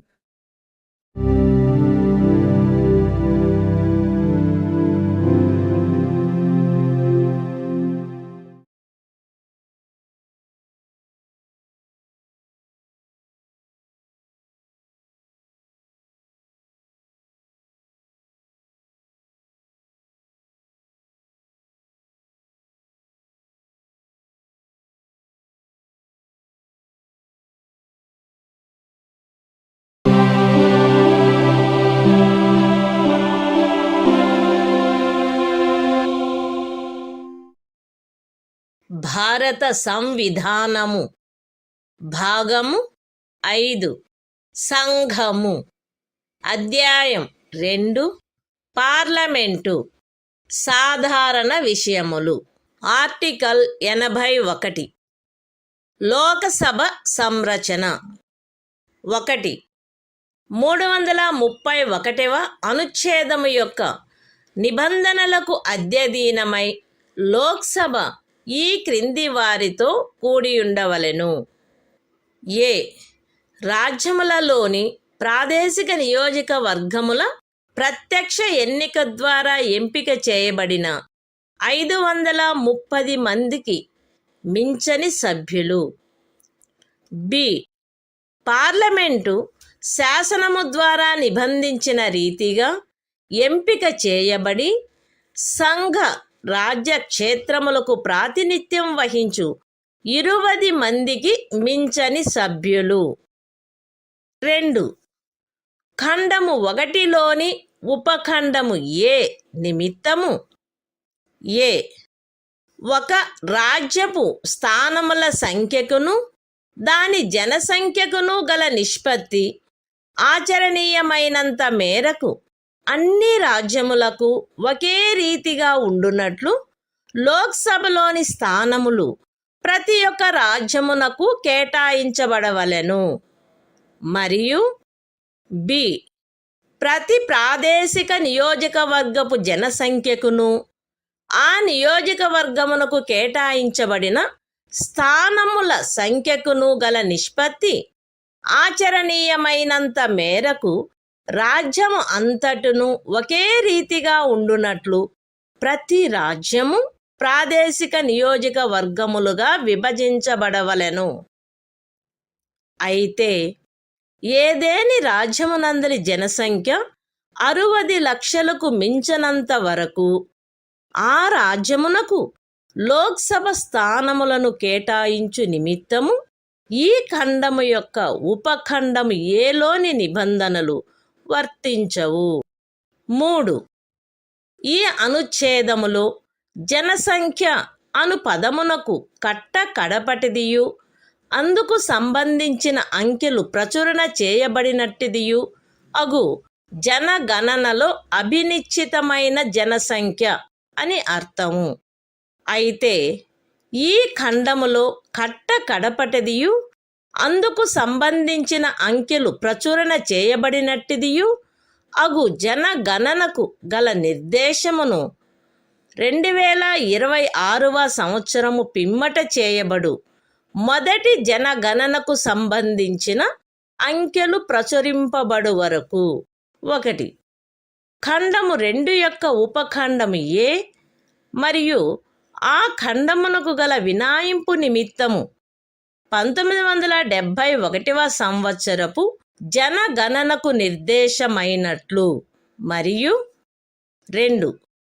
ఖండము 2 యొక్క ఉపఖండము B నిమిత్తము 2001వ సంవత్సరపు జనగణనకు నిర్దేశమైనట్లు అన్వయించుకొనవలెను.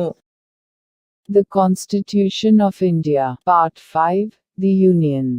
Chapter 2, Parliament, General. Article 81. Composition of the House of the People. 1. Subject to the provisions of Article 331, the House of the People shall consist of a. Not more than 530 members chosen by direct election from territorial constituencies in the states, and b. Not more than 20 members to represent the Union territories, chosen in such manner as Parliament may by law provide. 2. For the purposes of sub-clause A of Clause 1, there shall be allotted to each state a number of seats in the House of the People, in such manner that the ratio between that number and the population of the state is, so far as practicable, the same for all states. And b. Each state shall be divided into territorial constituencies, in such manner that the ratio between the population of each constituency and the number of seats allotted to it is, so far as practicable, the same throughout the state. Provided that the provisions of sub-clause A of this clause shall not be applicable for the purpose of allotment of seats in the House of the People to any state, so long as the population of that state does not exceed 6 millions.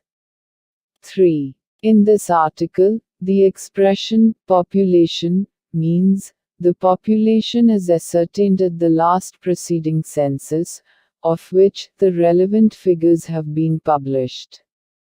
Provided that the reference, in this clause, to the last preceding census of which the relevant figures have been published, shall, until the relevant figures for the first census taken after the year 2026 have been published, be construed, 1. For the purposes of sub-clause A of clause 2, and the proviso to that clause, as a reference to the 1971 census. And 2. For the purposes of sub-clause B of clause 2, as a reference to the 2001 census.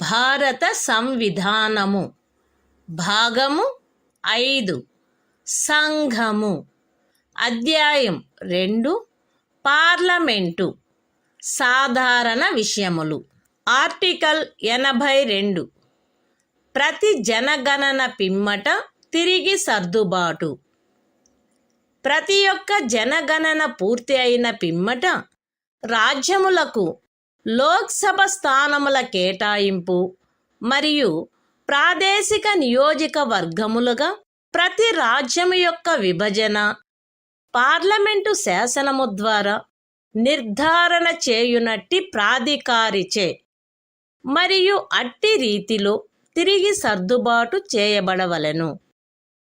అయితే అట్లు తిరిగి చేయబడిన సర్దుబాటు అప్పుడు అస్తిత్వములోనున్న లోక్సభ విఘటితమగు వరకు ఆ సభలోని ప్రాతినిధ్యమునకు భంగము కలిగించరాదు. అంతేగాక అట్లు తిరిగి చేయబడిన సర్దుబాటు రాష్ట్రపతి ఉత్తర్వు ద్వారా నిర్దిష్టపరచు తేదీన అమలులోనికి వచ్చును మరియు అట్టి సర్దుబాటు అమలులోనికి వచ్చు వరకు ఆ సదనమునకు చెందిన ఏదేని ఎన్నికను అట్టి సర్దుబాటునకు పూర్వము ఉన్న ప్రాదేశిక నియోజకవర్గముల ప్రాతిపదికపై జరపవచ్చును. అంతేగాక ఇంకను 2026వ సంవత్సరము పిమ్మట చేయబడిన మొదటి జనగణనకు సంబంధించిన అంకెలు ప్రచురించబడు వరకు ఈ అనుచ్ఛేదము క్రింద 1. 1971వ సంవత్సర జనగణన ప్రాతిపదికపై తిరిగి సర్దుబాటు చేయబడినట్లు లోక్సభలో రాజ్యములకు స్థానముల కేటాయింపును చేయుటను. 2. ప్రతి ఒక్క రాజ్యమును 2001వ సంవత్సర జనగణన ప్రాతిపదికపై తిరిగి సర్దుబాటు చేయబడు ప్రాదేశిక నియోజకవర్గములుగా విభజించుటను తిరిగి సర్దుబాటు చేయుట ఆవశ్యకము కాదు. The Constitution of India, Part 5, The Union. Chapter 2, Parliament, General. Article 82, Readjustment after each census. Upon the completion of each census, the allocation of seats in the House of the People to the states, and the division of each state into territorial constituencies, shall be readjusted by such authority, and in such manner as Parliament may by law determine, provided that such readjustment shall not affect representation in the House of the People until the dissolution of the then existing House. Provided further that such readjustment shall take effect from such date as the President may, by order, specify. and until such readjustment takes effect, any election to the House may be held, on the basis of the territorial constituencies existing before such readjustment. Provided also that, until the relevant figures, for the first census, taken after the year 2026, have been published, it shall not be necessary to readjust the allocation of seats in the House of the People to the states, as readjusted on the basis of the 1971 census. And 2. The division of each state into territorial constituencies, as may be readjusted, on the basis of the 2001 census, under this article.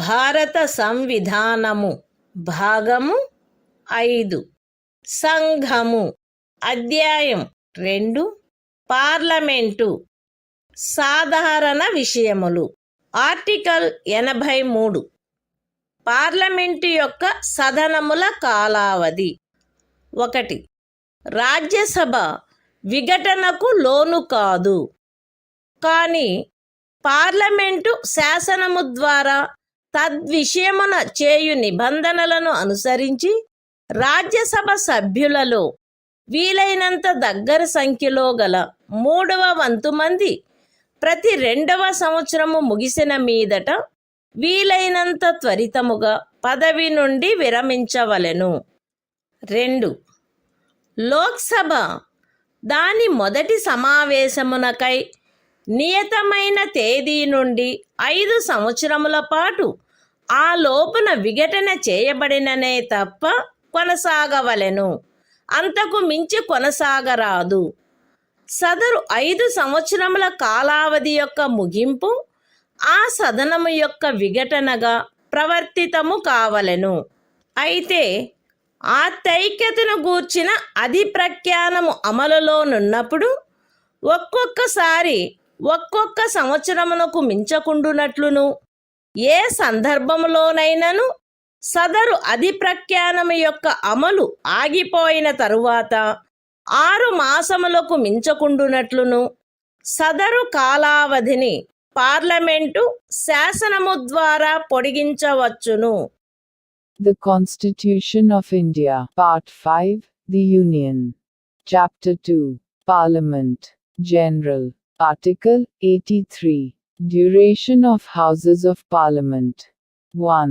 The Council of States shall not be subject to dissolution, but, as nearly as possible, 1/3 of the members thereof shall retire, as soon as may be on the expiration of every second year, in accordance with the provisions made in that behalf by Parliament, by law. 2. The House of the People, unless sooner dissolved, shall continue for 5 years from the date appointed for its first meeting, and no longer and the expiration of the said period of 5 years, shall operate as a dissolution of the House, provided that the said period may, while a proclamation of emergency is in operation, be extended by Parliament by law, for a period not exceeding 1 year at a time, and not extending in any case beyond a period of 6 months, after the proclamation has ceased to operate.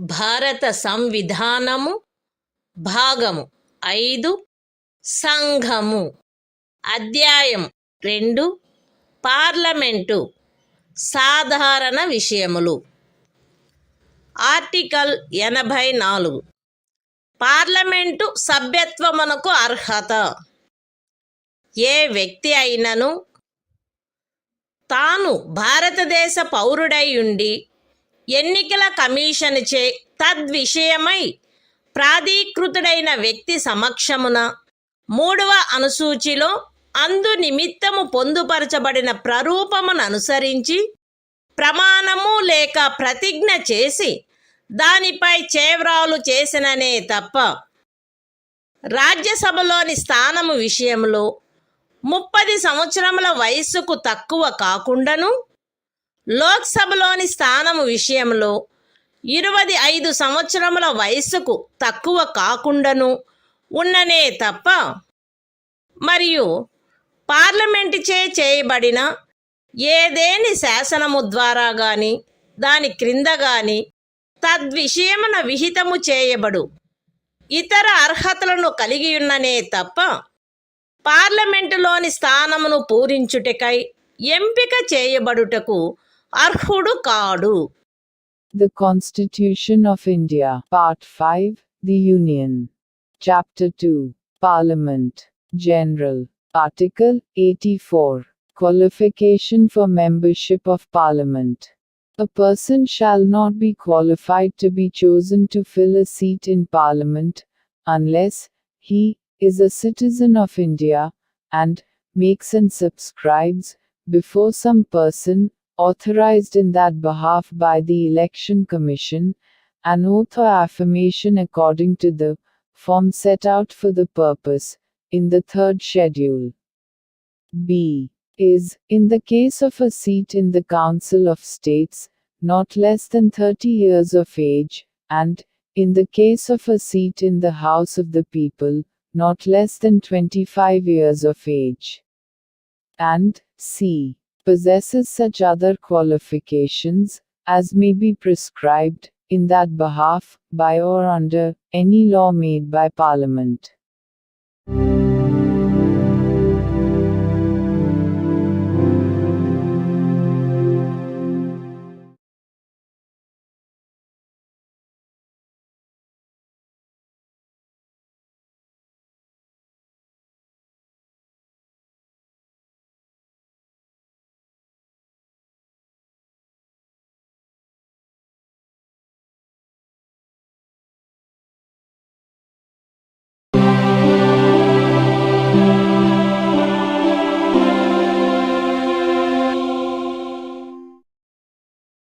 భారత సంవిధానము భాగము 5 సంఘము అధ్యాయం 2 parliament సాధారణ విషయములు article 85 parliament యొక్క అధివేశనములు అధివేశనావసానము మరియు విఘటన రాష్ట్రపతి ఆయా సమయములందు పార్లమెంటు యొక్క ప్రతి సదనమును ఆయన సబబని తలుచు సమయమునను స్థలమునను సమావేశమగుటకు ఆహ్వానించవలెను.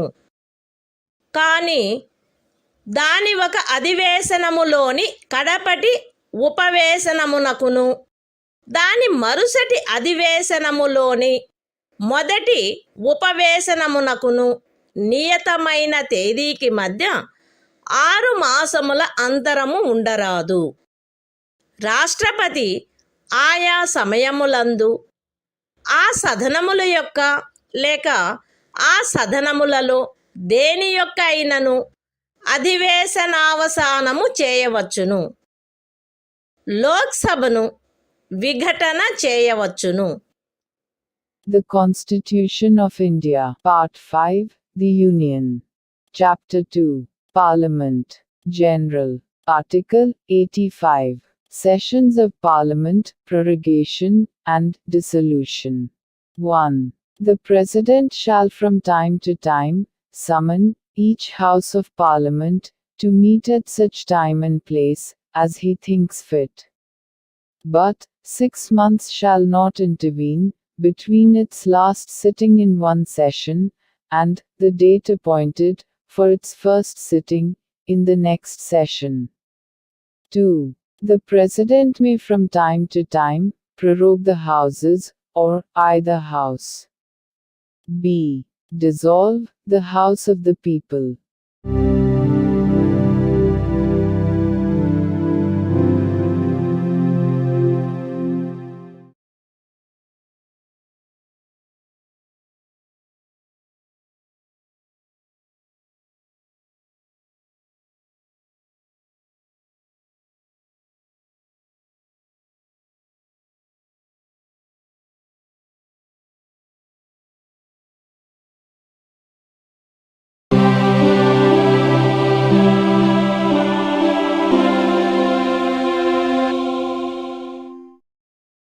భారత సంవిధానము భాగము 5 సంఘము అధ్యాయం 2 పార్లమెంటు సాధారణ విషయములు ఆర్టికల్ 86 సదనములలో ప్రసంగించుటకు మరియు సందేశములను పంపుటకును రాష్ట్రపతికి గల హక్కు.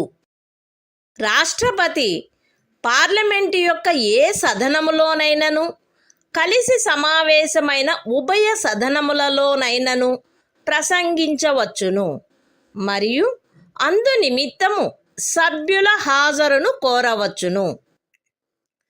రాష్ట్రపతి పార్లమెంటు యొక్క ఏ సదనమునకైనను పార్లమెంటులో అప్పటికి పెండింగులో ఉన్న బిల్లులను గూర్చి లేక అన్యతా సందేశములను పంపవచ్చును మరియు ఏ సదనమునకు అట్టి సందేశము పంపబడునో ఆ సదనము ఏ విషయమును పర్యాలోచించుటకు ఆ సందేశము ద్వారా ఆపేక్షించబడినదో ఆ విషయమును గూర్చి వీలైనంత త్వరితముగా పర్యాలోచించవలెను. The Constitution of India, Part 5, The Union. Chapter 2, Parliament, General. Article 86. Right of President to address and send messages to Houses. 1. The President may address either House of Parliament or both Houses assembled together, and, for that purpose, require the attendance of members. 2. The President may send messages to either House of Parliament, whether with respect to a bill then pending in Parliament or otherwise. And a House to which any message is so sent, shall, with all convenient dispatch, consider any matter required by the message to be taken into consideration.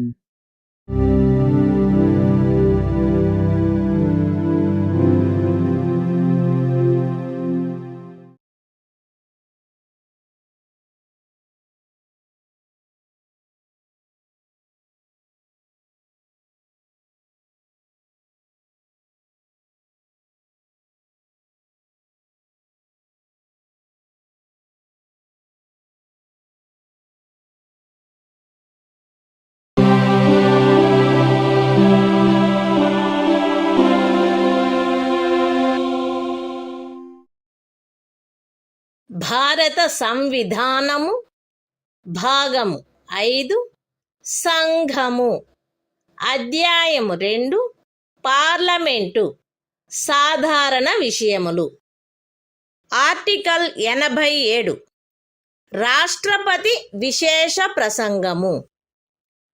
రాష్ట్రపతి లోక్సభ యొక్క ప్రతి సాధారణ ఎన్నికల తరువాత మొదటి అధివేశనము యొక్క ప్రారంభమునను ప్రతి సంవత్సరము మొదటి అధివేశనము యొక్క ప్రారంభమునను కలిపి సమావేశమైన పార్లమెంటు యొక్క ఉభయ సదనములను సంబోధించి పార్లమెంటును ఆహ్వానించిన కారణములను తెలియజేయవలెను. ఉభయ సదనముల ప్రక్రియలను క్రమబద్ధము చేయు నియమావళి ద్వారా రాష్ట్రపతి ప్రసంగములో నిర్దేశించబడిన విషయములను చర్చించుటకై కాలమును కేటాయించుట చేయబడవలెను. The Constitution of India, Part 5, The Union. Chapter 2, Parliament. General. Article 87. Special Address by the President. 1. At the commencement of the first session after each general election, to the House of the People, and, at the commencement of the first session of each year, the President shall address both Houses of Parliament assembled together, and inform Parliament of the causes of its summons. 2. Provision shall be made by the rules regulating the procedure of either House for the allotment of time for discussion of the matters referred to in such address.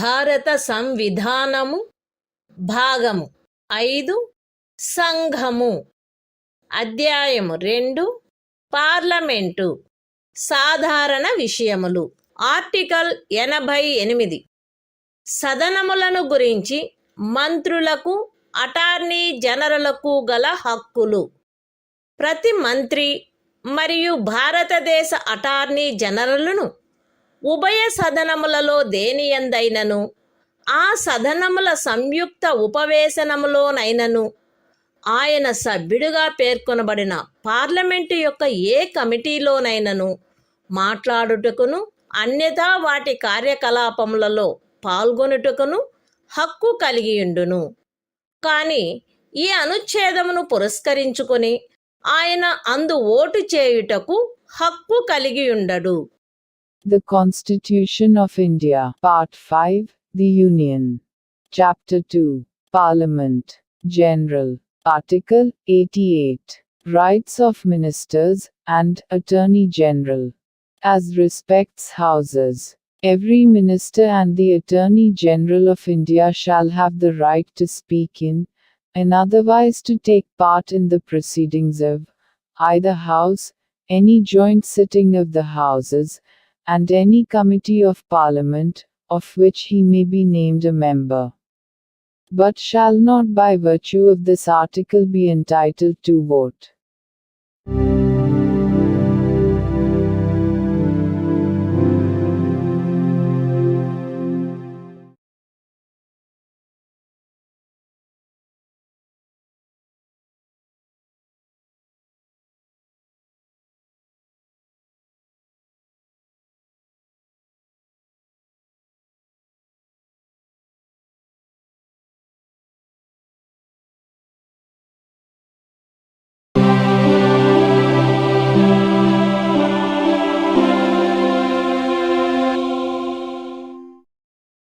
భారత సంవిధానము భాగము 5 సంఘము అధ్యాయము 2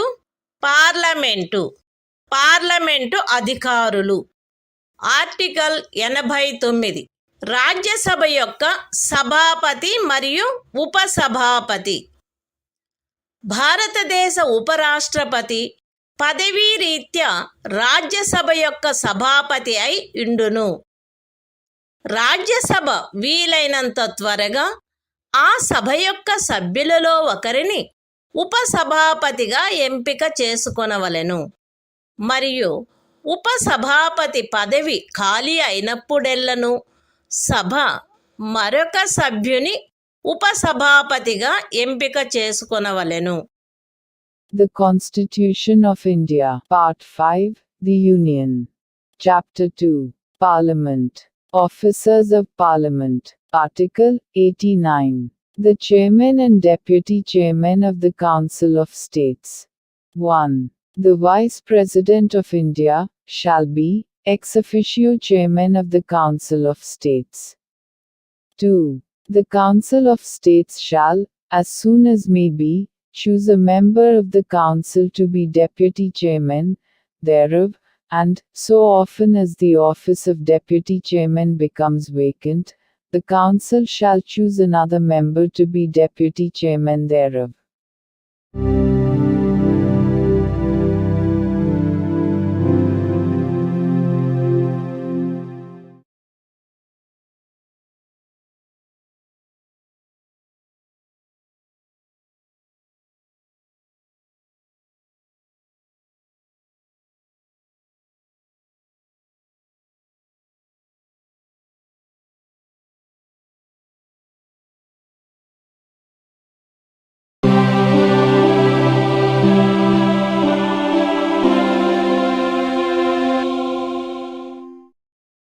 భారత సంవిధానము భాగము 5 సంఘము అధ్యాయం 2 parliament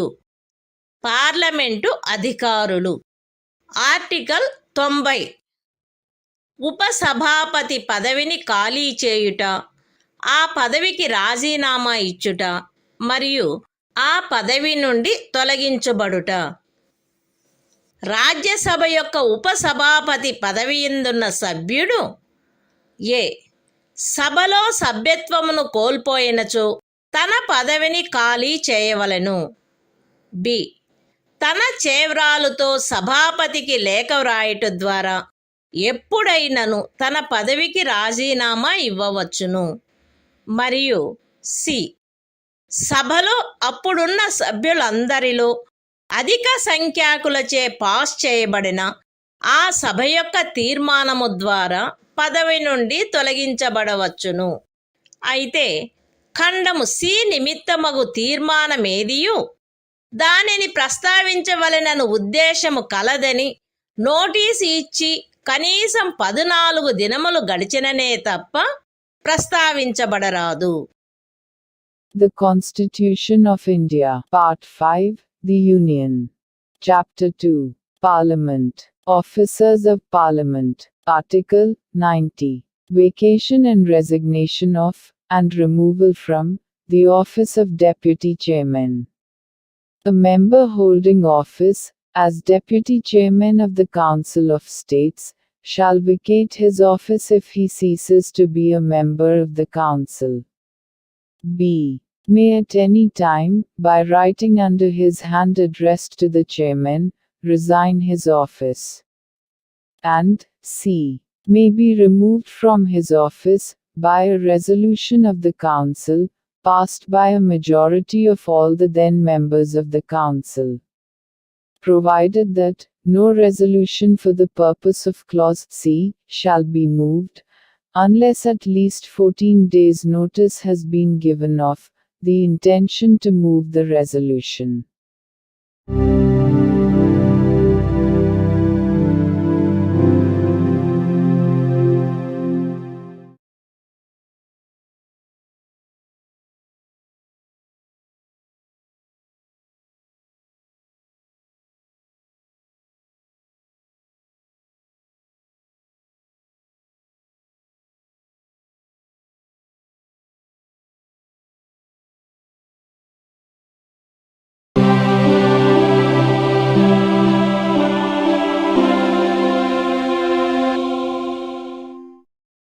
భారత సంవిధానము భాగము 5 సంఘము అధ్యాయము 2 పార్లమెంటు అధికారులు ఆర్టికల్ 91 సభాపతి పదవికి చెందిన కర్తవ్యములను నిర్వహించుటకు గాని సభాపతిగా వ్యవహరించుటకు గాని ఉపసభాపతి లేక ఇతర వ్యక్తికి గల అధికారము.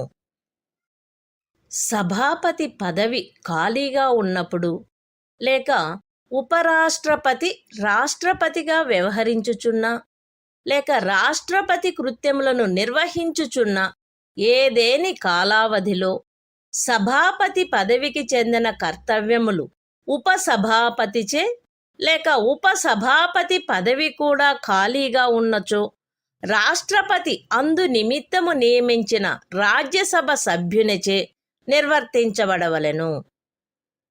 రాజ్యసభ యొక్క ఏదేని ఉపవేశనమునందు సభాపతి హాజరులో లేనప్పుడు ఉపసభాపతి లేక ఉపసభాపతి కూడా హాజరులో లేనప్పుడు సభ యొక్క ప్రక్రియ నియమావళిచే నిర్ధారణ చేయబడు వ్యక్తి లేక అట్టి ఏ వ్యక్తియూ హాజరులో లేనప్పుడు సభచే నిర్ధారణ చేయబడు ఎవరేని ఇతర వ్యక్తి సభాపతిగా వ్యవహరించవలెను. The Constitution of India, Part 5, The Union. Chapter 2, Parliament. Officers of Parliament. Article 91. Power of the Deputy Chairman, or other person, to perform the duties of the office of, or to act as, Chairman. 1. While the office of Chairman is vacant, or during any period when the Vice President is acting as, or discharging the functions of President, the duties of the office shall be performed by the Deputy Chairman. Or, if the office of Deputy Chairman is also vacant, by such member of the Council of States as the President may appoint for the purpose. 2. During the absence of the Chairman from any sitting of the Council of States, the Deputy Chairman, or, if he is also absent, such person as may be determined by the rules of procedure of the Council, or, if no such person is present, such other person as may be determined by the Council, shall act as Chairman.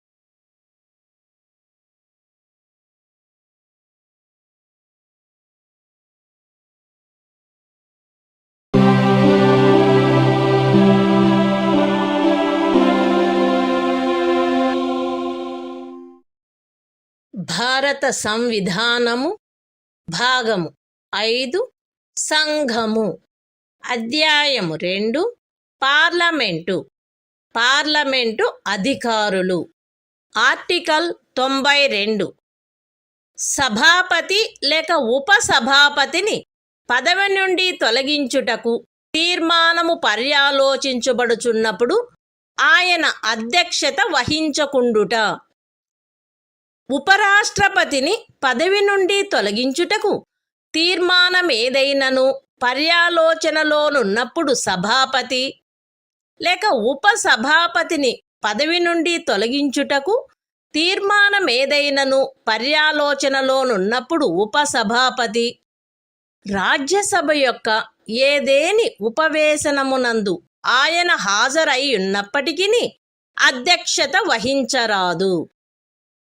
అట్టి ప్రతి ఉపవేశమునకు 91వ అనుచ్ఛేదములోని ఖండము 2 యొక్క నిబంధనలు సందర్భానుసారముగా సభాపతి లేక ఉపసభాపతి హాజరులో లేనట్టి ఉపవేశనమునకు వర్తించునటులనే వర్తించును.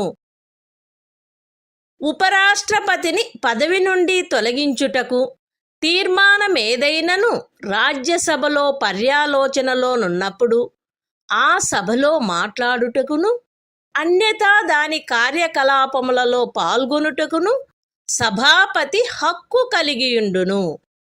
కాని 100వ అనుచ్ఛేదములో ఏమి ఉన్నప్పటికీ అట్టి తీర్మానముపై గాని ఆ కార్యకలాపములలో ఏదేని ఇతర విషయముపై గాని ఓటు చేయుటకు ఆయనకు బొత్తిగా హక్కు ఉండదు.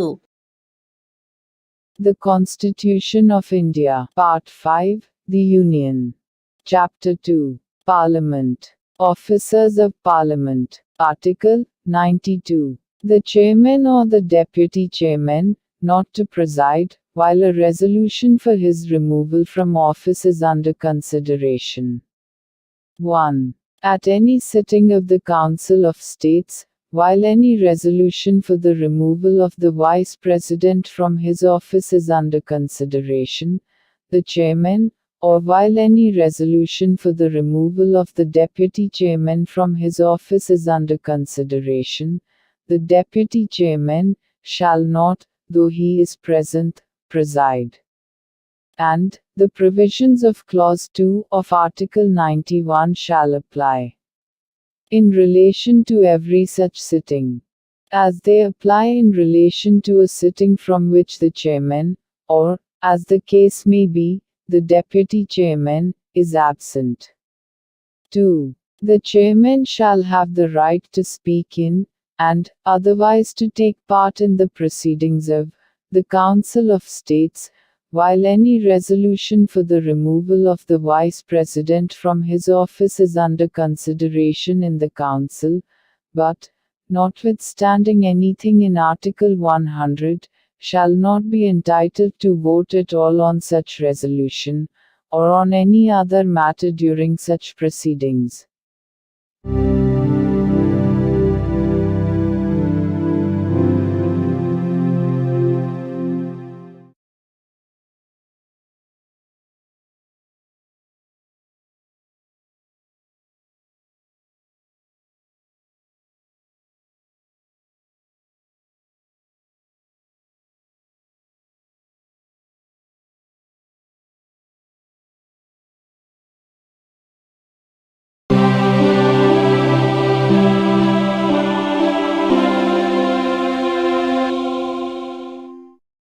భారత సంవిధానము భాగము 5 సంఘము అధ్యాయము 2 పార్లమెంటు అధికారులు ఆర్టికల్ 93 లోక్సభ అధ్యక్షుడు మరియు ఉపాధ్యక్షుడు లోక్సభ వీలైనంత త్వరితముగా ఆ సదనం యొక్క సభ్యులలో ఇద్దరిని క్రమముగా అధ్యక్ష ఉపాధ్యక్ష పదవులకు ఎంపిక చేసుకొనవలెను మరియు అధ్యక్ష పదవి గాని ఉపాధ్యక్ష పదవి గాని ఖాళీ అయినప్పుడెల్లను ఆ సభ మరొక సభ్యుని సందర్భానుసారముగా అధ్యక్షుడుగా లేక ఉపాధ్యక్షుడుగా ఎంపిక చేసుకొనవలెను. The Constitution of India, Part 5, The Union. Chapter 2, Parliament. Officers of Parliament. Article 93. The Speaker and Deputy Speaker of the House of the People. The House of the People shall, as soon as may be, choose 2 members of the House, to be respectively Speaker and Deputy Speaker thereof, and so often as the office of Speaker or Deputy Speaker becomes vacant, the House shall choose another member to be Speaker or Deputy Speaker, as the case may be.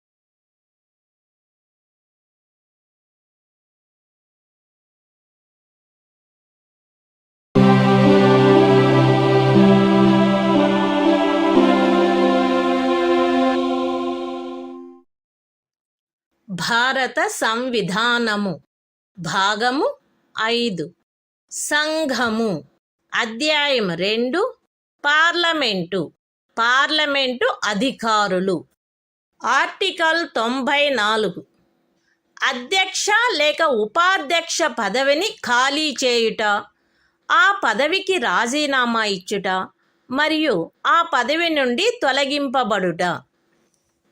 Lok Sabha యొక్క అధ్యక్ష లేక ఉపాధ్యక్ష పదవి యందున్న సభ్యుడు లోక్సభలో సభ్యత్వమును కోల్పోయినచో తన పదవిని ఖాళీ చేయవలెను.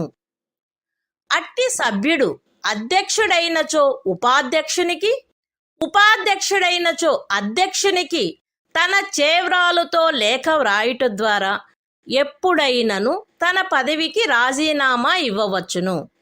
మరియు లోక్సభలో అప్పుడు సభ్యులుగానున్న వారందరిలో అధిక సంఖ్యాకులచే పాస్ చేయబడిన ఆ సభ యొక్క తీర్మానము ద్వారా పదవి నుండి తొలగించబడవచ్చును. అయితే ఖండము సి నిమిత్తము తీర్మానమేదియు దానిని ప్రస్తావించవలెనను ఉద్దేశము కలదని నోటీసు ఇచ్చి కనీసము 14 దినములు గడిచిననే తప్ప ప్రస్తావించబడరాదు. అంతేగాక లోక్సభ విఘటన జరిగినప్పుడెల్లను అట్టి విఘటన అనంతరము జరుగు లోక్సభ మొదటి సమావేశమునకు అవ్యవహిత పూర్వము వరకు అధ్యక్షుడు తన పదవిని ఖాళీ చేయరాదు. The Constitution of India, Part 5, The Union. Chapter 2, Parliament. Officers of Parliament. Article 94. Vacation and resignation of, and removal from, the offices of Speaker and Deputy Speaker. A member holding office as Speaker, or Deputy Speaker of the House of the People, shall vacate his office if he ceases to be a member of the House of the People.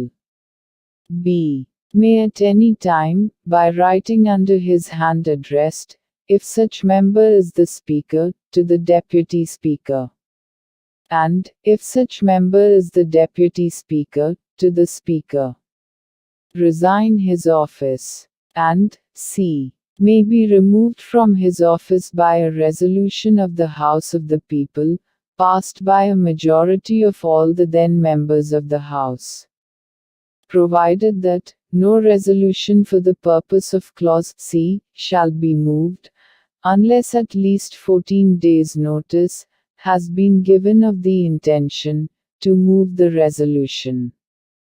Provided further that, whenever the House of the People is dissolved, the Speaker shall not vacate his office until immediately before the first meeting of the House of the People, after the dissolution.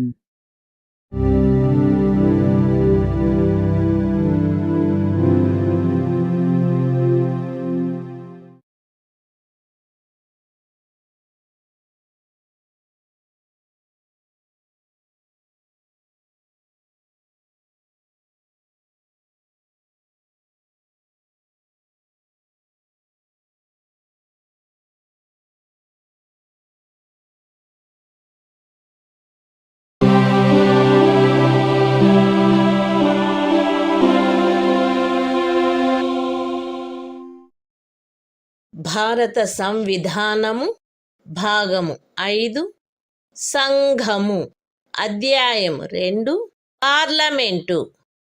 Parliament అధికారులు article 95 అధ్యక్ష పదవికి చెందిన కర్తవ్యములను నిర్వహించుటకు గాని అధ్యక్షుడుగా వ్యవహరించుటకు గాని ఉపాధ్యక్షునికి లేక ఇతర వ్యక్తికి గల అధికారము.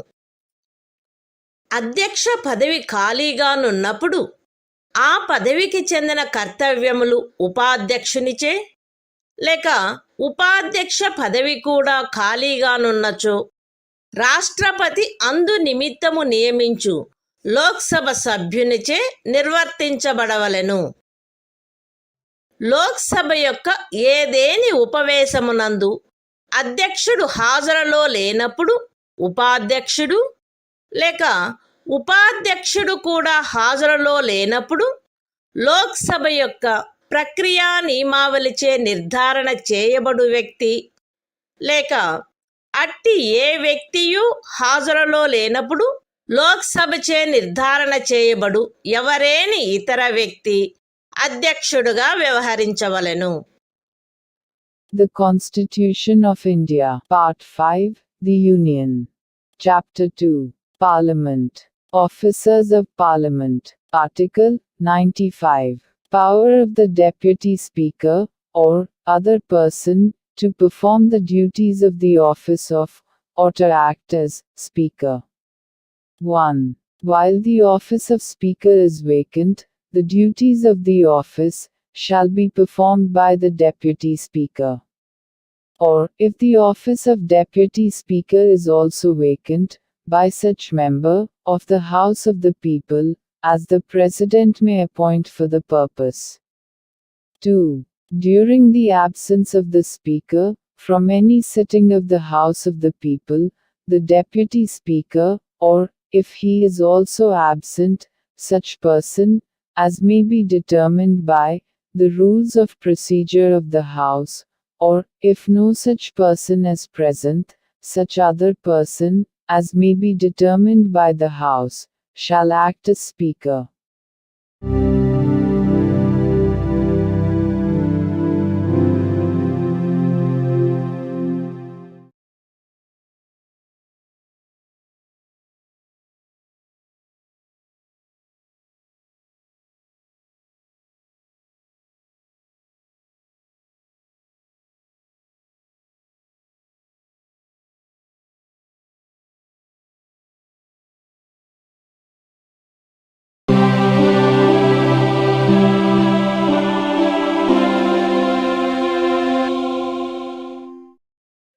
భారత సంవిధానము భాగము 5 సంఘము అధ్యాయము 2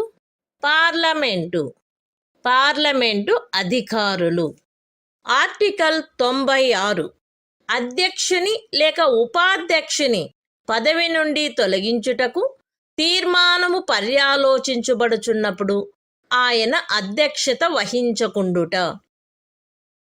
అధ్యక్షుని పదవి నుండి తొలగించుటకు తీర్మానమేదైనను పర్యాలోచనలోనున్నప్పుడు అధ్యక్షుడు, లేక ఉపాధ్యక్షుని పదవి నుండి తొలగించుటకు తీర్మానమేదైనను పర్యాలోచనలో ఉన్నప్పుడు ఉపాధ్యక్షుడు, లోక్సభ యొక్క ఏదేని ఉపవేశనమునందు ఆయన హాజరయ్యున్నప్పటికీ అధ్యక్షత వహించరాదు. అట్టి ప్రతి ఉపవేశనమునకు 95వ అనుచ్ఛేదములోని ఖండము 2 యొక్క నిబంధనలు సందర్భానుసారముగా అధ్యక్షుడు లేక ఉపాధ్యక్షుడు హాజరులో లేనట్టి ఉపవేశనమునకు వర్తించునటులనే వర్తించును. అధ్యక్షుని పదవి నుండి తొలగించుటకు తీర్మానమేదైనను లోక్సభలో పర్యాలోచనలోనున్నప్పుడు ఆ సభలో మాట్లాడుటకును అన్యథా దాని కార్యకలాపములో పాల్గొనుటకును అధ్యక్షుడు హక్కు కలిగియుండును. 100వ అనుచ్ఛేదములో ఏమి ఉన్నప్పటికీ అట్టి తీర్మానముపై గాని అట్టి ఆ కార్యకలాపములో ఏదేని ఇతర విషయంపై గాని మొదటిసారి మాత్రమే ఓటు చేయుటకు ఆయన హక్కు కలిగియుండును. కాని ఓట్లు సమానమై ఉండినెడల ఓటు చేయుటకు ఆయనకు హక్కు ఉండదు. The Constitution of India, Part 5, The Union. Chapter 2, Parliament. Officers of Parliament.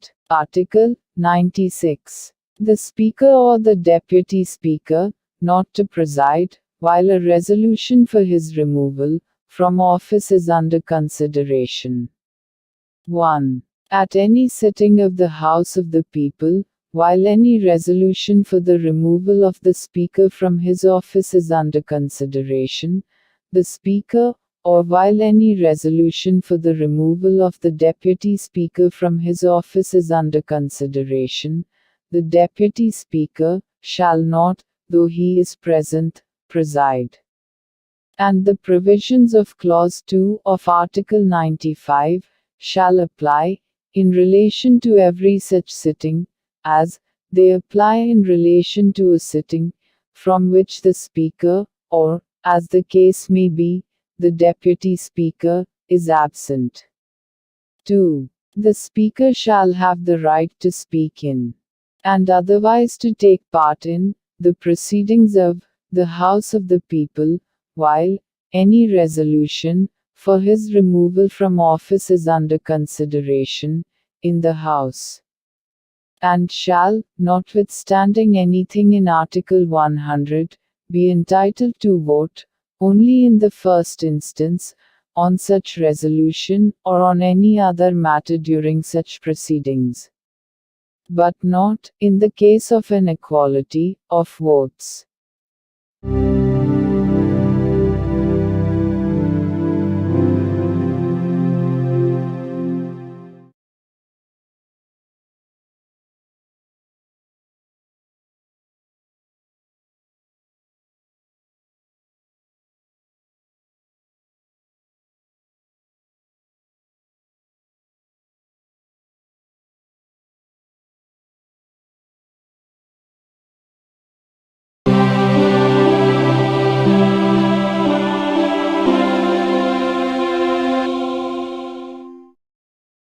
భారత సంవిధానము భాగము 5 సంఘము.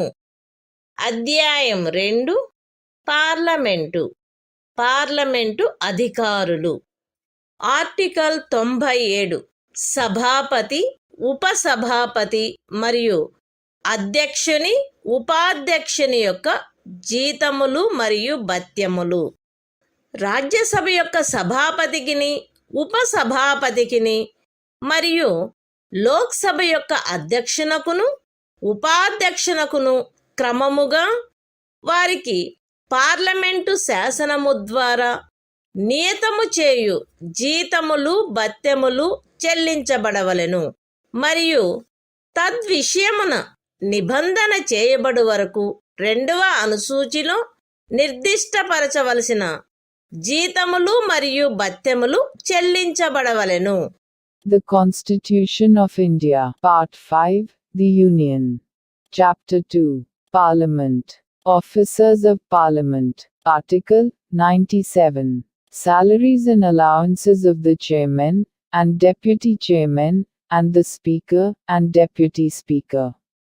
There shall be paid to the chairman and the deputy chairman of the Council of States, and to the Speaker and the Deputy Speaker of the House of the People, such salaries and allowances as may be respectively fixed by Parliament by law, and, until provision in that behalf is so made, such salaries and allowances as is specified in the second schedule.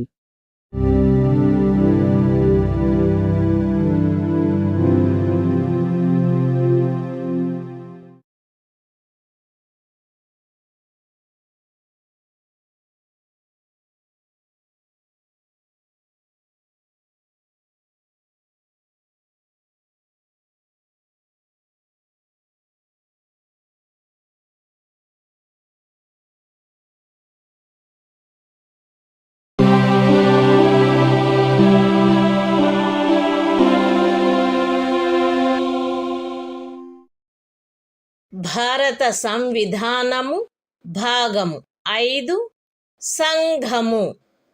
అధ్యాయము 2 parliament. Parliament అధికారులు. Article 98 parliament యొక్క సచివాలయము. Parliament యొక్క ప్రతి సదనమునకు వేరువేరుగా సచివాలయ సిబ్బంది ఉండవలెను. అయితే ఈ ఖండములోనున్నదేదియు పార్లమెంటు యొక్క ఉభయ సదనములకు చెందు ఉమ్మడి పదవులు సృష్టించుటను నివారించునదిగా అన్వయించబడరాదు. పార్లమెంటు యొక్క ఉభయ సదనముల సచివాలయ సిబ్బంది యొక్క భర్తీని మరియు ఆ సిబ్బందిలో నియమించబడిన వ్యక్తుల సేవా షరతులను పార్లమెంటు శాసనము ద్వారా క్రమబద్ధము చేయవచ్చును. ఖండము 2 క్రింద పార్లమెంటుచే నిబంధన చేయబడు వరకు రాష్ట్రపతి సందర్భానుసారముగా లోక్సభ యొక్క అధ్యక్షునితో లేక రాజ్యసభ యొక్క సభాపతితో సంప్రదించి లోక్సభకు లేక రాజ్యసభకు చెందిన సచివాలయ సిబ్బంది యొక్క భర్తీని మరియు ఆ సిబ్బందిలో నియమించబడిన వ్యక్తుల సేవా షరతులను క్రమబద్ధము చేయు నియమావళిని చేయవచ్చును. మరియు అట్లు చేయబడిన నియమావళి సదరు ఖండము క్రింద చేయబడు ఏదేని శాసనము యొక్క నిబంధనలకు అత్యధీనమై ప్రభావము కలిగి ఉండవలెను. The Constitution of India, Part 5, The Union. Chapter 2, Parliament. Officers of Parliament. Article 98. Secretariat of Parliament. 1.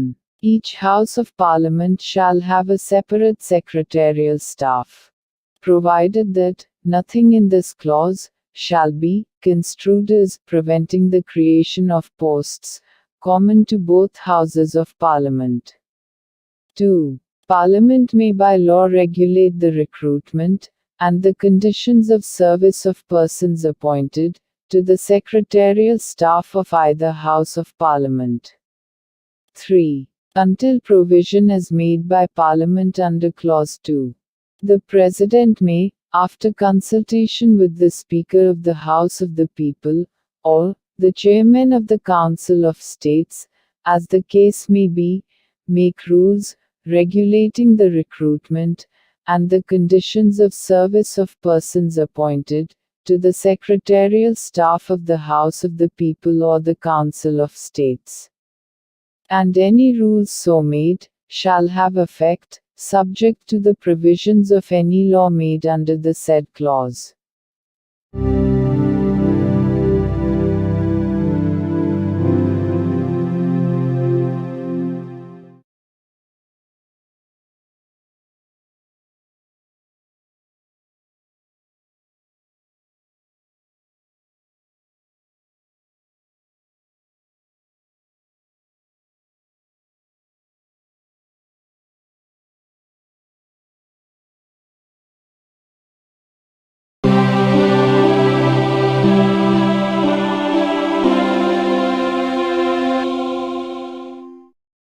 భారత సంవిధానము భాగము 5 సంఘము అధ్యాయము 2 పార్లమెంటు కార్యకలాప నిర్వహణము ఆర్టికల్ 99 సభ్యులచే ప్రమాణము లేక ప్రతిజ్ఞ. పార్లమెంటు ఉభయ సదనములలోని ప్రతి సభ్యుడు తన స్థానమును స్వీకరించుటకు పూర్వము రాష్ట్రపతి సమక్షమున గాని తద్విషయమున ఆయనచే నియమించబడిన వ్యక్తి సమక్షమున గాని 3వ అనుసూచిలో అందు నిమిత్తము పొందుపరచబడిన ప్రరూపమును అనుసరించి ప్రమాణము లేక ప్రతిజ్ఞ చేసి దానిపై చేవ్రాలు చేయవలెను. The Constitution of India, Part 5, The Union. Chapter 2, Parliament. Conduct of Business. Article 99. Oath or affirmation by members.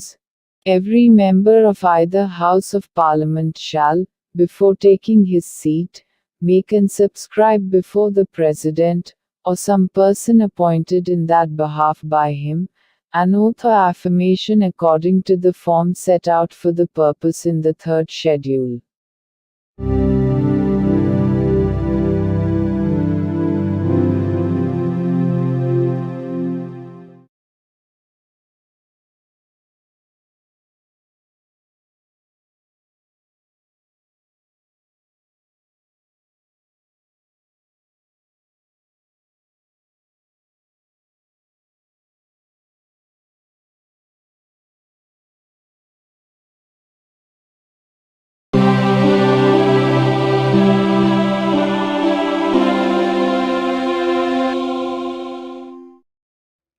భారత సంవిధానము భాగము 5 సంఘము అధ్యాయము 2 పార్లమెంటు కార్యకలాప నిర్వహణము ఆర్టికల్ 100 సదనములలో ఓటింగ్ ఖాళీలున్నప్పటికీ వ్యవహరించుటకు సదనములకు గల అధికారము మరియు కోరము.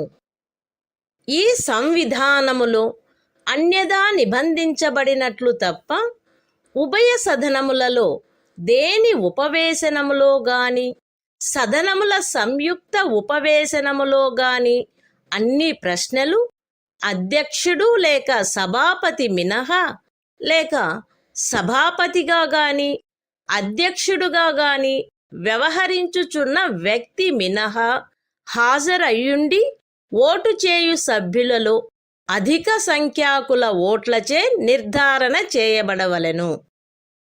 సభాపతి గాని అధ్యక్షుడు గాని లేక ఆ స్థానములో వ్యవహరించుచున్న వ్యక్తి గాని మొదటిసారి ఓటు చేయరాదు. కాని ఓట్లు సమానమై యుండెనెడల ఆయన నిర్ణాయక ఓటును కలిగియుండవలెను మరియు అట్టి ఓటును వేయవలెను. పార్లమెంటు యొక్క ఏ సదనమునందైనను సభ్యత్వ స్థానములలో ఖాళీ ఏదేని ఉన్నప్పటికీ ఆ సదనము వ్యవహరించు అధికారమును కలిగియుండును మరియు పార్లమెంటు యొక్క ఏవేని కార్యకలాపములలో ఉపవిష్ణుడగుటకు లేక ఓటు చేయుటకు లేక అన్యదా పాల్గొనుటకు హక్కు కలిగియుండని ఎవరేని వ్యక్తి ఆ కార్యకలాపములలో ఉపవిష్ణుడయ్యనని గాని ఓటు వేసెనని గాని అన్యదా పాల్గొనెనని గాని ఆ తరువాత కనుగొనబడినప్పటికిని ఆ కార్యక్రమములు మాన్యత కలిగినవై ఉండును. పార్లమెంటు శాసనము ద్వారా అన్యదా నిబంధించునంత వరకు పార్లమెంటు ఉభయ సదనములలో దేని సమావేశమునకైనను కావలసిన కోరము ఆ సదనము యొక్క మొత్తము సభ్యుల సంఖ్యలో 10వ భాగమై ఉండవలెను. ఒక సదనము యొక్క సమావేశమునందెప్పుడైనను కోరము లేనిచో కోరము సమకూరు వరకు ఆ సమావేశమును స్థగితమునర్చుట లేక సమావేశమును సస్పెండ్ చేయుట సభాపతి అధ్యక్షుని లేక అట్లు ఆ స్థానమున వ్యవహరించు వ్యక్తి యొక్క కర్తవ్యమై ఉండవలెను. The Constitution of India, Part 5, The Union. Chapter 2, Parliament. Conduct of Business. Article 100. Voting, in Houses, power of Houses to act, notwithstanding vacancies and quorum. 1. Save as otherwise provided in this Constitution, all questions at any sitting of either House, or joint sitting of the Houses, shall be determined by a majority of votes, of the members present and voting, other than the Speaker or person acting as Chairman or Speaker. The Chairman or Speaker, or person acting as such, shall not vote in the first instance, but shall have an exercise a casting vote, in the case of an equality of votes. 2. Either House of Parliament shall have power to act, notwithstanding any vacancy in the membership thereof, and any proceedings in Parliament shall be valid, notwithstanding that it is discovered subsequently, that some person who was not entitled so to do, sat or voted, or otherwise took part in the proceedings. 3. Until Parliament by law otherwise provides, the quorum to constitute a meeting, of either House of Parliament shall be 1/10 of the total number of members of the House. 4. If at any time during a meeting of a House there is no quorum, it shall be the duty of the Chairman or Speaker, or person acting as such, either to adjourn the House or to suspend the meeting until there is a quorum.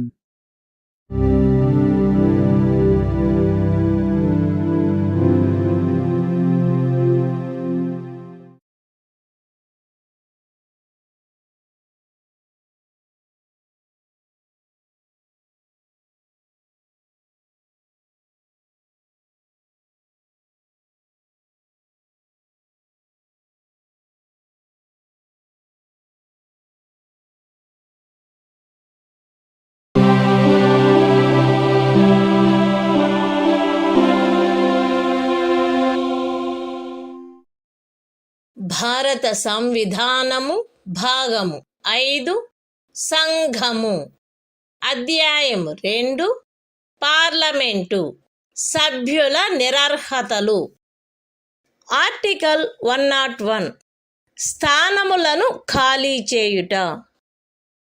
ఒకే వ్యక్తి parliament యొక్క ఉభయ సదనములలోనూ సభ్యుడై ఉండరాదు.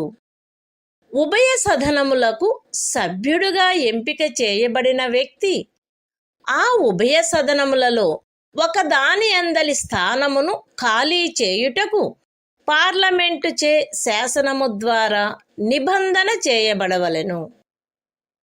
ఒకే వ్యక్తి పార్లమెంటులోనూ ఏదేని రాజ్య శాసన మండలి యొక్క ఒక సదనములోనూ సభ్యుడై ఉండరాదు.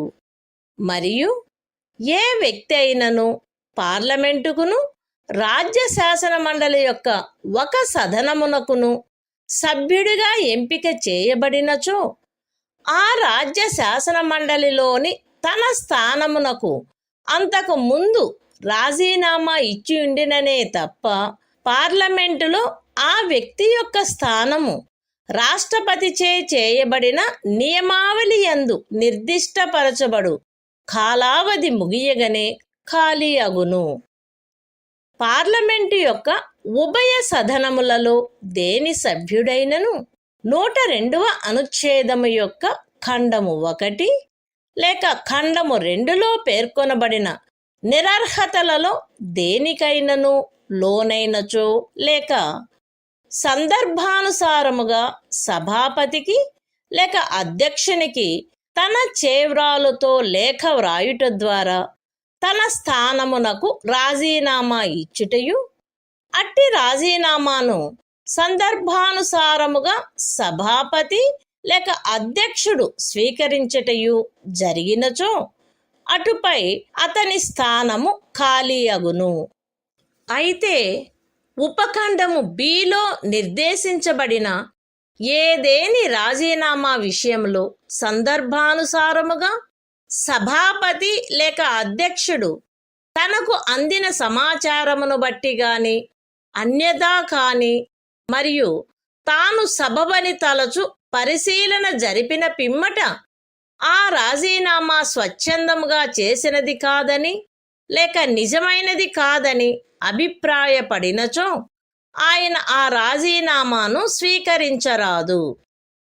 పార్లమెంటు యొక్క ఉభయ సదనములలో దేని సభ్యుడైనను ఆ సదనము యొక్క అనుజ్ఞ లేకుండా దాని సమావేశములన్నిటికీ 60 దినముల కాలావధి వరకు హాజరు కానిచో ఆయన స్థానము ఖాళీ అయినట్లు ఆ సదనము ప్రఖ్యానించవచ్చును. అయితే సదరు 60 దినముల కాలావధిని పరిగణ చేయుటలో ఆ సదనము అధివేశనావసానము చేయబడియున్నా లేక వరుసగా 4 దినములకు మించి స్థగితమునర్చబడియున్న ఏదేని కాలావధిని లెక్కింపరాదు. The Constitution of India, Part 5, The Union. Chapter 2, Parliament. Disqualifications of members. Article 101. Vacation of seats. 1. No person shall be a member of both houses of Parliament. And provision shall be made by Parliament, by law, for the vacation by a person who is chosen a member of both houses of his seat, in one house or the other. 2. No person shall be a member both of Parliament and of a house of the legislature of a state. And, if a person is chosen a member both of Parliament and of a house of the legislature of a state, then, at the expiration of such period as may be specified in rules made by the President, that person's seat in Parliament shall become vacant, unless he has previously resigned his seat in the legislature of the state. 3. If a member of either House of Parliament becomes subject to any of the disqualifications mentioned in Clause 1 or Clause 2 of Article 102, or resigns his seat, by writing under his hand addressed to the chairman or the speaker, as the case may be, and his resignation is accepted by the chairman or the speaker, as the case may be, his seat shall thereupon become vacant. Provided that, in the case of any resignation referred to in sub-clause B, if, from information received or otherwise, and, after making such inquiry, as he thinks fit, the chairman or the speaker, as the case may be, is satisfied that such resignation is not voluntary or genuine, he shall not accept such resignation. 4. If for a period of 60 days, a member, of either House of Parliament, is, without permission of the House, absent from all meetings thereof, the House may declare his seat vacant. Provided that, in computing the said period of 60 days, no account shall be taken of any period during which the House is prorogued or is adjourned for more than 4 consecutive days.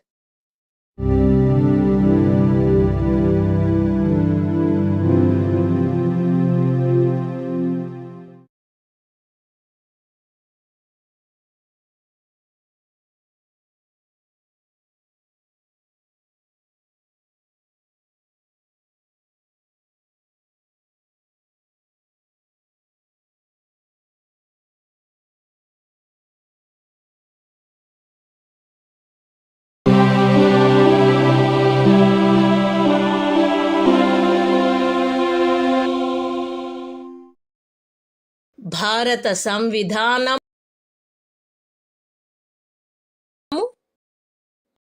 భాగము 5 సంఘము అధ్యాయం 2 parliament సభ్యుల నిరర్హతలు article 102 సభ్యత్వమునకు నిరర్హతలు ఒక వ్యక్తి parliament యొక్క ఉభయ సదనములలో సభ్యత్వమునకు దేనికైనను సభ్యుడుగా ఎంపిక చేయబడుటకు మరియు అట్టి సభ్యుడుగా ఉండుటకు ఈ క్రింది పరిస్థితులలో నిరర్హుడగును. భారత ప్రభుత్వం క్రింద గాని ఏదేని రాజ్య ప్రభుత్వం క్రింద గాని లాభాయుతమైన ఏ పదవియందున్న వ్యక్తికి నిరర్హత కలుగదని పార్లమెంటుచే శాసనము ద్వారా ప్రఖ్యానించబడినచో ఆ పదవి మినహా అన్యమైన ఏదేని లాభాయుత పదవియందు అతడున్నచో అతడు అస్వస్థ చిత్తుడయ్యుండి అట్లని సమర్థ న్యాయస్థానముచే ప్రఖ్యానించబడినచో అతడు విముక్తి కాని దివాలాదారైనచో అతడు భారతదేశ పౌరుడు కానిచో లేక విదేశీ రాజ్యం యొక్క పౌరసత్వమును తనంత తాను ఆర్జించి ఉన్నచో లేక ఏదేని విదేశీ రాజ్యము పట్ల నిష్టను లేక అనుశక్తిని కలిగియుండుటకు ఒప్పుకొని ఉన్నచో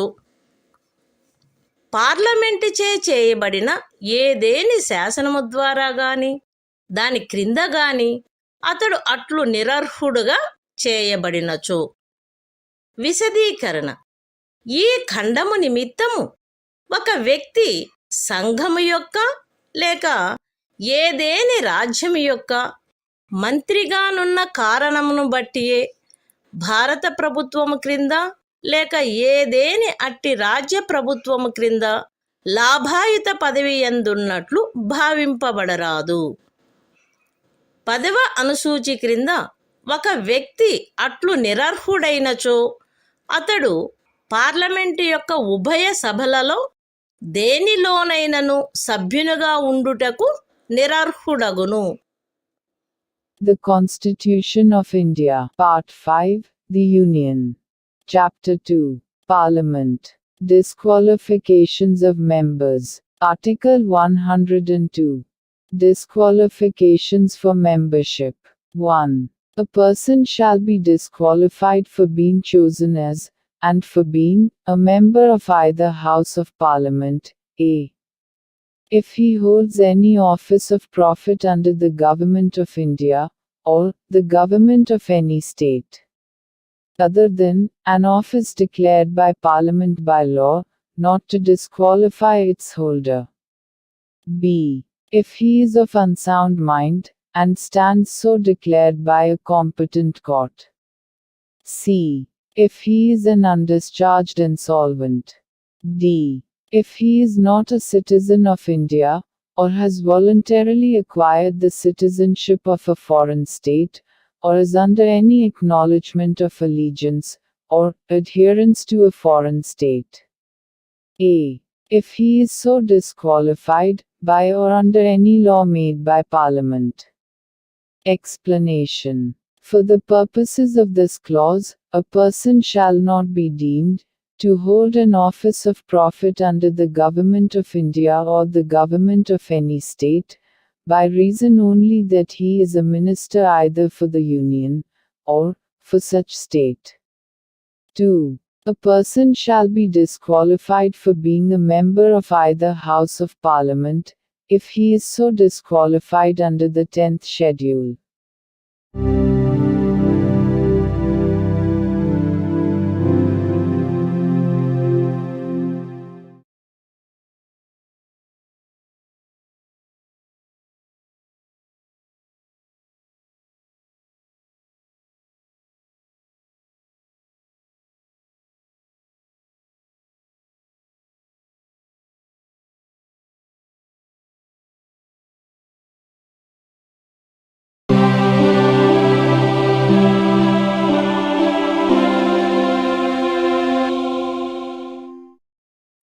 భారత సంవిధానము భాగము 5 సంఘము అధ్యాయము 2 పార్లమెంటు సభ్యుల నిరర్హతలు ఆర్టికల్ 103 సభ్యుల నిరర్హతలకు సంబంధించిన ప్రశ్నలపై నిర్ణయము. పార్లమెంటు యొక్క ఉభయ సదనములలో దేని సభ్యుడైనను 102వ అనుచ్ఛేదపు ఖండము 1లో పేర్కొనబడిన నిరర్హతలలో దేనికైనను లోనైనాడా అను ప్రశ్న ఏదైనా ఉత్పన్నమైనచో ఆ ప్రశ్న రాష్ట్రపతి నిర్ణయమునకై నిర్దేశింపబడవలెను మరియు రాష్ట్రపతి యొక్క నిర్ణయము అంతిమమైనదై ఉండును.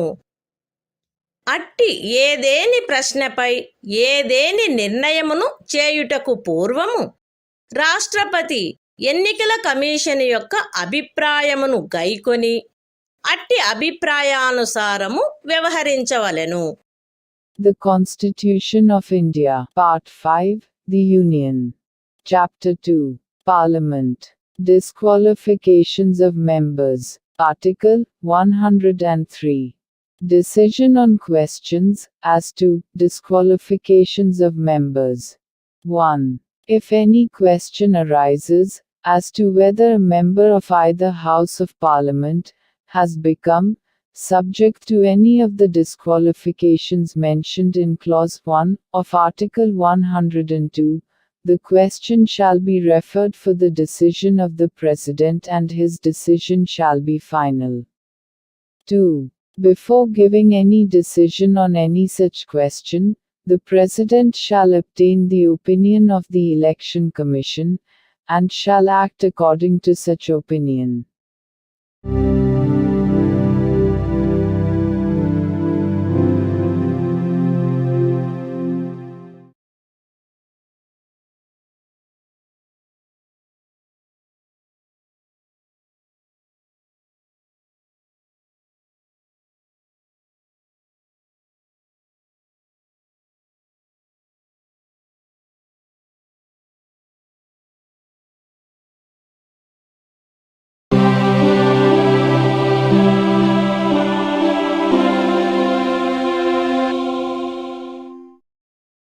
భారత సంవిధానము భాగము 5 సంఘము అధ్యాయము 2 పార్లమెంటు సభ్యుల నిరర్హతలు ఆర్టికల్ 104 99వ అనుచ్ఛేదము క్రింద ప్రమాణము లేక ప్రతిజ్ఞ చేయుటకు పూర్వము గాని అర్హత లేనప్పుడు కానీ నిరర్హుడైనప్పుడు కానీ ఉపవిష్ణుడైనందుకు మరియు ఓటు చేసినందుకు శాస్తి. ఏ వ్యక్తి అయినను తాను 99వ అనుచ్ఛేదములోని అవసరమును పాటించుటకు పూర్వము లేక పార్లమెంటు యొక్క ఉభయ సదనములలో దేని సభ్యత్వమునకైనను తాను అర్హుడు కాడని కాని నిరర్హుడైనాడని కాని పార్లమెంటుచే చేయబడిన ఏదేని శాసనము యొక్క నిబంధనల ద్వారా తాను పార్లమెంటు యొక్క ఏ సదనమునందును సభ్యుడుగా ఉపవిష్ణుడగుట నుండి లేక ఓటు చేయుట నుండి నిషేధింపబడినాడని కాని తెలిసియుండియు అట్లు ఉపవిష్ణుడైనచో లేక ఓటు వేసినచో ఆయన ఆ విధముగా ఉపవిష్ణుడైనా లేక ఓటు వేసిన ప్రతి దినమునకు 500 రూపాయల చొప్పున శాస్తికి పాత్రుడగును. దానిని సంఘమునకు బాకీయున్న రుణము వలె ఆయన నుండి వసూలు చేయవలెను. The Constitution of India, Part 5, The Union. Chapter 2, Parliament. Disqualifications of members. Article 104. Penalty for sitting and voting before making oath or affirmation under Article 99, or, when not qualified, or when disqualified. If a person sits or votes as a member of either House of Parliament, before he has complied with the requirements of Article 99, or, when he knows that he is not qualified, or that he is disqualified for membership thereof, or, that he is prohibited from so doing by the provisions of any law made by Parliament, he shall be liable in respect of each day on which he so sits or votes, to a penalty of 500 rupees, to be recovered as a debt due to the Union.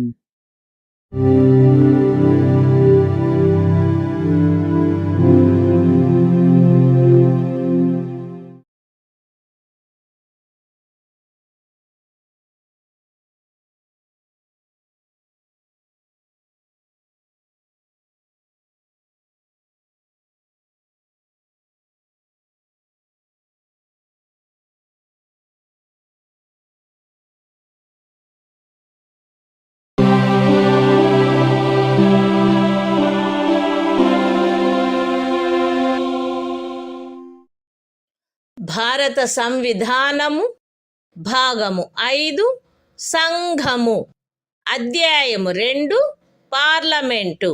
Parliament మరియు దాని సభ్యులకు గల అధికారములు, విశేషాధికారములు మరియు ఉన్ముక్తతలు. Article 105. Parliament సదనములకు, దాని సభ్యులకు, కమిటీలకు గల అధికారములు, విశేషాధికారములు మున్నగునవి. ఈ సంవిధాన నిబంధనలకును, parliament యొక్క ప్రక్రియను క్రమబద్ధము చేయు నియమములకును, స్థాయి ఉత్తర్వులకును అత్యధీనమై పార్లమెంటులో వాక్ స్వాతంత్ర్యము ఉండవలెను. పార్లమెంటు సభ్యుడెవరైనను పార్లమెంటులో లేక దానికి చెందిన ఏదేని కమిటీలో తాను చెప్పిన ఏ విషయమును గూర్చి గాని, తాను ఇచ్చిన ఏ ఓటును గూర్చి గాని, ఏ న్యాయస్థానమునందును ఎట్టి చర్యలకును పాత్రుడు కారాదు.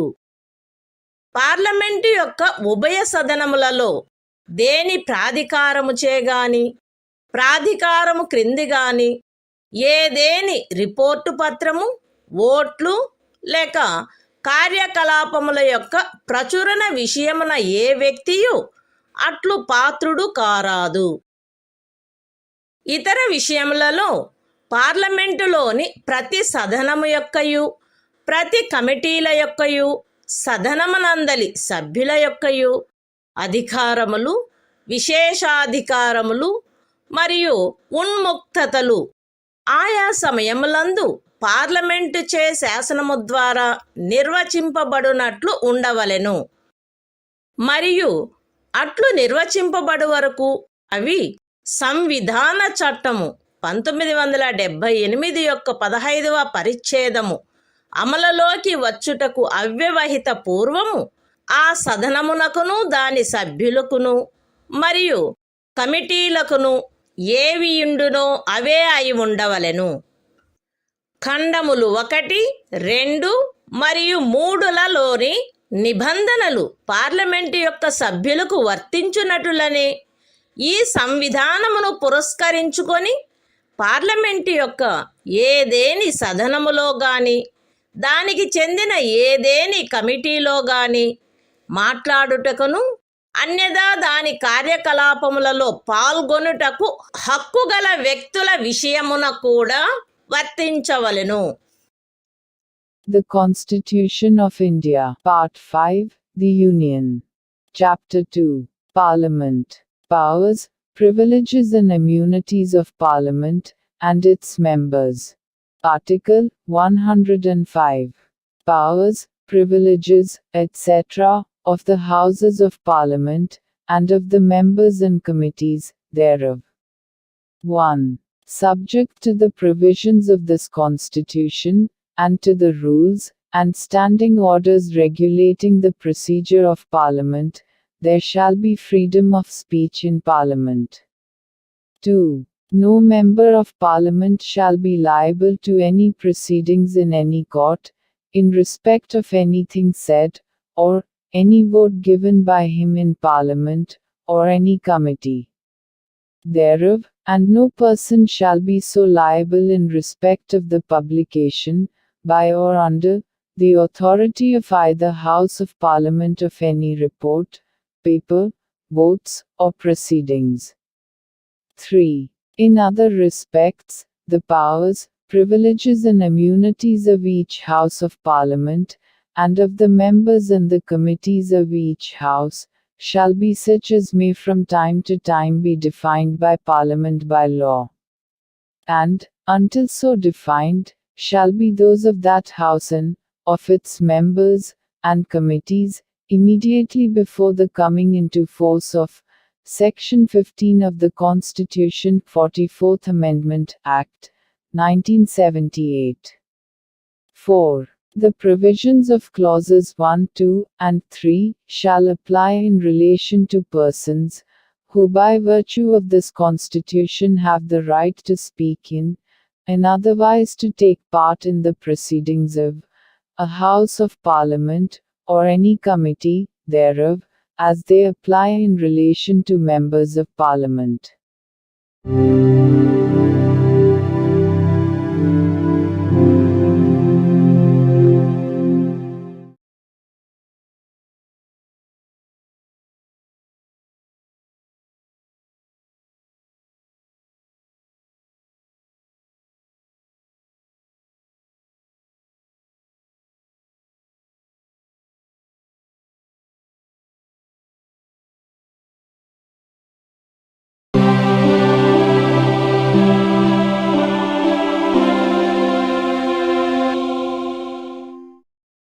భారత సంవిధానము భాగము 5 సంఘము అధ్యాయము 2 పార్లమెంటు ఆర్టికల్ 106 సభ్యుల జీతములు భత్యములు.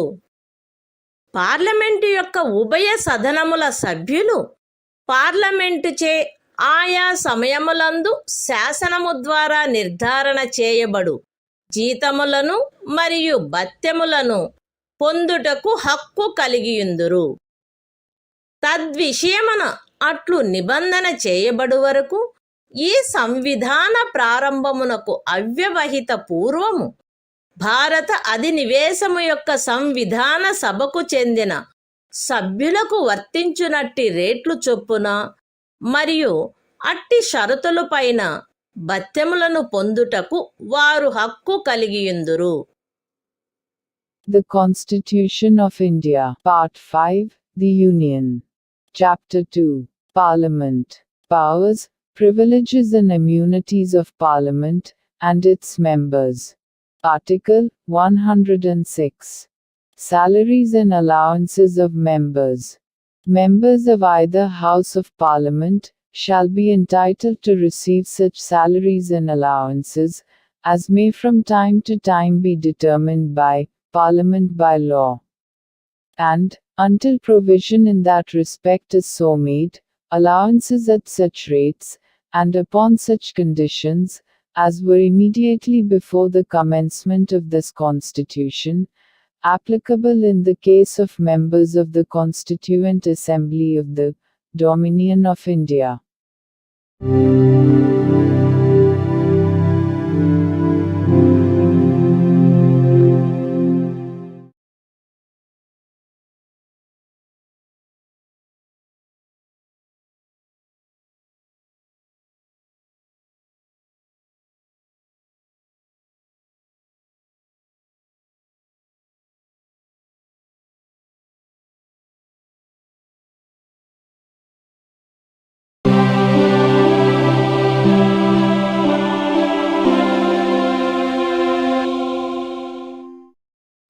భారత సంవిధానము భాగము 5 సంఘము అధ్యాయం 2 పార్లమెంటు శాసన నిర్మాణ ప్రక్రియ ఆర్టికల్ 107 బిల్లులను ప్రవేశపెట్టుటకును పాస్ చేయుటకును నిబంధనలు 109 మరియు 117 అనుచ్ఛేదములలోని ధన సంబంధమైన బిల్లులను మరియు ఇతర విత్తీయ బిల్లులను గూర్చిన నిబంధనలకు అత్యధీనమై ఏ బిల్లైనను పార్లమెంటు యొక్క ఉభయ సదనములలో దేని యందైనను ఆరంభింపబడవచ్చును. 108 మరియు 109 అనుచ్ఛేదములలోని నిబంధనలకు అత్యధీనమై ఏ బిల్లైనను సవరణ లేకుండా గాని పార్లమెంటు యొక్క ఉభయ సదనములచే అంగీకరించబడిన సవరణలతో మాత్రమే గాని ఆ ఉభయ సదనములచే అంగీకరించబడిననే తప్ప పార్లమెంటు యొక్క ఉభయ సదనములచే పాస్ చేయబడినట్లు భావింపబడరాదు. పార్లమెంటులో పెండింగులోనున్న బిల్లు పార్లమెంటు సదనముల అధివేశనావసాన కారణమును బట్టి వ్యపగతము కారాదు. లోక్సభచే పాస్ చేయబడక రాజ్యసభలో పెండింగులోనున్న బిల్లు లోక్సభ విఘటన చేయబడినను వ్యపగతము కారాదు. లోక్సభలో పెండింగులోనున్న లేక లోక్సభచే పాస్ చేయబడి రాజ్యసభలో పెండింగులోనున్న బిల్లు 108వ అనుచ్ఛేదము యొక్క నిబంధనలకు అత్యధీనమై లోక్సభ విఘటన చేయబడినప్పుడు వ్యపగతము కావలెను. The Constitution of India, Part 5, The Union. Chapter 2, Parliament, Legislative Procedure. Article 107. Provisions as to introduction and passing of bills. 1. Subject to the provisions of Articles 109 and 117, with respect to money bills and other financial bills, a bill may originate in either House of Parliament. 2. Subject to the provisions of Articles 108 and 109, a bill shall not be deemed to have been passed by the Houses of Parliament, unless it has been agreed to by both Houses, either without amendment, or, with such amendments, only as agreed to by both Houses. 3. A bill pending in Parliament shall not lapse, by reason of the prorogation of the Houses.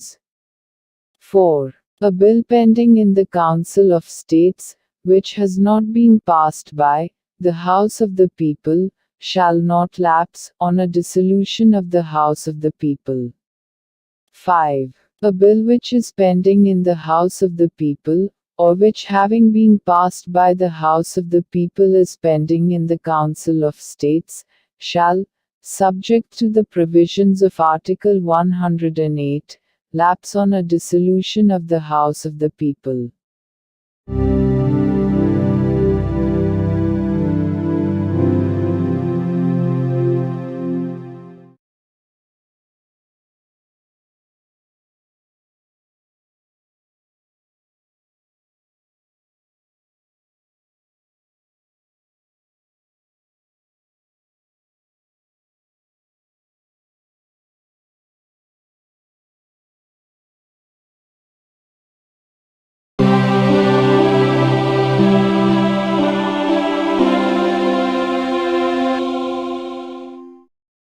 భారత సంవిధానము భాగము 5 సంఘము అధ్యాయము 2 parliament శాసన నిర్మాణ ప్రక్రియ article 108 కొన్ని సందర్భములలో ఉభయ సదనముల సంయుక్త ఉపవేశనము ఏదేని బిల్లు ఒక సదనముచే పాస్ చేయబడి రెండవ సదనమునకు పంపబడిన తరువాత ఆ బిల్లు రెండవ సదనముచే త్రోసిపుచ్చబడినచో లేక ఆ బిల్లులో చేయవలసిన సవరణలను గూర్చి ఆ సదనములు తుదకు ఏకీభవించనిచో లేక ఆ బిల్లు రెండవ సదనమునకు అందిన తేదీ నుండి ఆ సదనముచే పాస్ చేయబడక 6 మాసములకు మించి కాలము గడిచినచో లోక్సభ విఘటన చేయబడిన కారణమును బట్టి ఆ బిల్లు వ్యపగతమై ఉండిననే తప్ప ఆ బిల్లును సమాలోచించి దానిపై ఓటు చేయుటకు ఉభయ సదనములను సంయుక్త ఉపవేశనమున సమావేశమగుటకై ఆహ్వానించు తన ఉద్దేశమును రాష్ట్రపతి ఆ సదనములు ఉపవిష్ణమై ఉండినచో వాటికి సందేశము ద్వారాను అవి ఉపవిష్ణమై ఉండనిచో బహిరంగ అధిసూచన ద్వారాను అధిసూచించవచ్చును. అయితే ఈ ఖండములోనున్నదేదియు ధన సంబంధమైన బిల్లుకు వర్తించదు. ఖండము 1లో నిర్దేశింపబడిన 6 మాసముల కాలావధిని లెక్కించుటలో ఆ ఖండము యొక్క ఉపఖండము Cలో నిర్దేశింపబడిన సదనము అధివేశనావసానము చేయబడియున్న లేక వరుసగా 4 దినములకు మించి స్థగితమునర్చబడియున్న ఏదేని కాలావధిని లెక్కింపరాదు. రాష్ట్రపతి ఖండము 1 క్రింద సదనములను సంయుక్త ఉపవేశనమున సమావేశమగుటకు ఆహ్వానించు తన ఉద్దేశమును అధిసూచించిన ఎడల ఆ బిల్లు విషయమున ఏ సదనము కాని ముందుకు సాగరాదు. కానీ రాష్ట్రపతి తాను అధిసూచన చేసిన తేదీ తరువాత ఎప్పుడైనను ఆ అధిసూచనలో నిర్దిష్టపరచబడిన ప్రయోజనము కొరకు సంయుక్త ఉపవేశనమున సమావేశమగుటకు ఉభయ సదనములను ఆహ్వానింపవచ్చును. ఆయన అట్లు చేసినచో ఆ సదనములు తదనుసారము సమావేశము కావలెను.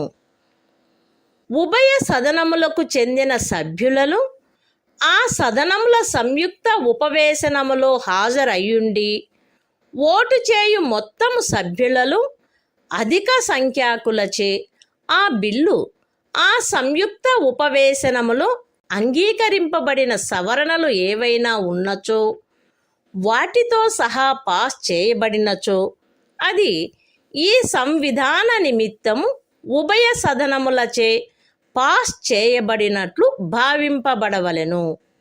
అయితే సంయుక్త ఉపవేశనములో ఆ బిల్లు ఒక సదనముచే పాస్ చేయబడి రెండవ సదనముచే సవరణలతో పాస్ చేయబడక దానిని ఆరంభించిన సదనమునకు త్రిప్పి పంపబడి ఉండినచో అట్లు పంపబడుటలో జరిగిన ఆలస్యము వలన ఆవశ్యకమైన సవరణలు ఏవేని ఉన్నచో అవి తప్ప ఏ ఇతర సవరణను కానీ ఆ బిల్లుకు ప్రతిపాదింపరాదు.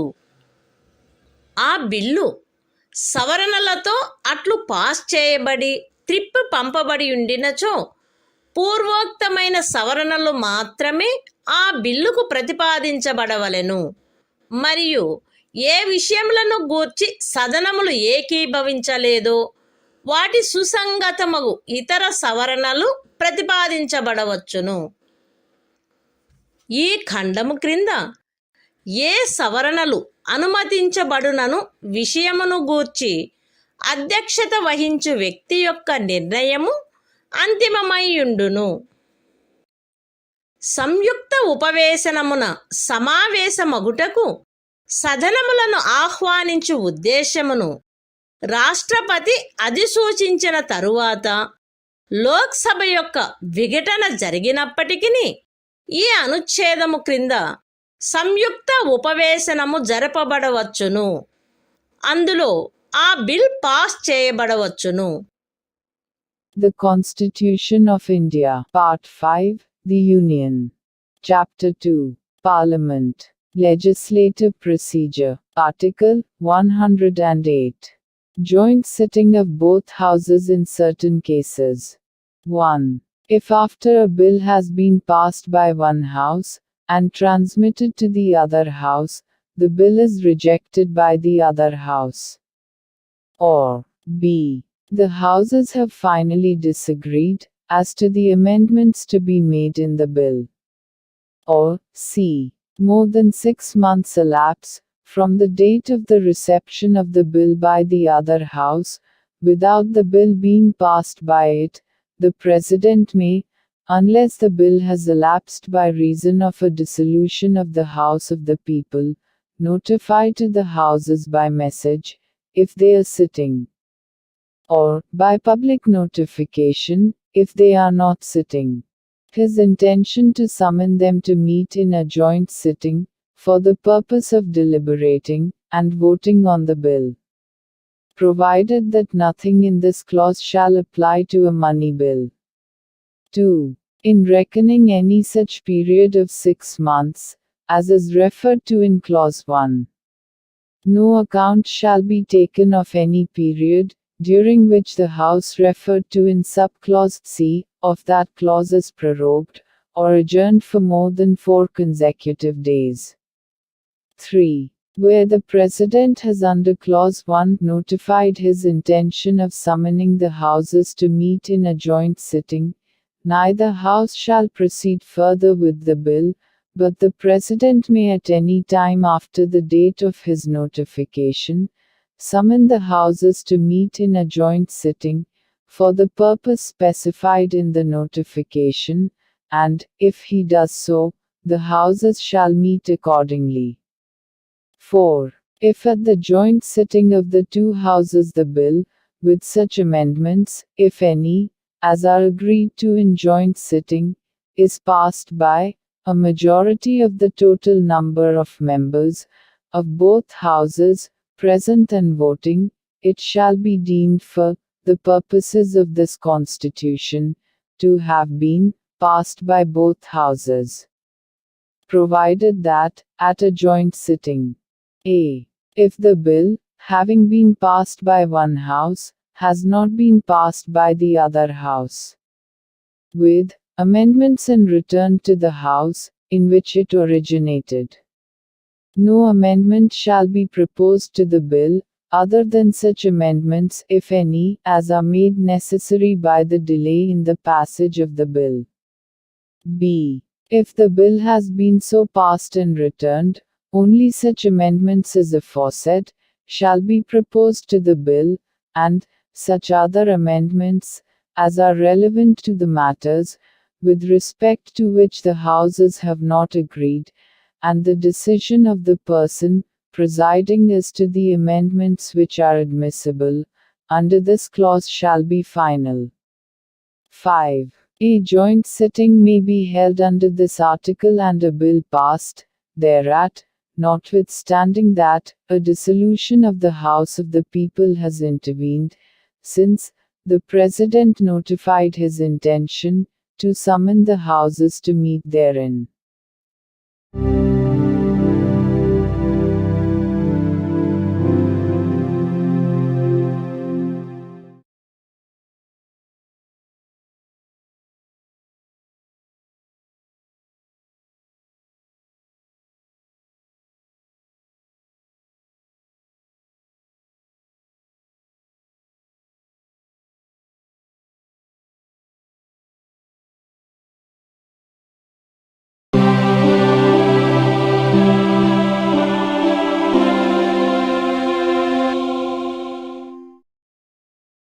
భారత సంవిధానము భాగము 5 సంఘము అధ్యాయం 2 పార్లమెంటు శాసన నిర్మాణ ప్రక్రియ ఆర్టికల్ 109 ధన సంబంధమైన బిల్లులను గూర్చిన విశేష ప్రక్రియ. ధన సంబంధమైన బిల్లు రాజ్యసభలో ప్రవేశపెట్టబడరాదు. ధన సంబంధమైన బిల్లును లోక్సభ పాస్ చేసిన పిమ్మట దానిని రాజ్యసభ సిఫారసుల కొరకు పంపవలెను. రాజ్యసభ ఆ బిల్లు తనకు అందిన తేదీ నుండి 14 దినముల కాలావధిలో దానిని తన సిఫారసులతో లోక్సభకు త్రిప్పి పంపవలెను. అటుపై రాజ్యసభ చేసిన సిఫారసులను అన్నిటినీ కానీ వాటిలో వేటిని కానీ లోక్సభ స్వీకరించవచ్చును లేక త్రోసిపుచ్చవచ్చును. రాజ్యసభ యొక్క సిఫారసులలో వేటినైనను లోక్సభ స్వీకరించినచో ఆ ధన సంబంధమైన బిల్లు రాజ్యసభచే సిఫారసు చేయబడి లోక్సభచే స్వీకరించబడిన సవరణలతో ఉభయ సదనములచే పాస్ చేయబడినట్లు భావింపబడవలెను. రాజ్యసభ యొక్క సిఫారసులలో వేటిని కూడా లోక్సభ స్వీకరించనిచో ఆ ధన సంబంధమైన బిల్లు లోక్సభ పాస్ చేయబడిన రూపములో రాజ్యసభచే సిఫారసు చేయబడిన సవరణలలో ఏవియూ లేకుండా ఉభయ సదనములచే పాస్ చేయబడినట్లు భావింపబడవలెను. లోక్సభచే పాస్ చేయబడి రాజ్యసభ సిఫారసుల కొరకు పంపబడినచో ధన సంబంధమైన బిల్లు సదరు 14 దినముల కాలావధిలో లోక్సభకు త్రిప్పి పంపబడనిచో ఆ బిల్లు లోక్సభచే పాస్ చేయబడిన రూపములో సదరు కాలావధి ముగియగనే ఉభయ సదనములచే pass చేయబడినట్లు భావింపబడవలెను. The Constitution of India, Part 5, The Union. Chapter 2, Parliament. Legislative Procedure. Article 109. Special procedure in respect of money bills. 1. A money bill shall not be introduced in the Council of States. 2. After a money bill has been passed by the House of the People, it shall be transmitted to the Council of States for its recommendations. And the Council of States shall within a period of 14 days, from the date of its receipt of the bill, return the bill to the House of the People with its recommendations. And the House of the People may thereupon either accept or reject all or any of the recommendations of the Council of States. 3. If the House of the People accepts any of the recommendations of the Council of States, the money bill shall be deemed to have been passed by both houses, with the amendments recommended by the Council of States, and accepted by the House of the People. 4. If the House of the People does not accept any of the recommendations of the Council of States, the money bill shall be deemed to have been passed by both houses, in the form in which it was passed by the House of the People, without any of the amendments recommended by the Council of States. 5.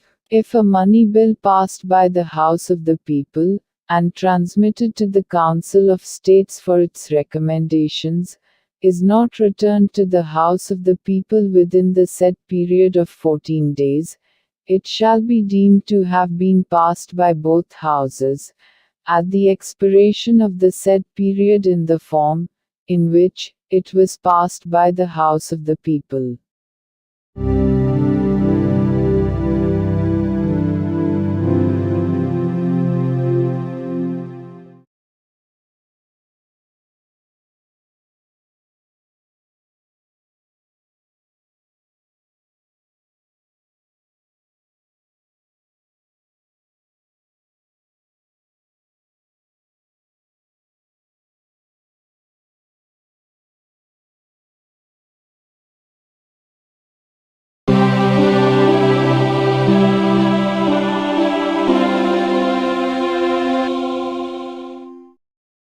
భారత సంవిధానము భాగము 5 సంఘము అధ్యాయము 2 parliament శాసన నిర్మాణ ప్రక్రియ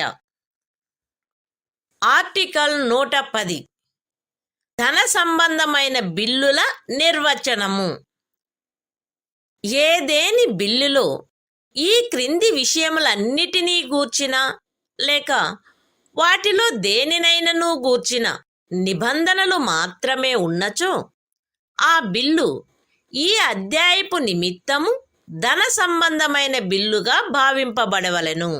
అవి ఏవనగా, ఏదేని పన్ను యొక్క విధింపు, ఉచ్ఛాదన, పరిహరణ, మార్పు లేక క్రమబద్ధీకరణ, భారత ప్రభుత్వముచే అప్పు చేయబడుటను గాని, ఏదేని హామీ ఇవ్వబడుటను గాని క్రమబద్ధము చేయుట, లేక భారత ప్రభుత్వముచే వహింపబడిన లేక వహింపబడగల విత్త సంబంధమైన ఏవేని బాధ్యతలను గూర్చిన శాసనమును సవరించుట, భారత సంచిత నిధి లేక ఆకస్మికతా నిధి యొక్క అభిరక్ష, అట్టి ఏదేని నిధికి ధనమును చెల్లించుట లేక దాని నుండి ధనమును తిరిగి తీసుకొనుట, భారత సంచిత నిధి నుండి ధనమును వినియోజనము చేయుట, ఏదేని వ్యయమును భారత సంచిత నిధిపై ప్రభారమైన వ్యయముగా ప్రఖ్యానించుట లేక అట్టి ఏదేని వ్యయము యొక్క మొత్తమును పెంచుట, భారత సంచిత నిధికి లేక భారత ప్రభుత్వ ఖాతా లేక ధనమును స్వీకరించుట లేక అట్టి ధనము యొక్క అభిరక్ష లేక విడుదల లేక సంఘము యొక్క లేక ఏదేని రాజ్యము యొక్క ఖాతాల ఆడిటు లేక ఏ నుండి ఎఫ్ వరకు గల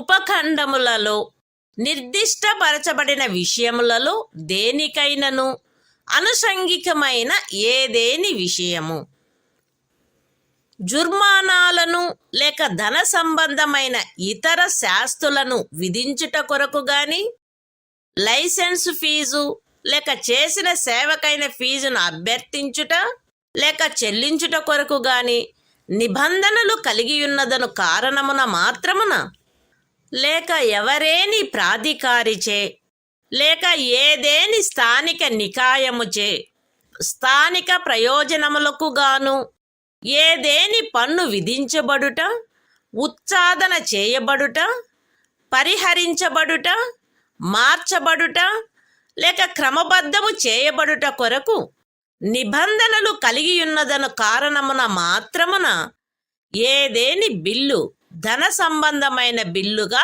భావింపబడరాదు. ఏదేని బిల్లు ధన సంబంధమైన బిల్లు అగునా కాదా అను ప్రశ్న ఉత్పన్నమైనచో దానిపై లోకసభాధ్యక్షుని నిర్ణయము అంతిమమై ఉండును. ధన సంబంధమైన ప్రతి బిల్లుపై 109వ అనుచ్ఛేదము క్రింద రాజ్యసభకు పంపబడినప్పుడును 111వ అనుచ్ఛేదము క్రింద రాష్ట్రపతి అనుమతి కొరకు సమర్పించబడినప్పుడు అది ధన సంబంధమైన బిల్లు అని లోకసభాధ్యక్షునిచే సంతకము చేయబడిన ధృవీకరణ పత్రము ఉండవలెను. The Constitution of India, Part 5, The Union. Chapter 2, Parliament. Legislative Procedure. Article 110. Definition of money bills. 1. For the purposes of this chapter, a bill shall be deemed to be a money bill if it contains only provisions dealing with all or any of the following matters, namely: a. The imposition, abolition, remission, alteration or regulation of any tax. b. The regulation of the borrowing of money, or the giving of any guarantee by the Government of India, or the amendment of the law with respect to any financial obligations undertaken, or to be undertaken, by the Government of India. c. The custody of the Consolidated Fund, or the Contingency Fund of India, the payment of monies into, or the withdrawal of monies from, any such fund. d. The appropriation of monies out of the Consolidated Fund of India. a.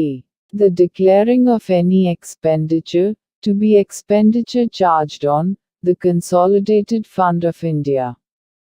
or the increasing of the amount of any such expenditure.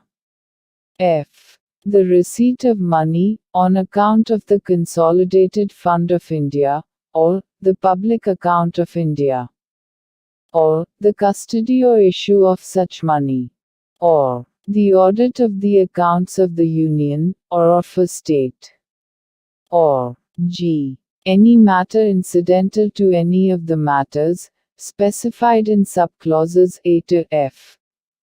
2. A bill shall not be deemed to be a money bill, by reason only that it provides for the imposition of fines, or other pecuniary penalties, or for the demand or payment of fees for licenses, or fees for services rendered, or by reason that it provides for the imposition, abolition, remission, alteration, or regulation of any tax by any local authority, or body for local purposes.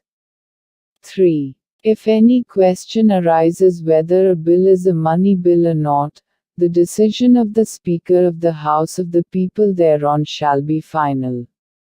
4. There shall be endorsed, on every money bill, when it is transmitted to the Council of States, under Article 109, and when it is presented to the President for assent, under Article 111, the certificate of the Speaker of the House of the People, signed by him that it is a money bill.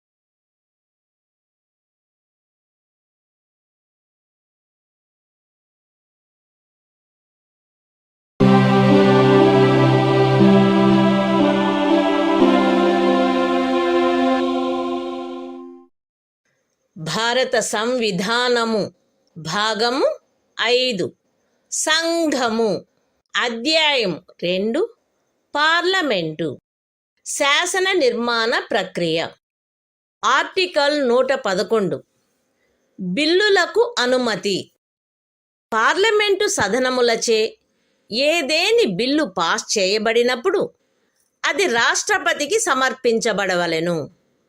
రాష్ట్రపతి ఆ బిల్లుకు అనుమతినిచ్చుచున్నానని గాని అనుమతిని నిలుపు చేయుచున్నానని గాని ప్రఖ్యానించవలెను.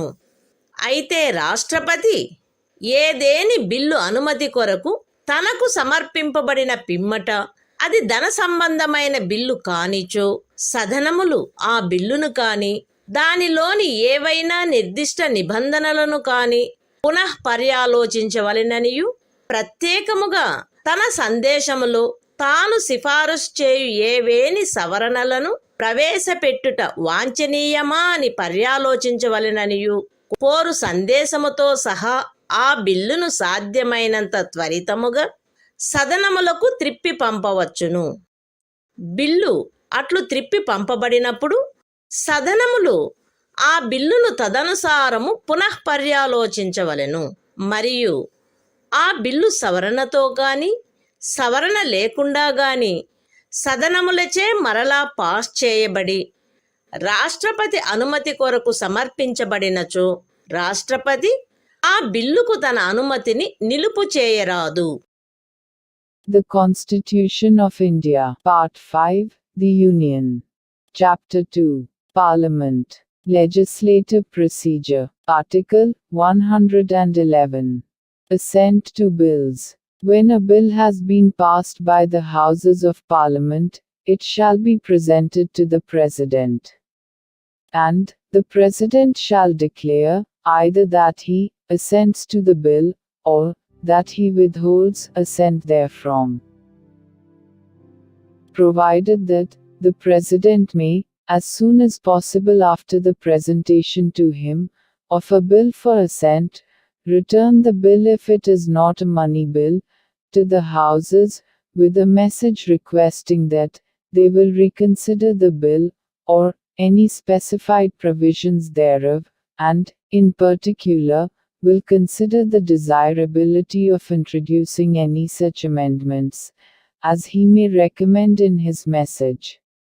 And when a bill is so returned, the Houses shall reconsider the bill accordingly, and if the bill is passed again by the Houses, with or without amendment, and presented to the President for assent, the President shall not withhold assent therefrom.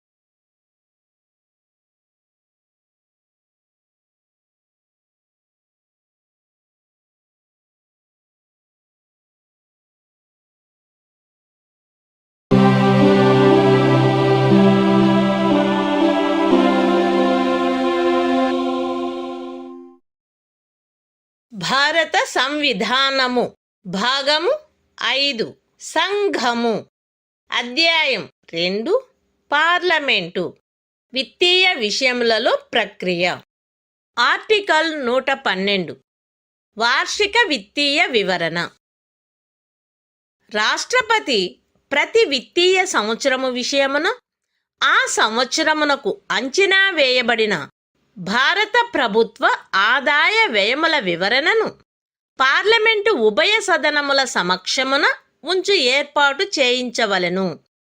ఆ వివరణ ఈ భాగములో వార్షిక విత్తీయ వివరణ అని నిర్దేశించబడినది. వార్షిక విత్తీయ వివరణలో పొందుపరచబడిన వ్యయము యొక్క అంచనాలలో భారత సంచిత నిధిపై ప్రభారమైన వ్యయము అని ఈ సంవిధానముచే తెలుపబడిన వ్యయమును భరించుటకు కావలసిన డబ్బులను మరియు భారత సంచిత నిధి నుండి చేయుటకు ప్రతిపాదించబడిన ఇతర వ్యయమును భరించుటకు కావలసిన డబ్బులను వేరువేరుగా తెలపవలెను. మరియు రెవెన్యూ ఖాతా నుండి చేయబడిన వ్యయమును ఇతర వ్యయము నుండి వేరుపరచవలెను. ఈ క్రింది వ్యయము భారత సంచిత నిధిపై ప్రభారమైన వ్యయమయ్యుండును. రాష్ట్రపతి యొక్క ఉపలబ్ధులు, భత్యములు మరియు ఆయన పదవికి సంబంధించిన ఇతర వ్యయము, రాజ్యసభ సభాపతి మరియు ఉపసభాపతి యొక్క, లోక్సభ అధ్యక్షుని మరియు ఉపాధ్యక్షుని యొక్క జీతములు మరియు భత్యములు, వడ్డీ, రుణోన్మోచన భారములు మరియు విమోచన భారములతో సహా భారత ప్రభుత్వము తీర్చవలసిన రుణ భారములు మరియు అప్పులు సేకరించుటకును, రుణము చెల్లించు ఏర్పాటుకును, విమోచనకును సంబంధించిన ఇతర వ్యయము, సర్వోన్నత న్యాయస్థానం యొక్క న్యాయాధీశులకు లేక వారికి సంబంధించి చెల్లించవలసిన జీతములు, భత్యములు మరియు పింఛనులు, ఫెడరల్ న్యాయస్థానం యొక్క న్యాయాధీశులకు లేక వారికి సంబంధించి చెల్లించవలసిన పింఛనులు, భారతదేశ రాజ్య క్షేత్రములో చేరిన ఏదేని ప్రాంతమునకు సంబంధించిన అధికారతను వినియోగించు లేక సంవిధాన ప్రారంభమునకు పూర్వము భారతదేశ అధినివేశమునందుండిన ఏదేని governor province విషయమున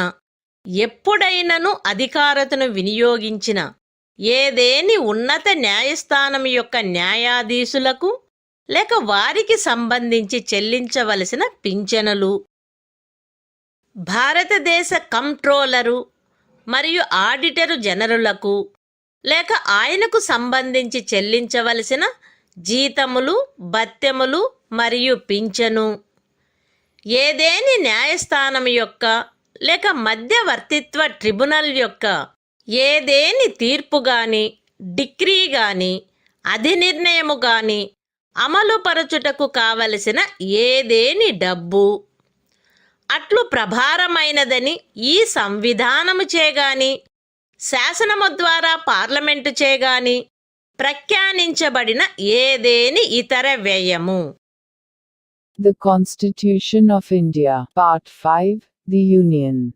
Chapter 2, Parliament. Procedure in Financial Matters. Article 112.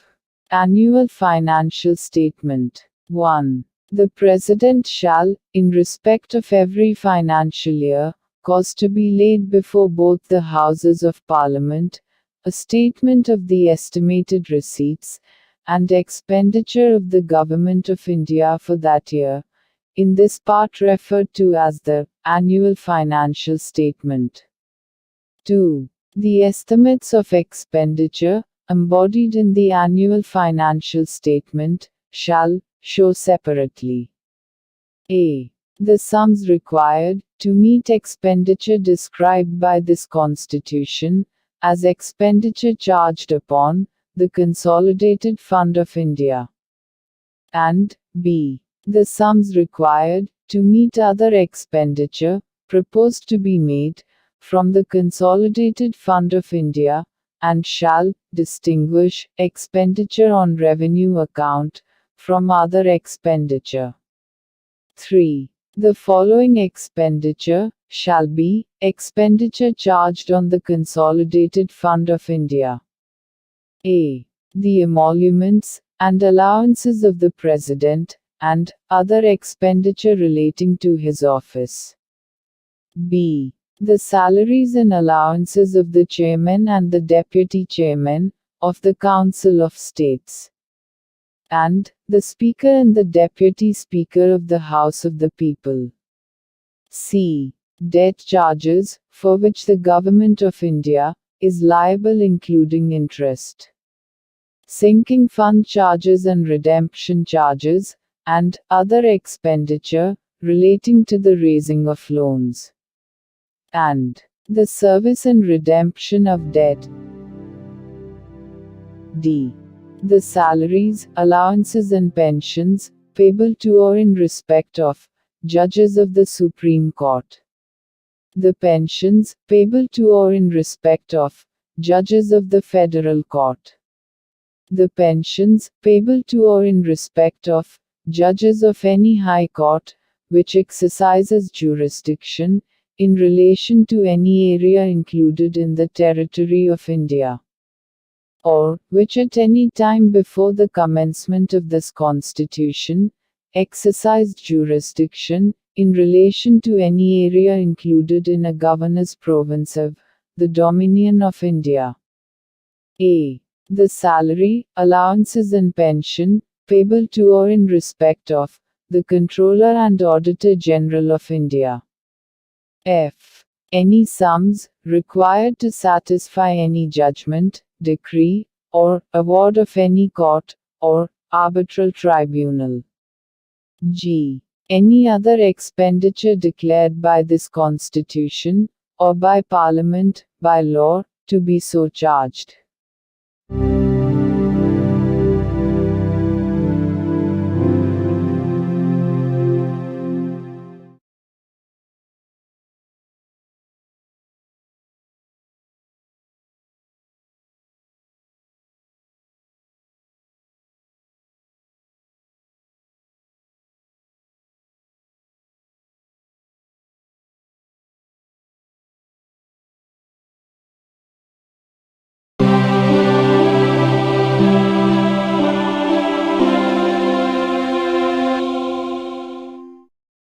భారత సంవిధానము భాగము 5 సంఘము అధ్యాయము 2 పార్లమెంటు విత్తీయ విషయములలో ప్రక్రియ ఆర్టికల్ 113 అంచనాలను గూర్చి పార్లమెంటులో అనుసరించవలసిన ప్రక్రియ భారత సంచిత నిధిపై ప్రభారమైన వ్యయమునకు సంబంధించినంత మేరకు ఆ అంచనాలు పార్లమెంటు యొక్క ఓటుకు సమర్పించబడరాదు.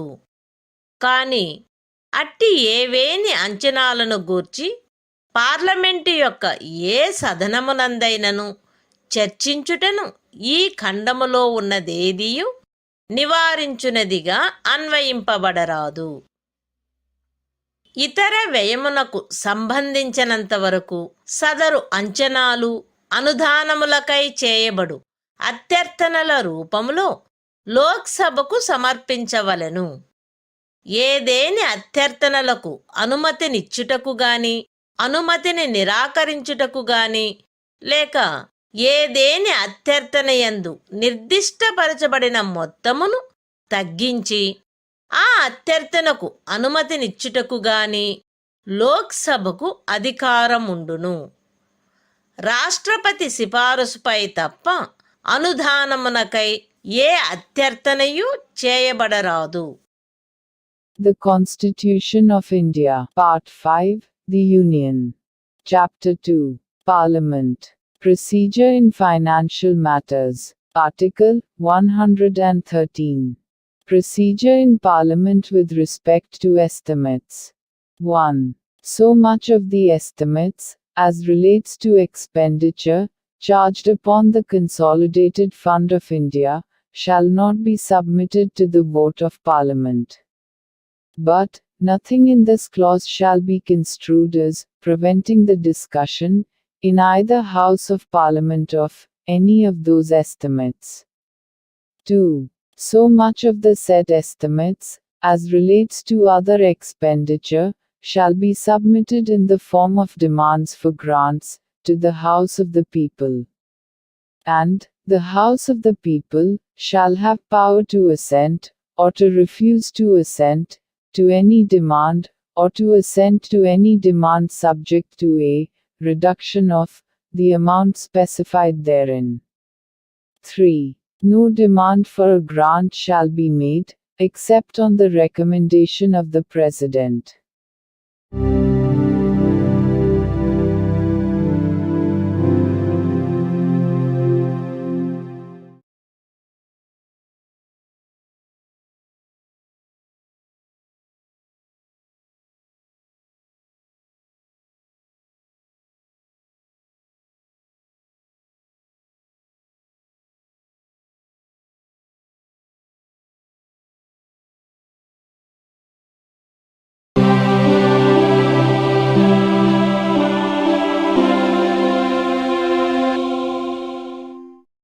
భారత సంవిధానము భాగము 5 సంఘము అధ్యాయం 2 పార్లమెంటు విత్తీయ విషయములలో ప్రక్రియ ఆర్టికల్ 114 వినియోజన బిల్లులు 113వ అనుచ్ఛేదము క్రింద లోక్సభచే అనుదానములు చేయబడిన తరువాత వీలైనంత త్వరితముగా భారత సంచిత నిధి నుండి ఈ క్రింది వాటికి కావలసిన ధనములన్నింటి వినియోజనము గూర్చి నిబంధించుటకైన బిల్లు ప్రవేశపెట్టబడవలెను.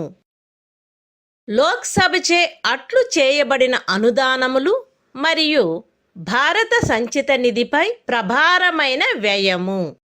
కాని ఇది ఇంతకు పూర్వమే పార్లమెంటు సమక్షమును ఉంచబడిన వివరణములో తెలుపబడిన మొత్తమునకు మించి ఏ సందర్భములోనూ ఉండరాదు.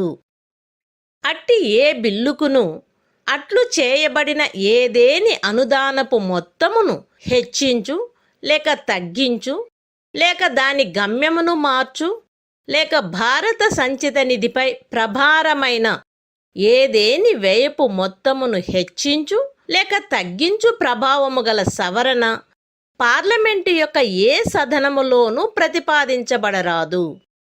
ఈ ఖండము క్రింద ఏదేని సవరణ అగ్రాహ్యమైనదాయను దానిని గూర్చి అధ్యక్షత వహించు వ్యక్తి యొక్క నిర్ణయము అంతిమమై ఉండవలెను.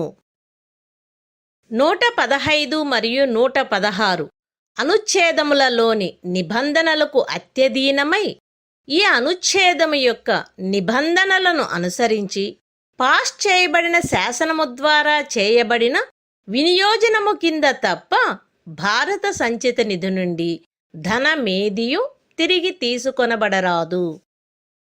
The Constitution of India, Part 5, The Union. Chapter 2, Parliament. Procedure in Financial Matters. Article 114. Appropriation Bills. 1. as soon as may be, after the grants under Article 113 have been made, by the House of the People, there shall be introduced a bill, to provide for the appropriation out of the Consolidated Fund of India, of all monies required to meet, a.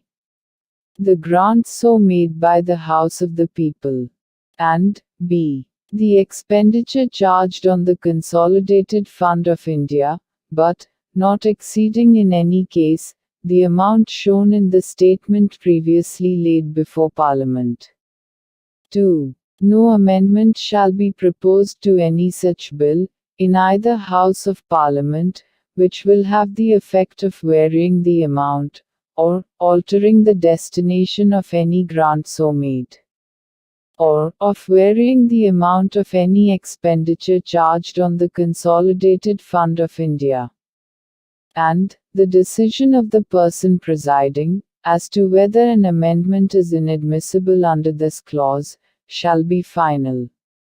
3. Subject to the provisions of Articles 115 and 116, no money shall be withdrawn from the Consolidated Fund of India, except under appropriation made by law, passed in accordance with the provisions of this article.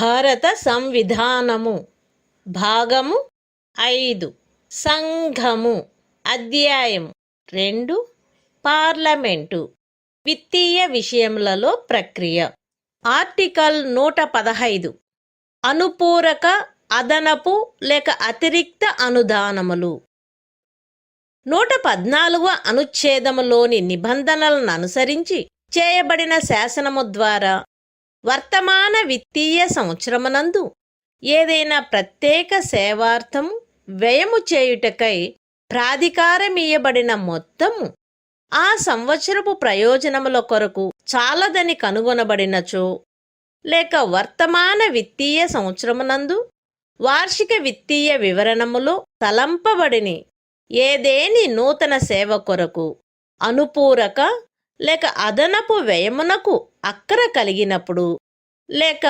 ఏదేని విత్తీయ సంవత్సరములో ఏదేని సేవపై ఆ సంవత్సరమునకు గాను ఆ సేవ కొరకు అనుదానము చేయబడిన మొత్తము కంటే అతిరిక్తముగా ధనము ఖర్చు పెట్టబడినచో, రాష్ట్రపతి సందర్భానుసారముగా ఆ వ్యయమునకై అంచనా వేయబడిన మొత్తమును తెలుపు మరొక వివరణను పార్లమెంటు ఉభయ సదనముల సమక్షమున ఉంచు ఏర్పాటు చేయించవలెను.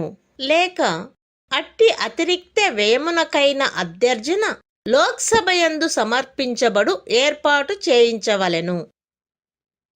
వార్షిక విత్తీయ వివరణకును దానియందు పేర్కొనబడిన వ్యయమునకును లేక అనుదానపు అభ్యర్థనకును మరియు అట్టి వ్యయమునకు గాని అనుదానమునకు గాని కావలసిన ధనమును భారత సంచిత నిధి నుండి వినియోజనము చేయు ప్రాధికారము నొసగుటకై చేయబడు శాసనమునకు సంబంధించి 112, 113, 114 అనుచ్ఛేదములలోని నిబంధనలు ఎట్టి ప్రభావమును కలిగియుండునో అట్టి ప్రభావమునే ఆ నిబంధనలు ఈ అనుచ్ఛేదము క్రింది ఏదేని వివరణకును వ్యయమునకును లేక అభ్యర్థనకును మరియు అట్టి వ్యయమునకు గాని అట్టి అభ్యర్థన గూర్చిన అనుదానమునకు గాని కావలసిన ధనమును భారత సంచిత నిధి నుండి వినియోజనము చేయు ప్రాధికారము నొసగుచు చేయబడు శాసనమునకును సంబంధించి కూడా కలిగియుండవలెను.